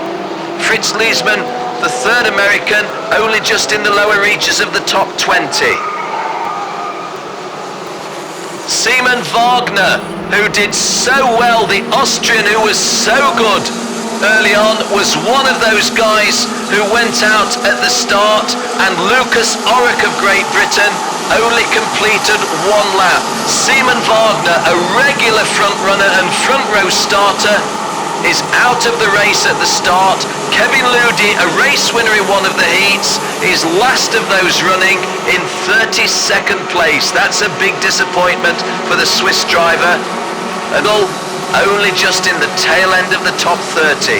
However, on a happier note, Ben Cooper, twice a Rotax champion, has a lead of 0.7 of a second over Belgian driver. Screen at the track, well, 0.7 of a second down a bit.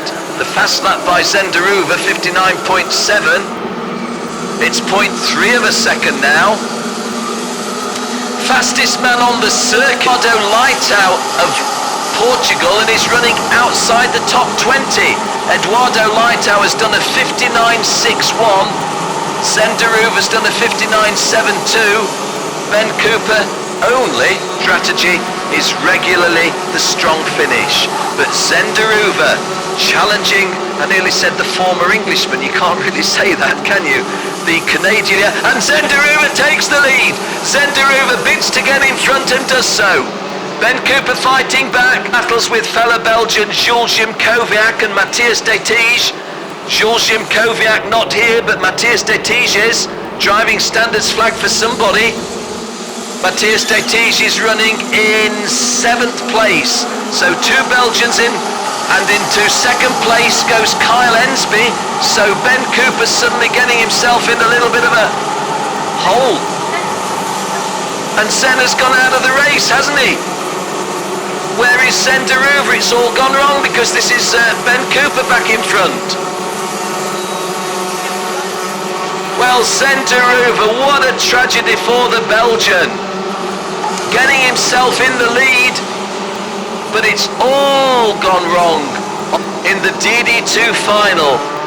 Well, I'm honestly completely neutral in my calls, but you have to feel for a guy who gets to a world championship, leads the final race and goes out in the lead. Ben Cooper from Mika Laiho bidding to take the lead, and the driver from Finland takes the lead. So Mika Laiho of Finland, the European champion, the Risendax Euro Challenge, is the new race leader on lap 7. So Ben Cooper, first experience getting passed by Zenderuver, then I think he was passed briefly by Kyle Ensby. He's just now been passed by Mika Laiho. Strange race in the DD2 final. Ben Cooper looking for his third Rotax title to Ricardo's record set earlier in the day. Mika Laiho, one of these many talented drivers from Finland. You can't get these drivers from Finland to smile a lot, but boy can you get them to drive karts quickly. From the Kimi Räikkönen school of laughter and mirth. But if I'm having a cheap shot at you, Miko, your answer to me is, who's leading this race?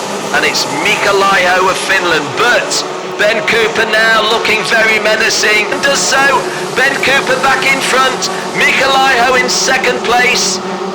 And already at the DD2 final, the sad story, Zenderuva going out on lap 6 and also on the opening lap. Coming round to start lap 9, Ben Cooper leads Mika Laiho. Well, tell you Ben, Mika's still there, and Constant of USA is 4th. Konstantins Kalko, don't mention him a lot, it's possibly because his name's a bit too long, but Konstantins Kalko of Latvia in kart 363 driving a stunningly good race, top 6. Matthias de Tige is now the leading Belgium. Now, on this replay that we had, I was looking at the timing screen, that may have given us some indication of what happened to Zenderuva. Kazimiera Vasiliauskas of Lithuania is 8th, Zach in the top 9, and Luke Kandel sees a South African presence in the top 10. Just outside the top 10, Bosnia-Herzegovina in the shape of Sandro Lukovic. Nicholas Latifi's driven a good race up to 13th, and Joey Wimsett running 14th. Well, Ben Cooper, 0.2 of a second the lead, but Ben Cooper has told us quite a lot of things in this first half of the race, because we are at the half race distance, 10.5 laps gone, 10.5 to go.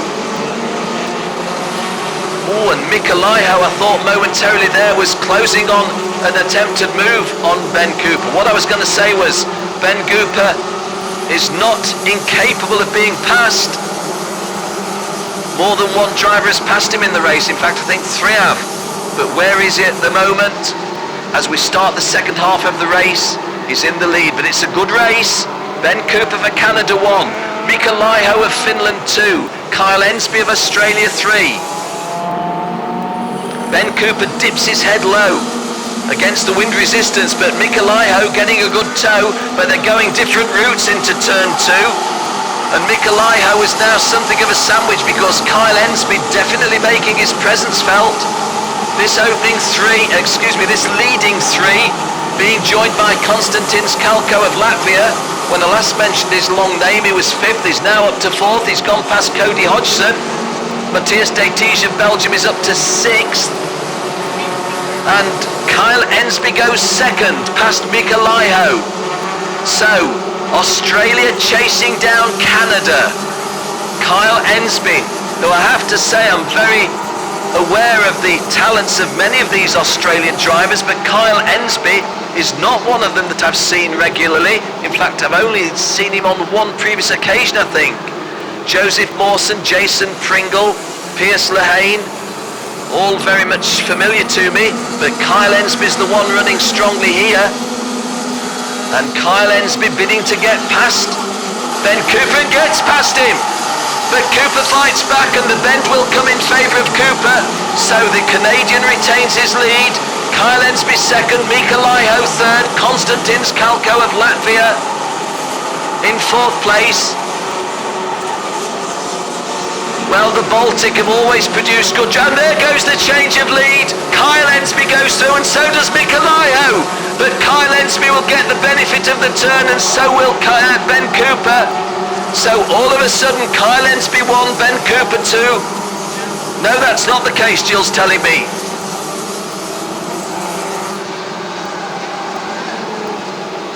Well, our race leader is Kyle Ensby then, in that case. So, to my friends from down under, have I got that right? I'm not convinced. Yeah, cart number 323 is Kyle Ensby. Konstantin Skalko in second place. The Latvian bidding to go past no, he backs out of that potential change. Ben Cooper applying pressure in third place. Kyle Ensby, Australia, won. Konstantin Skalko of Latvia up in the Baltic in second place. And in third place of Canada, Ben Cooper. Konstantin Skalko, kart 363, has been in 3 World Grand Finals, 3 Rotax Grand Finals. He's never been this close to the lead before. Certainly hasn't at the checkered flag, but I've called the last 10 finals when Konstantin Skalko has been racing, and this is the Latvian's best showing. Probably the best Latvian driver since Toms Bobrovskis. Coming round to the 2/3 race distance point. No, it isn't. It's lap 13 that's just completed, not lap 14. So 8 laps to go, 8 to go, and there is the change of the lead. Konstantin Skalko leads the race. Ben Cooper trying to fight back and is fighting back, getting himself back into second place. So Kyle Emsley is rather worked out of it a little bit. Konstantin Skalko. Well, we know a lot about Ben Cooper. We've seen him win European titles. We've seen him win world titles. I've seen him as a runner-up in an Asia-Pacific race in KFs. And a feature of Ben Cooper, he's just taking the lead, is that Ben Cooper always drives with a strategy of a strong finish. Oh, he's nudged them out wide there. And all of a sudden, Ben Cooper's worked himself a 6, 7, 8 length lead. And that could be seminal as we set off on row 15. Is that the defining moment of the DD2 final? Ben Cooper getting into the lead, taking his pursuers wide. Mikolaiho now in second place. Konstantin Skalko, the brief race leader, in third place. Let me tell you something else. We've never had a driver from Bosnia-Herzegovina in the top 4 in a final at the Rotax Grand Finals. We've got one now, Sandro Lukovic, who I've watched race over the last 7 or 8 years, in 4th place and going really strongly. This is lap 15 of 21. We're heading to the 3/4 race distance, not quite there.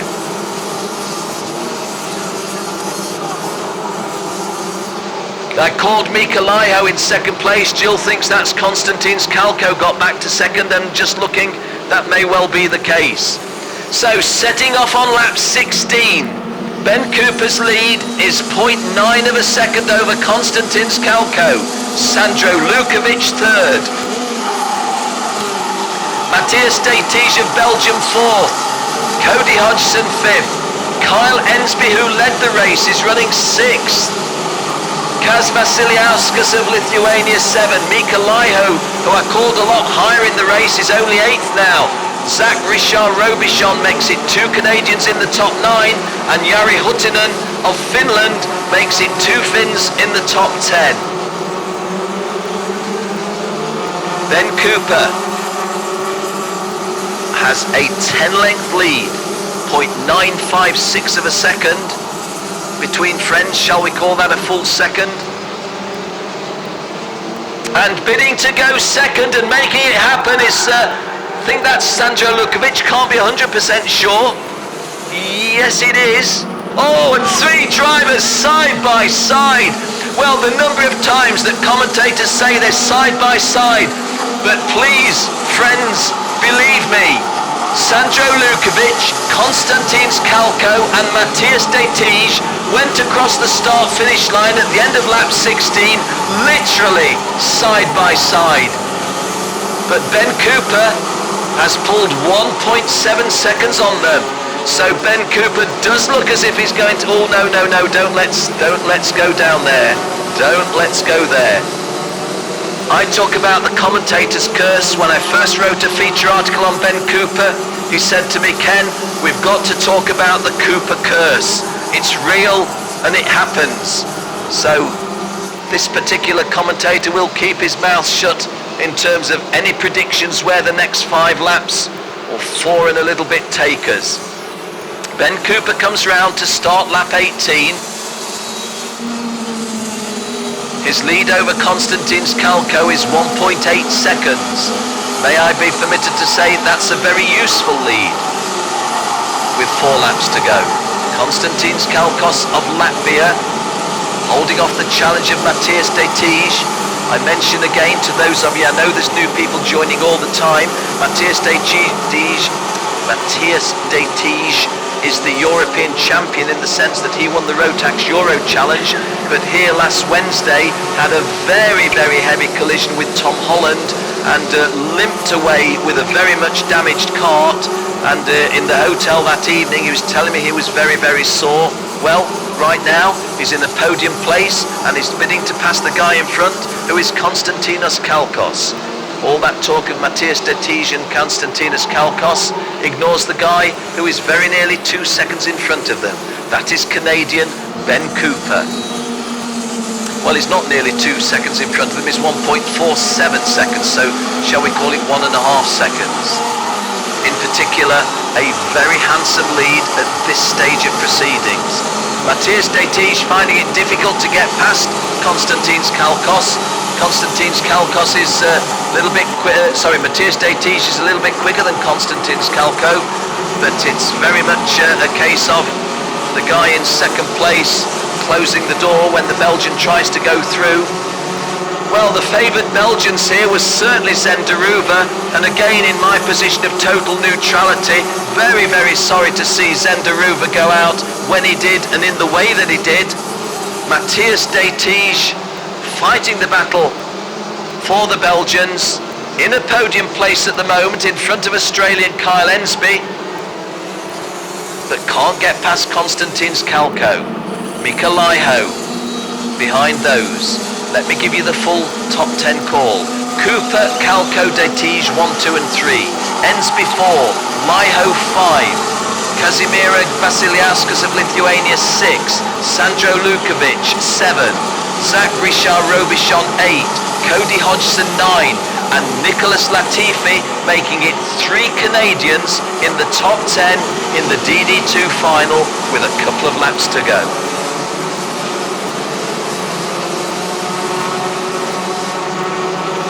Keep my calm with the microphone, keep my calm with my tongue.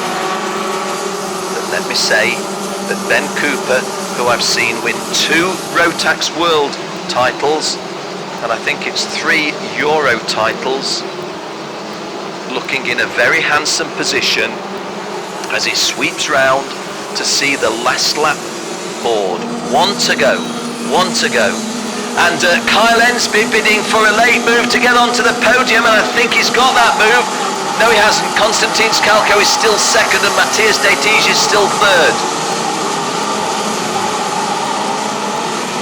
Ben Cooper is 1.25 seconds to the good. That translates on the tarmac to a lead of about 30 metres, maybe a shade less, maybe, yeah, it is a shade less, only 20 metres, and Konstantinos Kalkos is in second, but Kyle Ensby and Matthias de Tige having a little bit of a nudge, and I think that was a place change in favour of Kyle Ensby. Konstantin Kalkos of Latvia second, Kyle Ensby of Australia third, but we've got to do justice to the guy who is going to match Cristiano Magardo's historic record. 3 Rotax titles now for Ben Cooper, the Canadian wins it. In second place and looking very happy, the Latvian Konstantinos Kalko.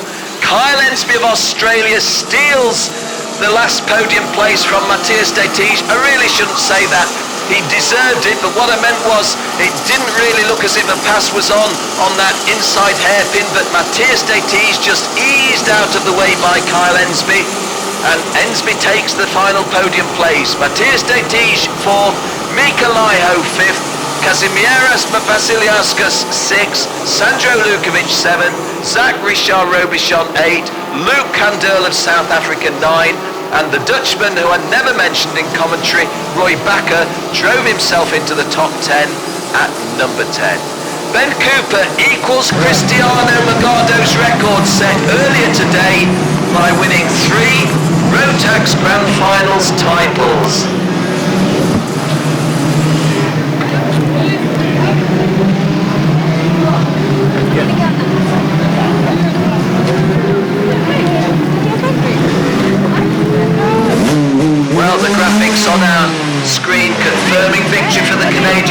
Cooper. Konstantin Skalko of Latvia, very happy as the vice champion. Kyle Ensby of Australia, making sure that we've got an Aussie on the podium in DD2. Matthias de Tige probably going to feel a little disappointed to go from 3rd to 4th. Mika Laiho, 5th place, may have felt that he could have done a shade better. Kaz Vasiliauskas of Lithuania, I'm sure he'll be pleased with 6th. Sandro Lukovic, when he was running 4th, 3rd even, may be disappointed with 7th. Zach Richard Robichon makes it another Canadian driver in the top 8. Luke Candel of South Africa 9th, and Roy Bakker, the Dutchman, 10th. Jason Pringle, Australia 11, and Jari Huhtinen of Finland making it 2 Finns in the top 12.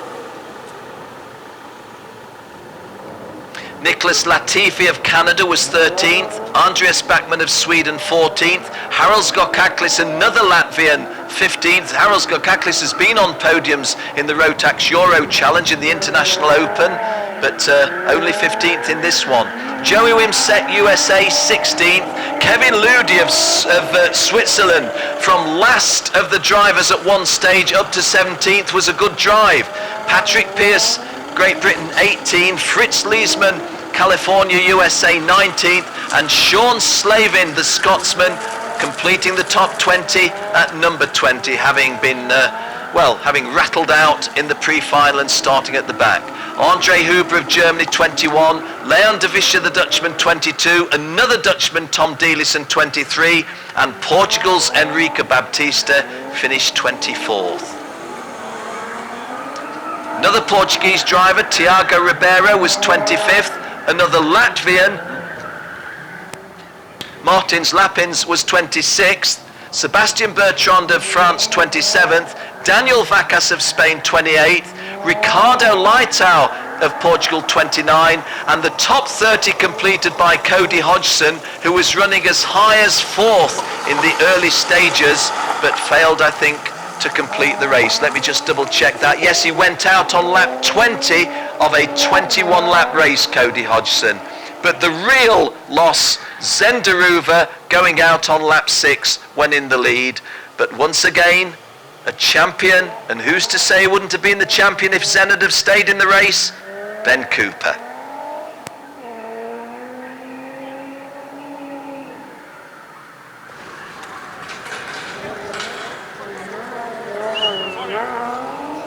Well, to those of you, the over 10,000 of you that have tuned in online, please don't go away. We've got the podium ceremony to come. We've got Jenny Wade doing some interviews here. If you're a Canadian or even a friend of Ben Cooper from his days back in the southeast of England, it'd be interesting to hear what he's got to say. And it would be nice also to talk with Konstantin Skalko and or Kyle Ensby. So thank you for joining us, but please don't go away. I'm Ken Walker, but you've got the pretty girls to come after me, so stick around with us.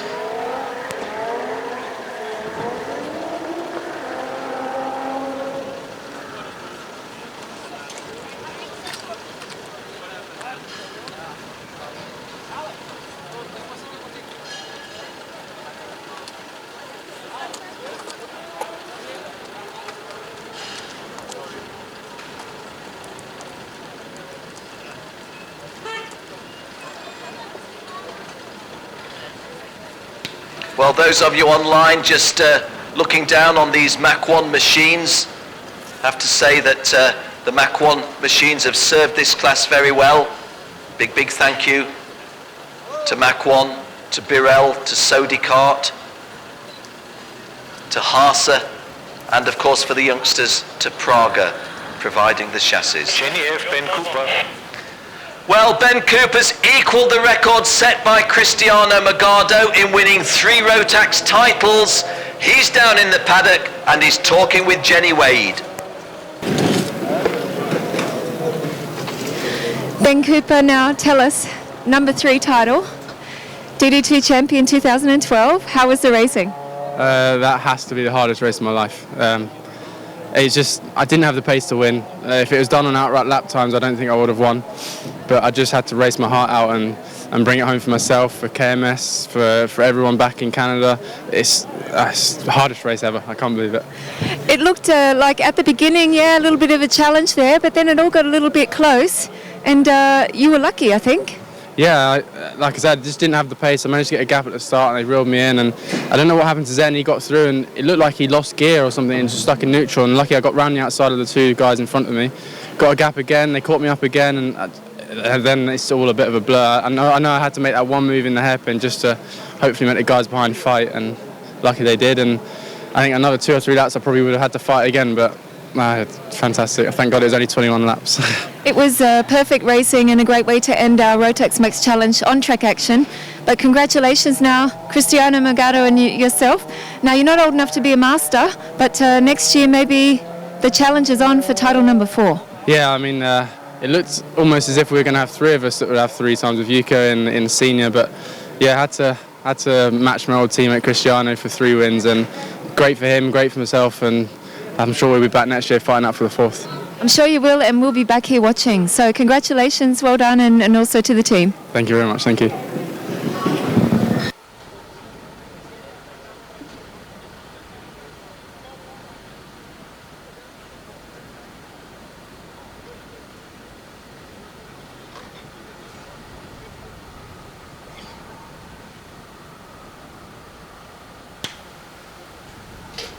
Well, to those of you here at Portimao, I do hope you've enjoyed the finals, especially this afternoon. I believe we had some great racing today. The DD2 Masters and the Juniors really stand out. The Seniors may be even better. And, well, the DD2 Open, just a shame that we lost Senderuva as we did. Shame we lost Simon Wagner, but we've seen one of the 21st century's greatest kart racers in Ben Cooper winning another title. Please stick around. We think we're going to be able to have more celebrities to talk to. And those of you tuned in online, there'll be plenty, including the post-race show a little later on. And of course, all of you, we'd like you to be part of the podium ceremony. Always adds colour at the end of an event. Now, I don't know if the Portuguese marshals can hear me, and I don't know how many of them can understand my English, but guys, a wonderful job by the Portuguese marshals all week. They've done a wonderful job. It's been difficult for them. It's been difficult in the weather conditions, and it's been difficult emotionally because of the tragedy that befell one of their number earlier this week. But guys, you've done a marvelous job. The Portuguese marshals, I really do salute you, and a big thank you for all you've been through this week and how you've come through with a sterling performance from all of you.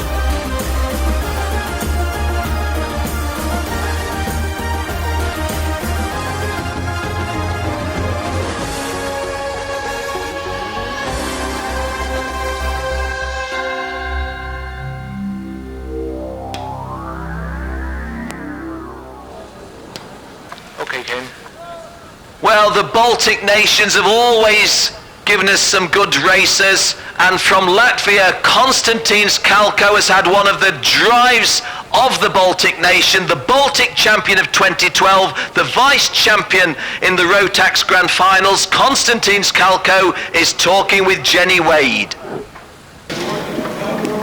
Konstantin Kalko, now runner-up here in the DD2 class. You said it's crazy. Why was it crazy? Actually, I was disqualified from the last heat, and I've got a lot of points, and I was starting in pre-final from 26th position. It was a very tough race for me, and after the pre-final I've got the 7th position, and then we had very excellent race in the final, and I got the 2nd position. Are you happy? I'm very happy. Of course, I would be much happier if I would be first, but I'm very happy. Yeah, and the racing really was fantastic, wasn't it? It was amazing today for a final. Yeah, the track was awesome. The sun is shining. That's good. Okay, we'll let you go. Congratulations, and I'm sure the team will all celebrate knowing Latvians tonight. Okay, thank you. Thank you. Thank you.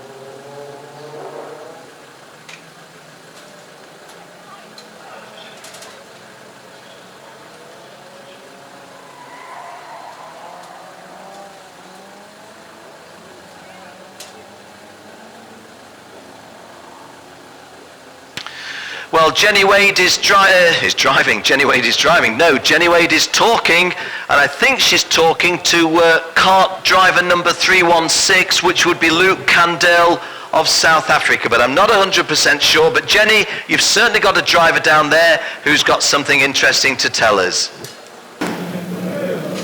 Luke Candell now, South African podium in the DD2 Masters for Cristiano Magada, but not in the DD2 today. Yeah, we were a bit unlucky today. This morning in the pre-final, I had to start 24th. Got up to 11th, but got a 10-second penalty, which set me back to 28th for the final. But today a top 10, finishing 9th, so you're happy? Yeah, I'm ecstatic. It's my first World Final, so I'm very happy with that. Hopefully next year we can go and give it a good shot. Yeah, a little bit closer, a little bit more experience now. Tell me, how was the racing today in the finals? Was it tough? It was tough. It was very intense as well. It was either pass or be passed. Okay, and you say you're ecstatic. You think you're going to relax a little bit tonight? I know it's been a big week, hasn't it? Yeah, we will go out tonight, have the drivers' party. I'm sure we'll have some fun there. And another 36 hours home. Hopefully not that long. Well done. It was great racing and good to see you there in the top 10. So next year we'll see you back here and maybe a podium. Hopefully on top. Well done, Luke. Thank you. Thanks. Luke Kandel of South Africa. Little bit of a disappointing day maybe for the South Africans, except that one of them has made history. The first driver to win 3 Rotax finals, Cristiano Magado, followed an hour later by the second driver to win 3 Rotax World Finals, Ben Cooper. Well guys, I do hope that you've enjoyed the coverage. I acknowledge here and now that the race call has not been 100% accurate all of the time. Maybe that's down to this fella holding the mic. There have been 1 or 2 other little issues we've battled, but I hope most of all that our race commentary has given you some enjoyment. That's for those of you here at Portimao. Those of you tuned in online, a big thank you to you for having tuned in. I hope you've enjoyed our coverage, and as I say, I hope that the circuit commentary which was streamed across your images helped you during the races. Don't go away, any of you. The podium ceremony coming up and is being covered by us live from here in Portimao. But from myself, Ken Walker, thank you for your support here at Portimao. Thank you for your support online, and I'll be talking to you a little later on at the podium.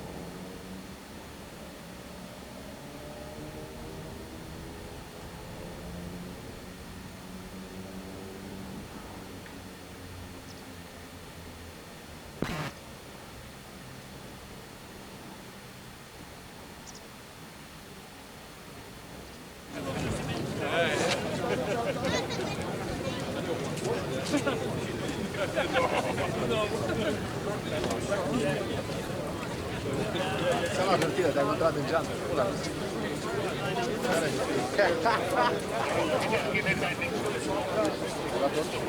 Abbiamo superato, proprio già da noi adesso. Ne da 4, la scucetta. N-am alucat de la ei, sau că ceva se uită la mine. Adică îi spunea, uite, ăștia, ăsta e are genul apă să răsări. Ce plan ne-am dat pe aici? Știu miruit, da, fi de bine de lume.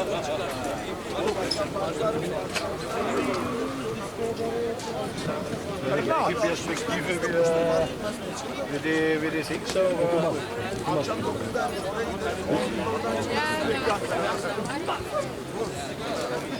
Jeder so, ha? Robert! Robert!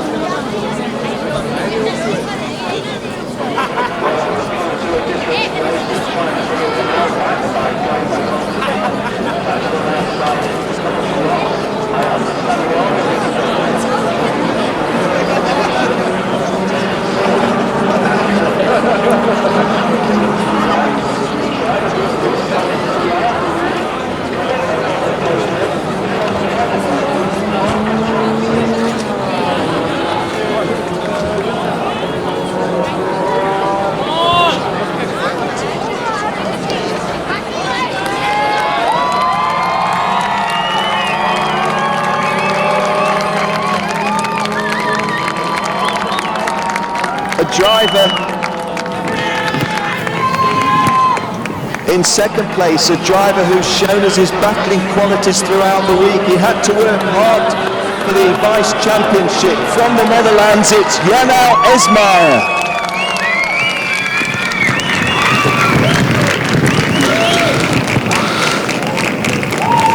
But what can you say about the champion who went out of his first heat? He had further problems to contend with. He had to start from down the grid, but after 18 laps he was well clear. Your champion is Harry Webb.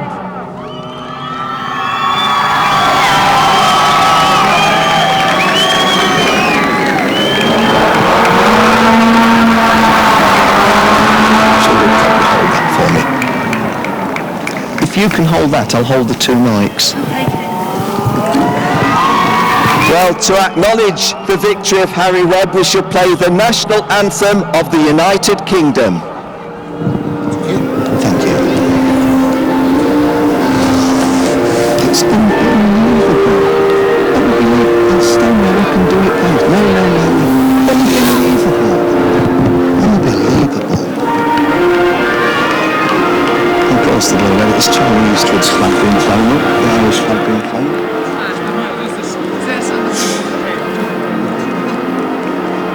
That's not the Dutch or the Canadian flag or the United Kingdom.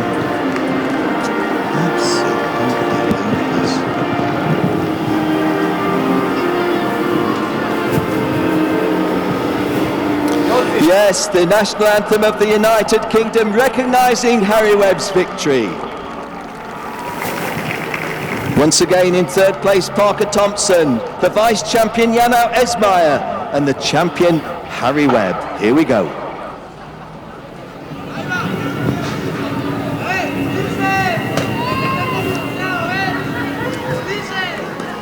So we're presenting the prizes. When they're presenting them?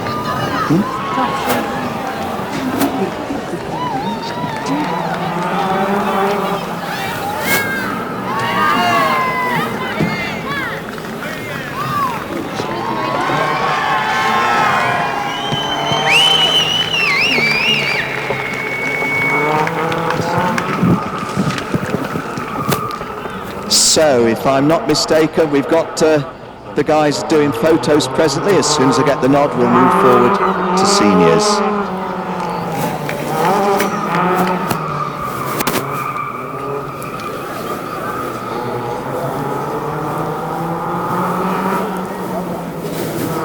Well, Janau Esmaier looking if he can get a little bit more of the fizz out, and the photographers still wanting to do a little bit more. Jill, we've got to hear it.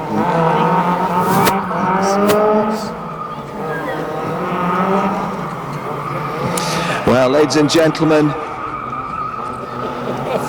Parker Thompson from Canada, Janau Esmai from the Netherlands, and your champion Harry Webb from the United Kingdom. So we move on to the seniors class.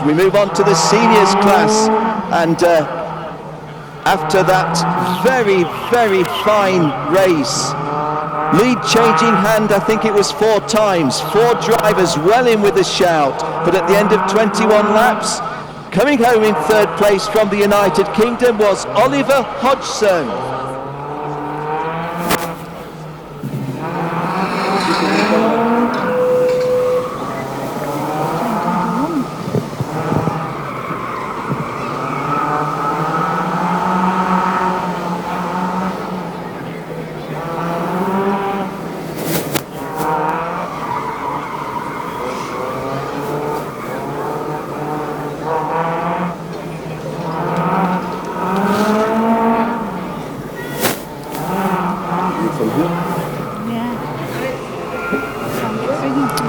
Well, once again, not sure if we've got an indication I should be going ahead. I'm calling Ollie Hodgson to the podium. I'm being told to not do so. When Max is over, you can go down there. There's a sound speaker lot. When Max is over, just go to the podium, and there's a micro there with speakers. Yeah.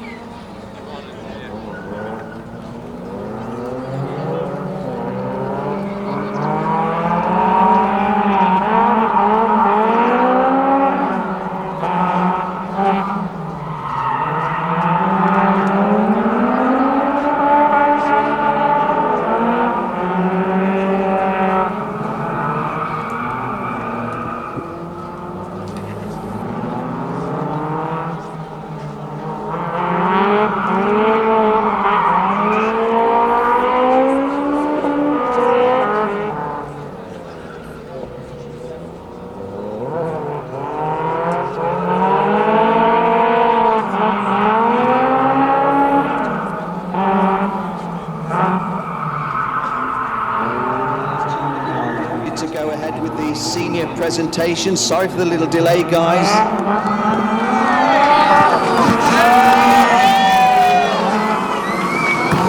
You understand. I like talking, really. It was a great race, the senior race, one of the best we've had in the Rotax Grand Finals for some time. Several changes of lead. At the end of 21 pulsating laps, in 3rd place from the United Kingdom was Oliver Hodgson.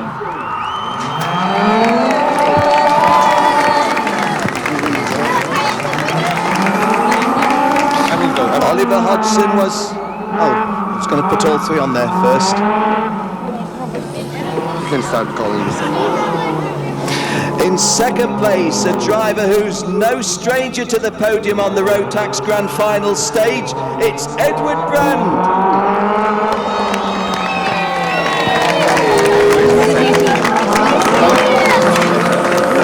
But ladies and gentlemen, we've set a lot of records here this weekend, and another one coming up now. For the first time in 13 editions of the Rotax Grand Finals, we have an Irish champion. Ladies and gentlemen, your senior champion is Charlie Eastwood.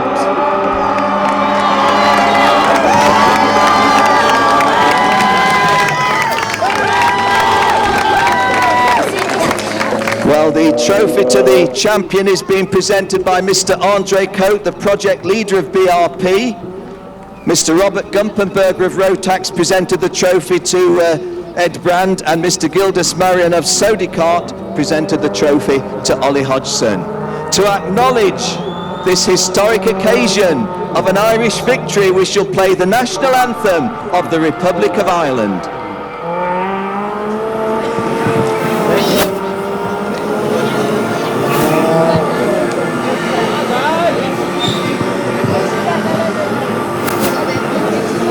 Now it's DD2 Masters.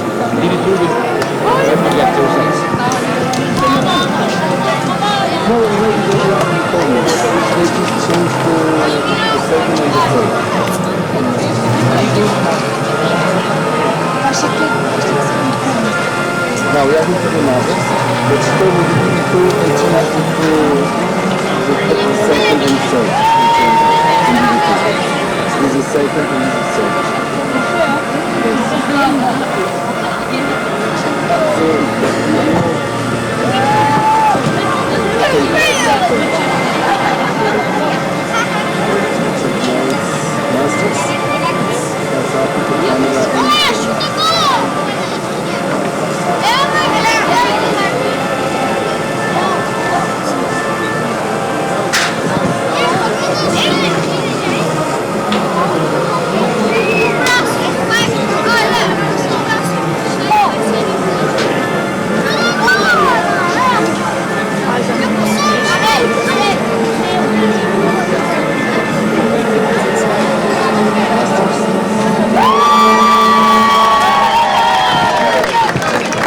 What about the second verse?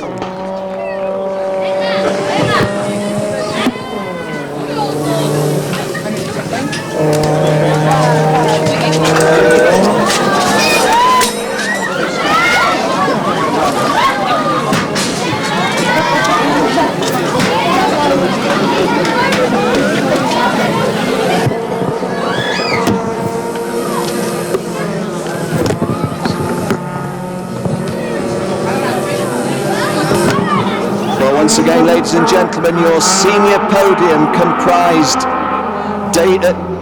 Oliver Hodgson in third place, Ed Brand the vice champion, and Charlie Eastwood the rather wet champion. And I have many friends in Ireland, and I've heard the national anthem of Ireland played many times. I've never heard it quite played like that, but never mind.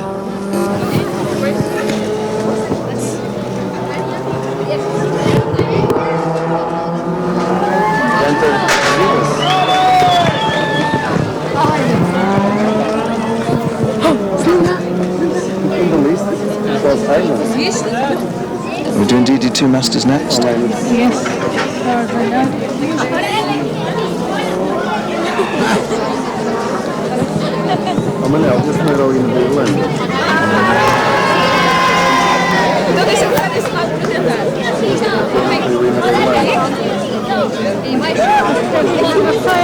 Maybe you want? Maybe you can call the nations? Yeah, but these people are on, and then the, yeah. Do you want to do nations before DD2? Is that what you're saying? No? Yeah. Okay. Okay, guys. Okay, guys. 1, 2, 3.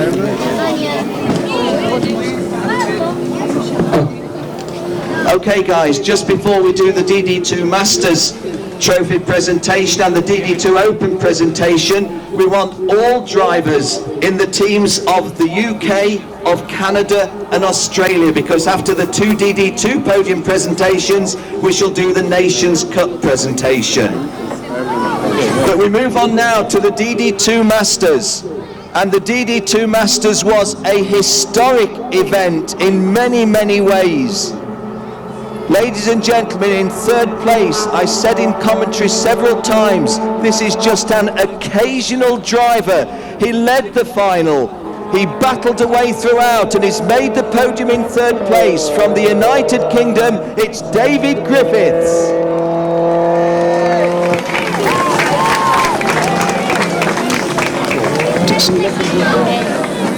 Breaking another record. This is the 13th edition of the Rotax Grand Finals. The vice champion has been in 9 of them. A former champion from Canada, it's Scott Campbell.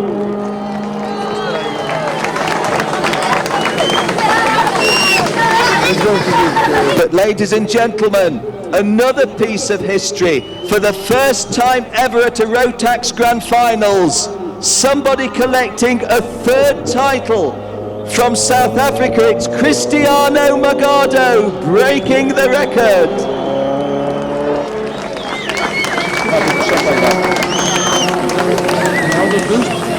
And okay, well, we do trophy presentations before the national anthem then. Not normally what we do. This is Mr. Jorn Haas presenting the trophy to our 3rd place driver, David Griffiths. Jorn Haas, who I said in commentary, the only driver in karting to win a world championship as a driver and as a chassis manufacturer. Presenting the trophy to Scott Campbell, the record-breaking Canadian, it's Arnaldo Frias from Corridas.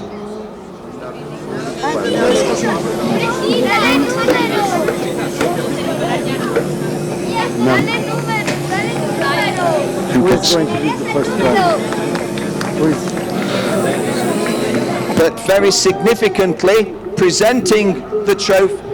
No? Who is going to deliver the prize? This one? Yes. Yeah.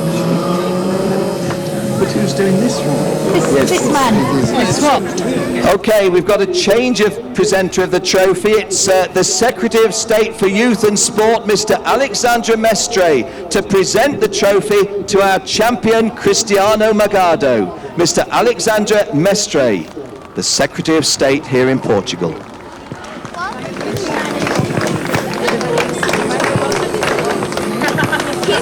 Well, ladies and gentlemen, the most successful nation in the Rotax Grand Finals is South Africa, and we acknowledge Cristiano Magado's victory by the playing of the national anthem of South Africa.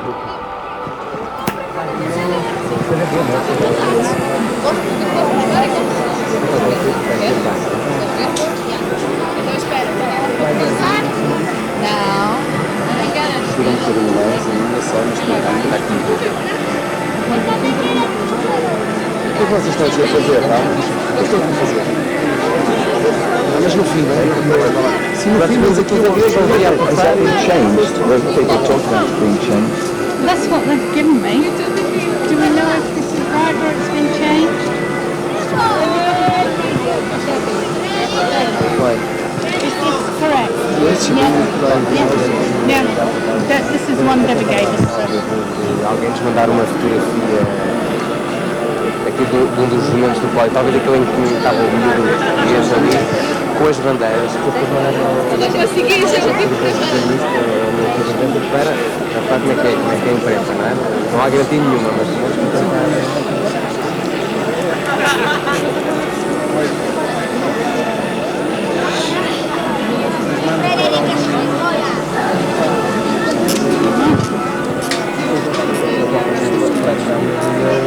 Mas já estava uma pedra aqui no total lá em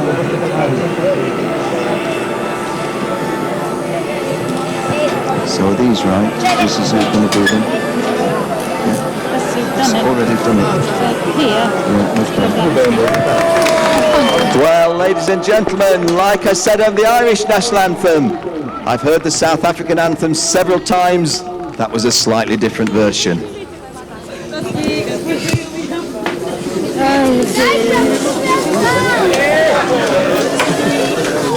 Ai, eu quero ver aquilo.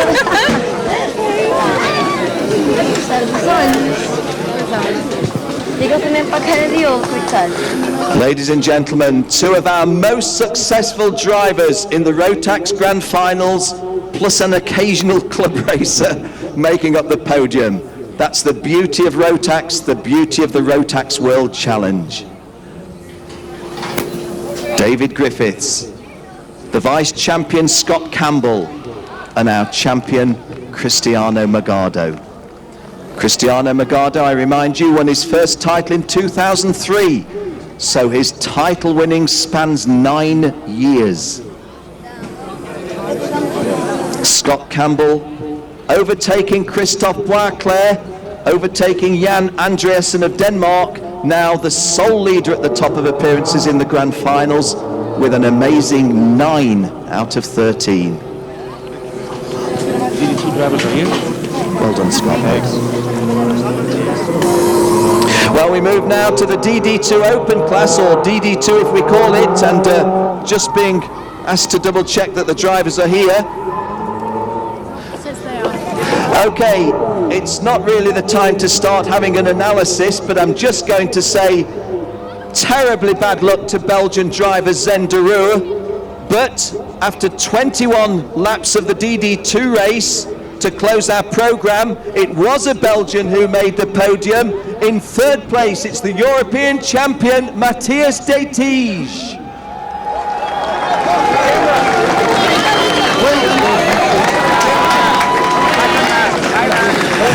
In second place, from Latvia, once again, good to see a Baltic driver, the Baltic champion, the vice champion here, it's Konstantinos Kalko. Sorry, got it wrong. Konstantinos actually, said that slightly wrong.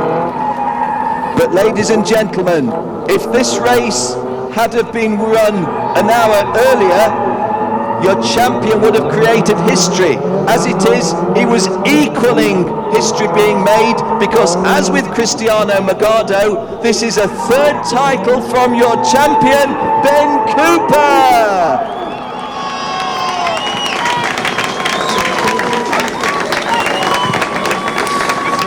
And where Ben Cooper differs from Sir Cristiano Magado, Cristiano Magado's only won titles for South Africa, Ben Cooper's won titles for Great Britain and Canada. And to acknowledge Ben's victory, we shall play the national anthem of Canada.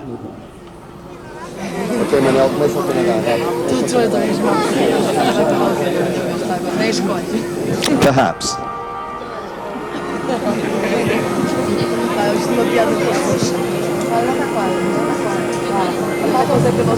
Olha, eu vou-me vestir dentro da carne, nem vou vestir ali. Vou-me vestir dentro da carne.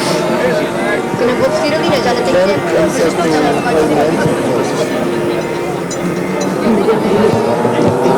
It's a matter of respect, it's a protocol in motorsport.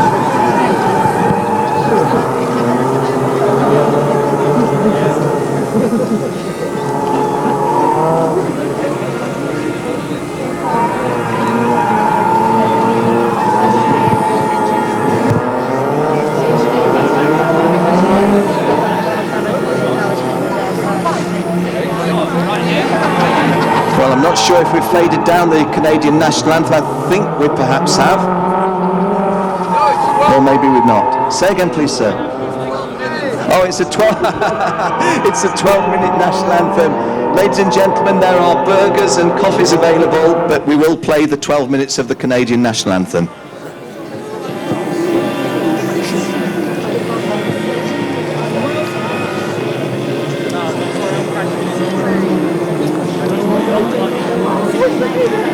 Guys, absolutely no disrespect intended by me. I have the greatest of respect for your champion and for Canada. Well done.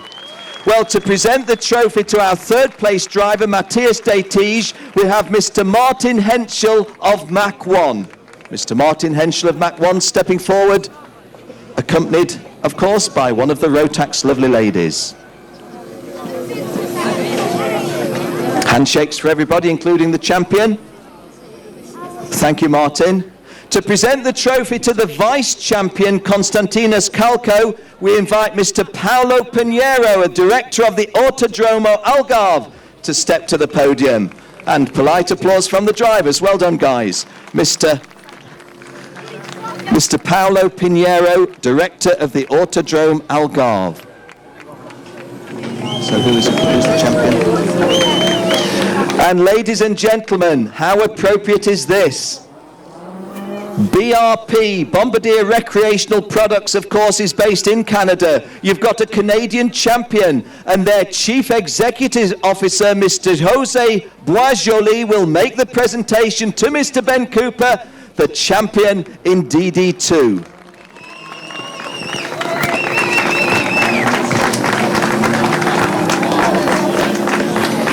Thank you, Mr. Jose Boisjoli. Okay, I'm being asked again to call all drivers from the UK, from Canada and from Australia to the podium, because that will be the Nations Cup presentation to close our podium ceremony. Once again, Matthias de Tige, Constantinos Kalko and Ben Cooper. Ben Cooper winning a world title for two nations, Great Britain and Canada, and of course the Cooper family, a double world champion. His dad, Ben Sr., was a national hot rod champion.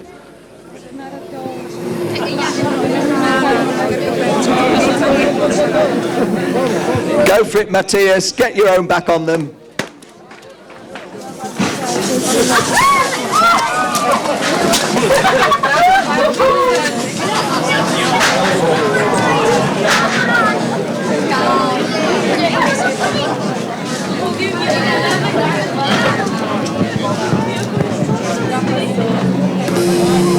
Well, I used to be a fan of those guys, but after the shower, maybe they're just guys who I meet when I do my job.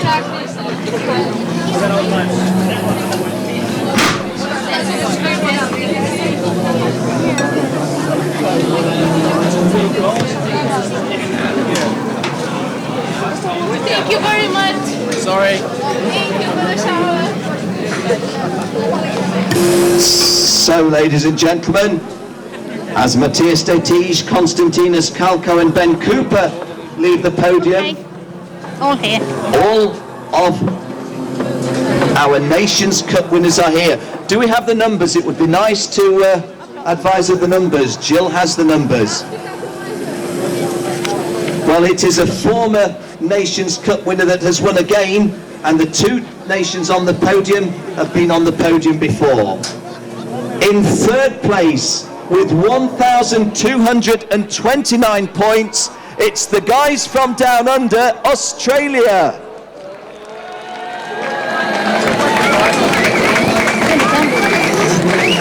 Good on you guys. The Australians making their way to the third step of the podium. Well, it's nice and warm and sunny in Oz right now. It's a little bit cooler where the vice champions are. With 1,275 points, your runners-up are Canada. Well done, guys. Scotty Campbell, 9 appearances in a Rotax Grand Finals. Get all them on the step.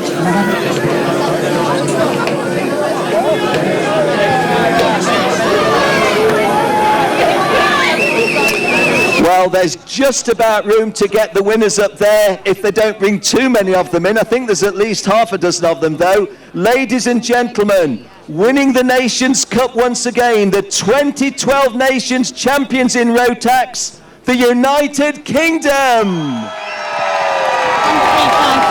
1,355 points. And head coach Mr. John Gravett correctly joining them on the podium. Okay, Manel.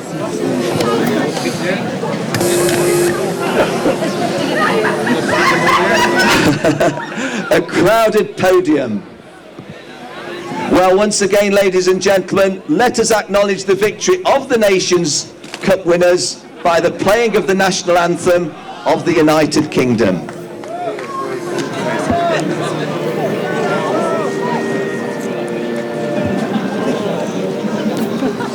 Do we know who the presenters are? Yeah. Robert, the second one. So this is Danny Lapointe, Yeah. Executive Vice President, Design Innovation. Then Robert, because it's Yeah. jury, isn't it?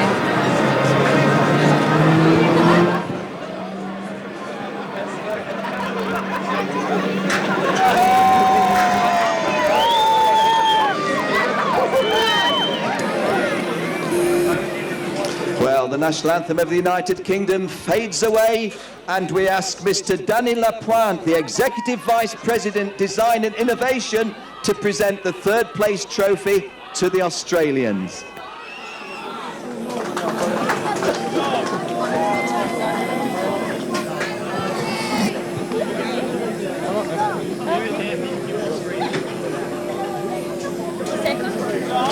Mr. Robert Gumpenberger of Rotax will present the runners-up trophy to Canada.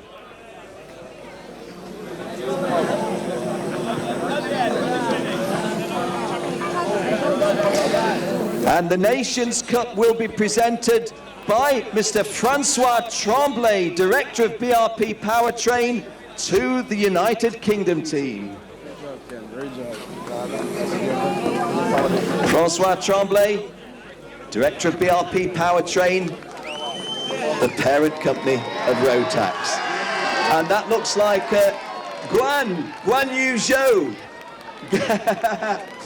Well, guys, it's a United Nations effort, isn't it? Ben Cooper wins a title for Canada when he was born in the UK. Why don't we let Guan Yu Zhou from the People's Republic of China receive the nation's trophy?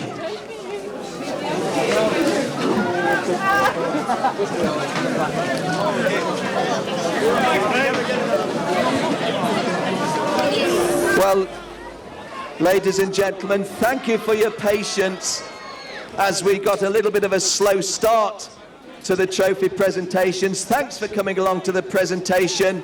Really do appreciate it. And congratulations to the Nations Cup winners, United Kingdom. Thank you, guys. Thank you. We're going to dance for your Ken. Yeah, we're going to dance, but everyone left. What did he say? They wanted They wanted to do a dance, but everybody left. Okay.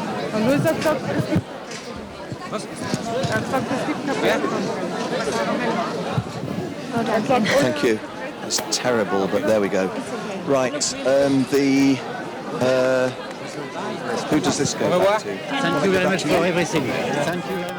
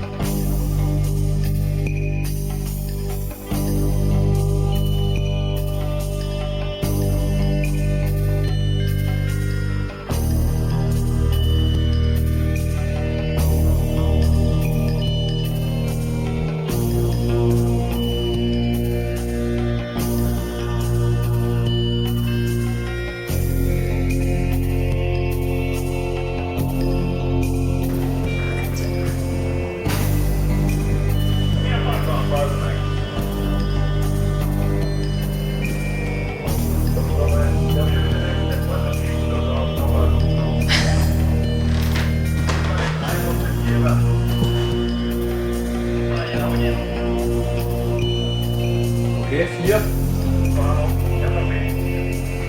4, jo, jeg spiller.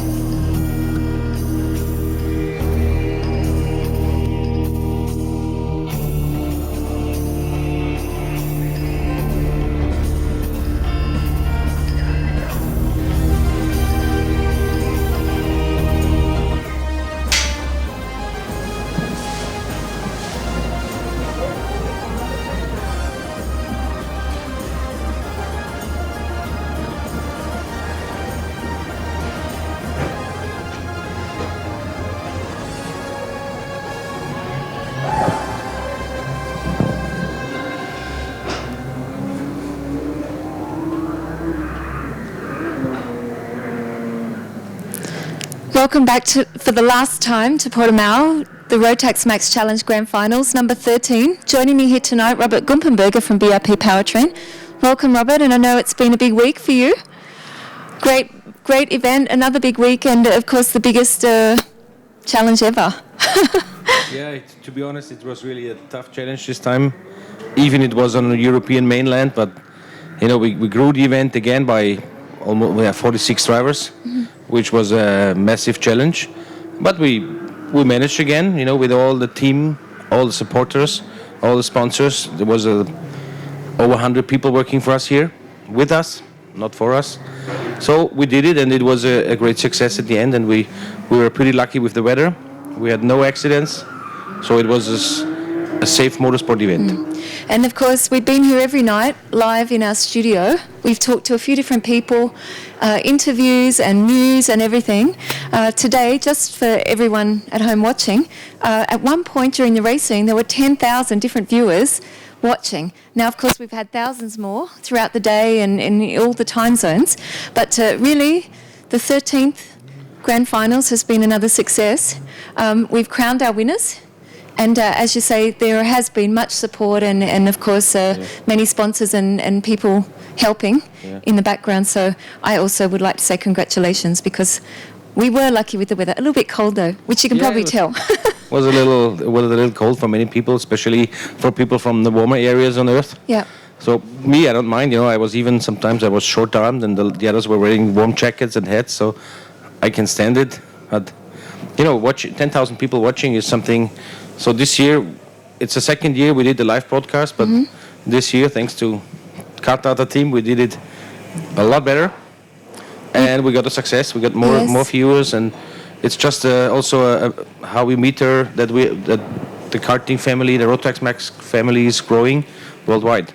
That's right. And of course, we've had lots of people on Facebook telling us and thanking us for the great coverage. Some of them said they didn't have to leave their home.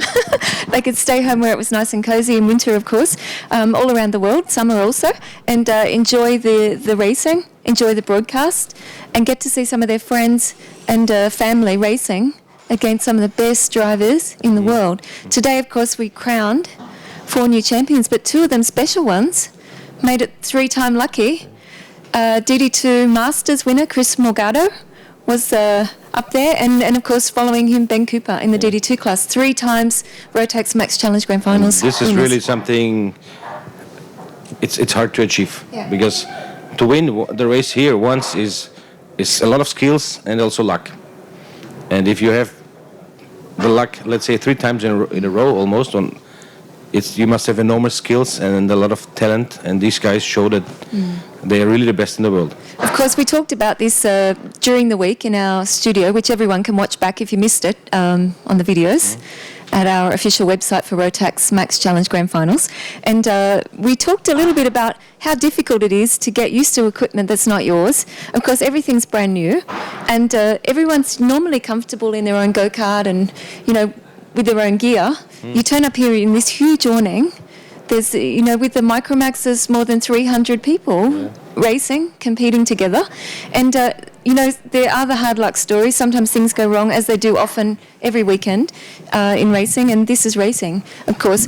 But in the end, when the racing is so close, and we have even in the Junior Max, Harry Webb, who's the European champion, topped it off with a world title to win the Junior Max, class. And in Senior Max, of course, we had Charlie Eastwood from Ireland, another driver from that part of the world. And but the racing, incredible, so close. And of course, people can watch this. Everyone can watch this later. But in the meantime, really, when it's so close, then the good luck stories are what you hear. But there's always going to be the bad luck for the other 75. No, it's clear, Of course, for most of the people, especially, let's say, in the DD2 class category with the Mach 1, a lot of people didn't know before. Some took the chance and tested it before.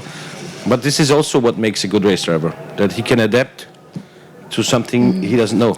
Also a different circuit, a very challenging circuit. And we saw this we talked about it also in our technical coverage about the slipstream. How difficult this was, but also what an advantage it is. It's almost like having the, the Formula One option, that you can, push that button. But really, it made a difference in the racing when it came to the finals. No, it was really amazing. An awesome track here. Yeah. And somehow we were a little afraid, because it's let's say it's more on the narrow side, but still we didn't see a lot of accidents, a lot of crashes, quite clean starts. So was good. Yeah.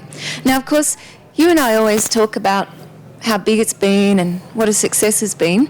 Of course, we have had lots of people on Facebook also wondering where are we going next year. But before we talk about this, you know, is there anything else you would like to say before you maybe tell me where we go next year?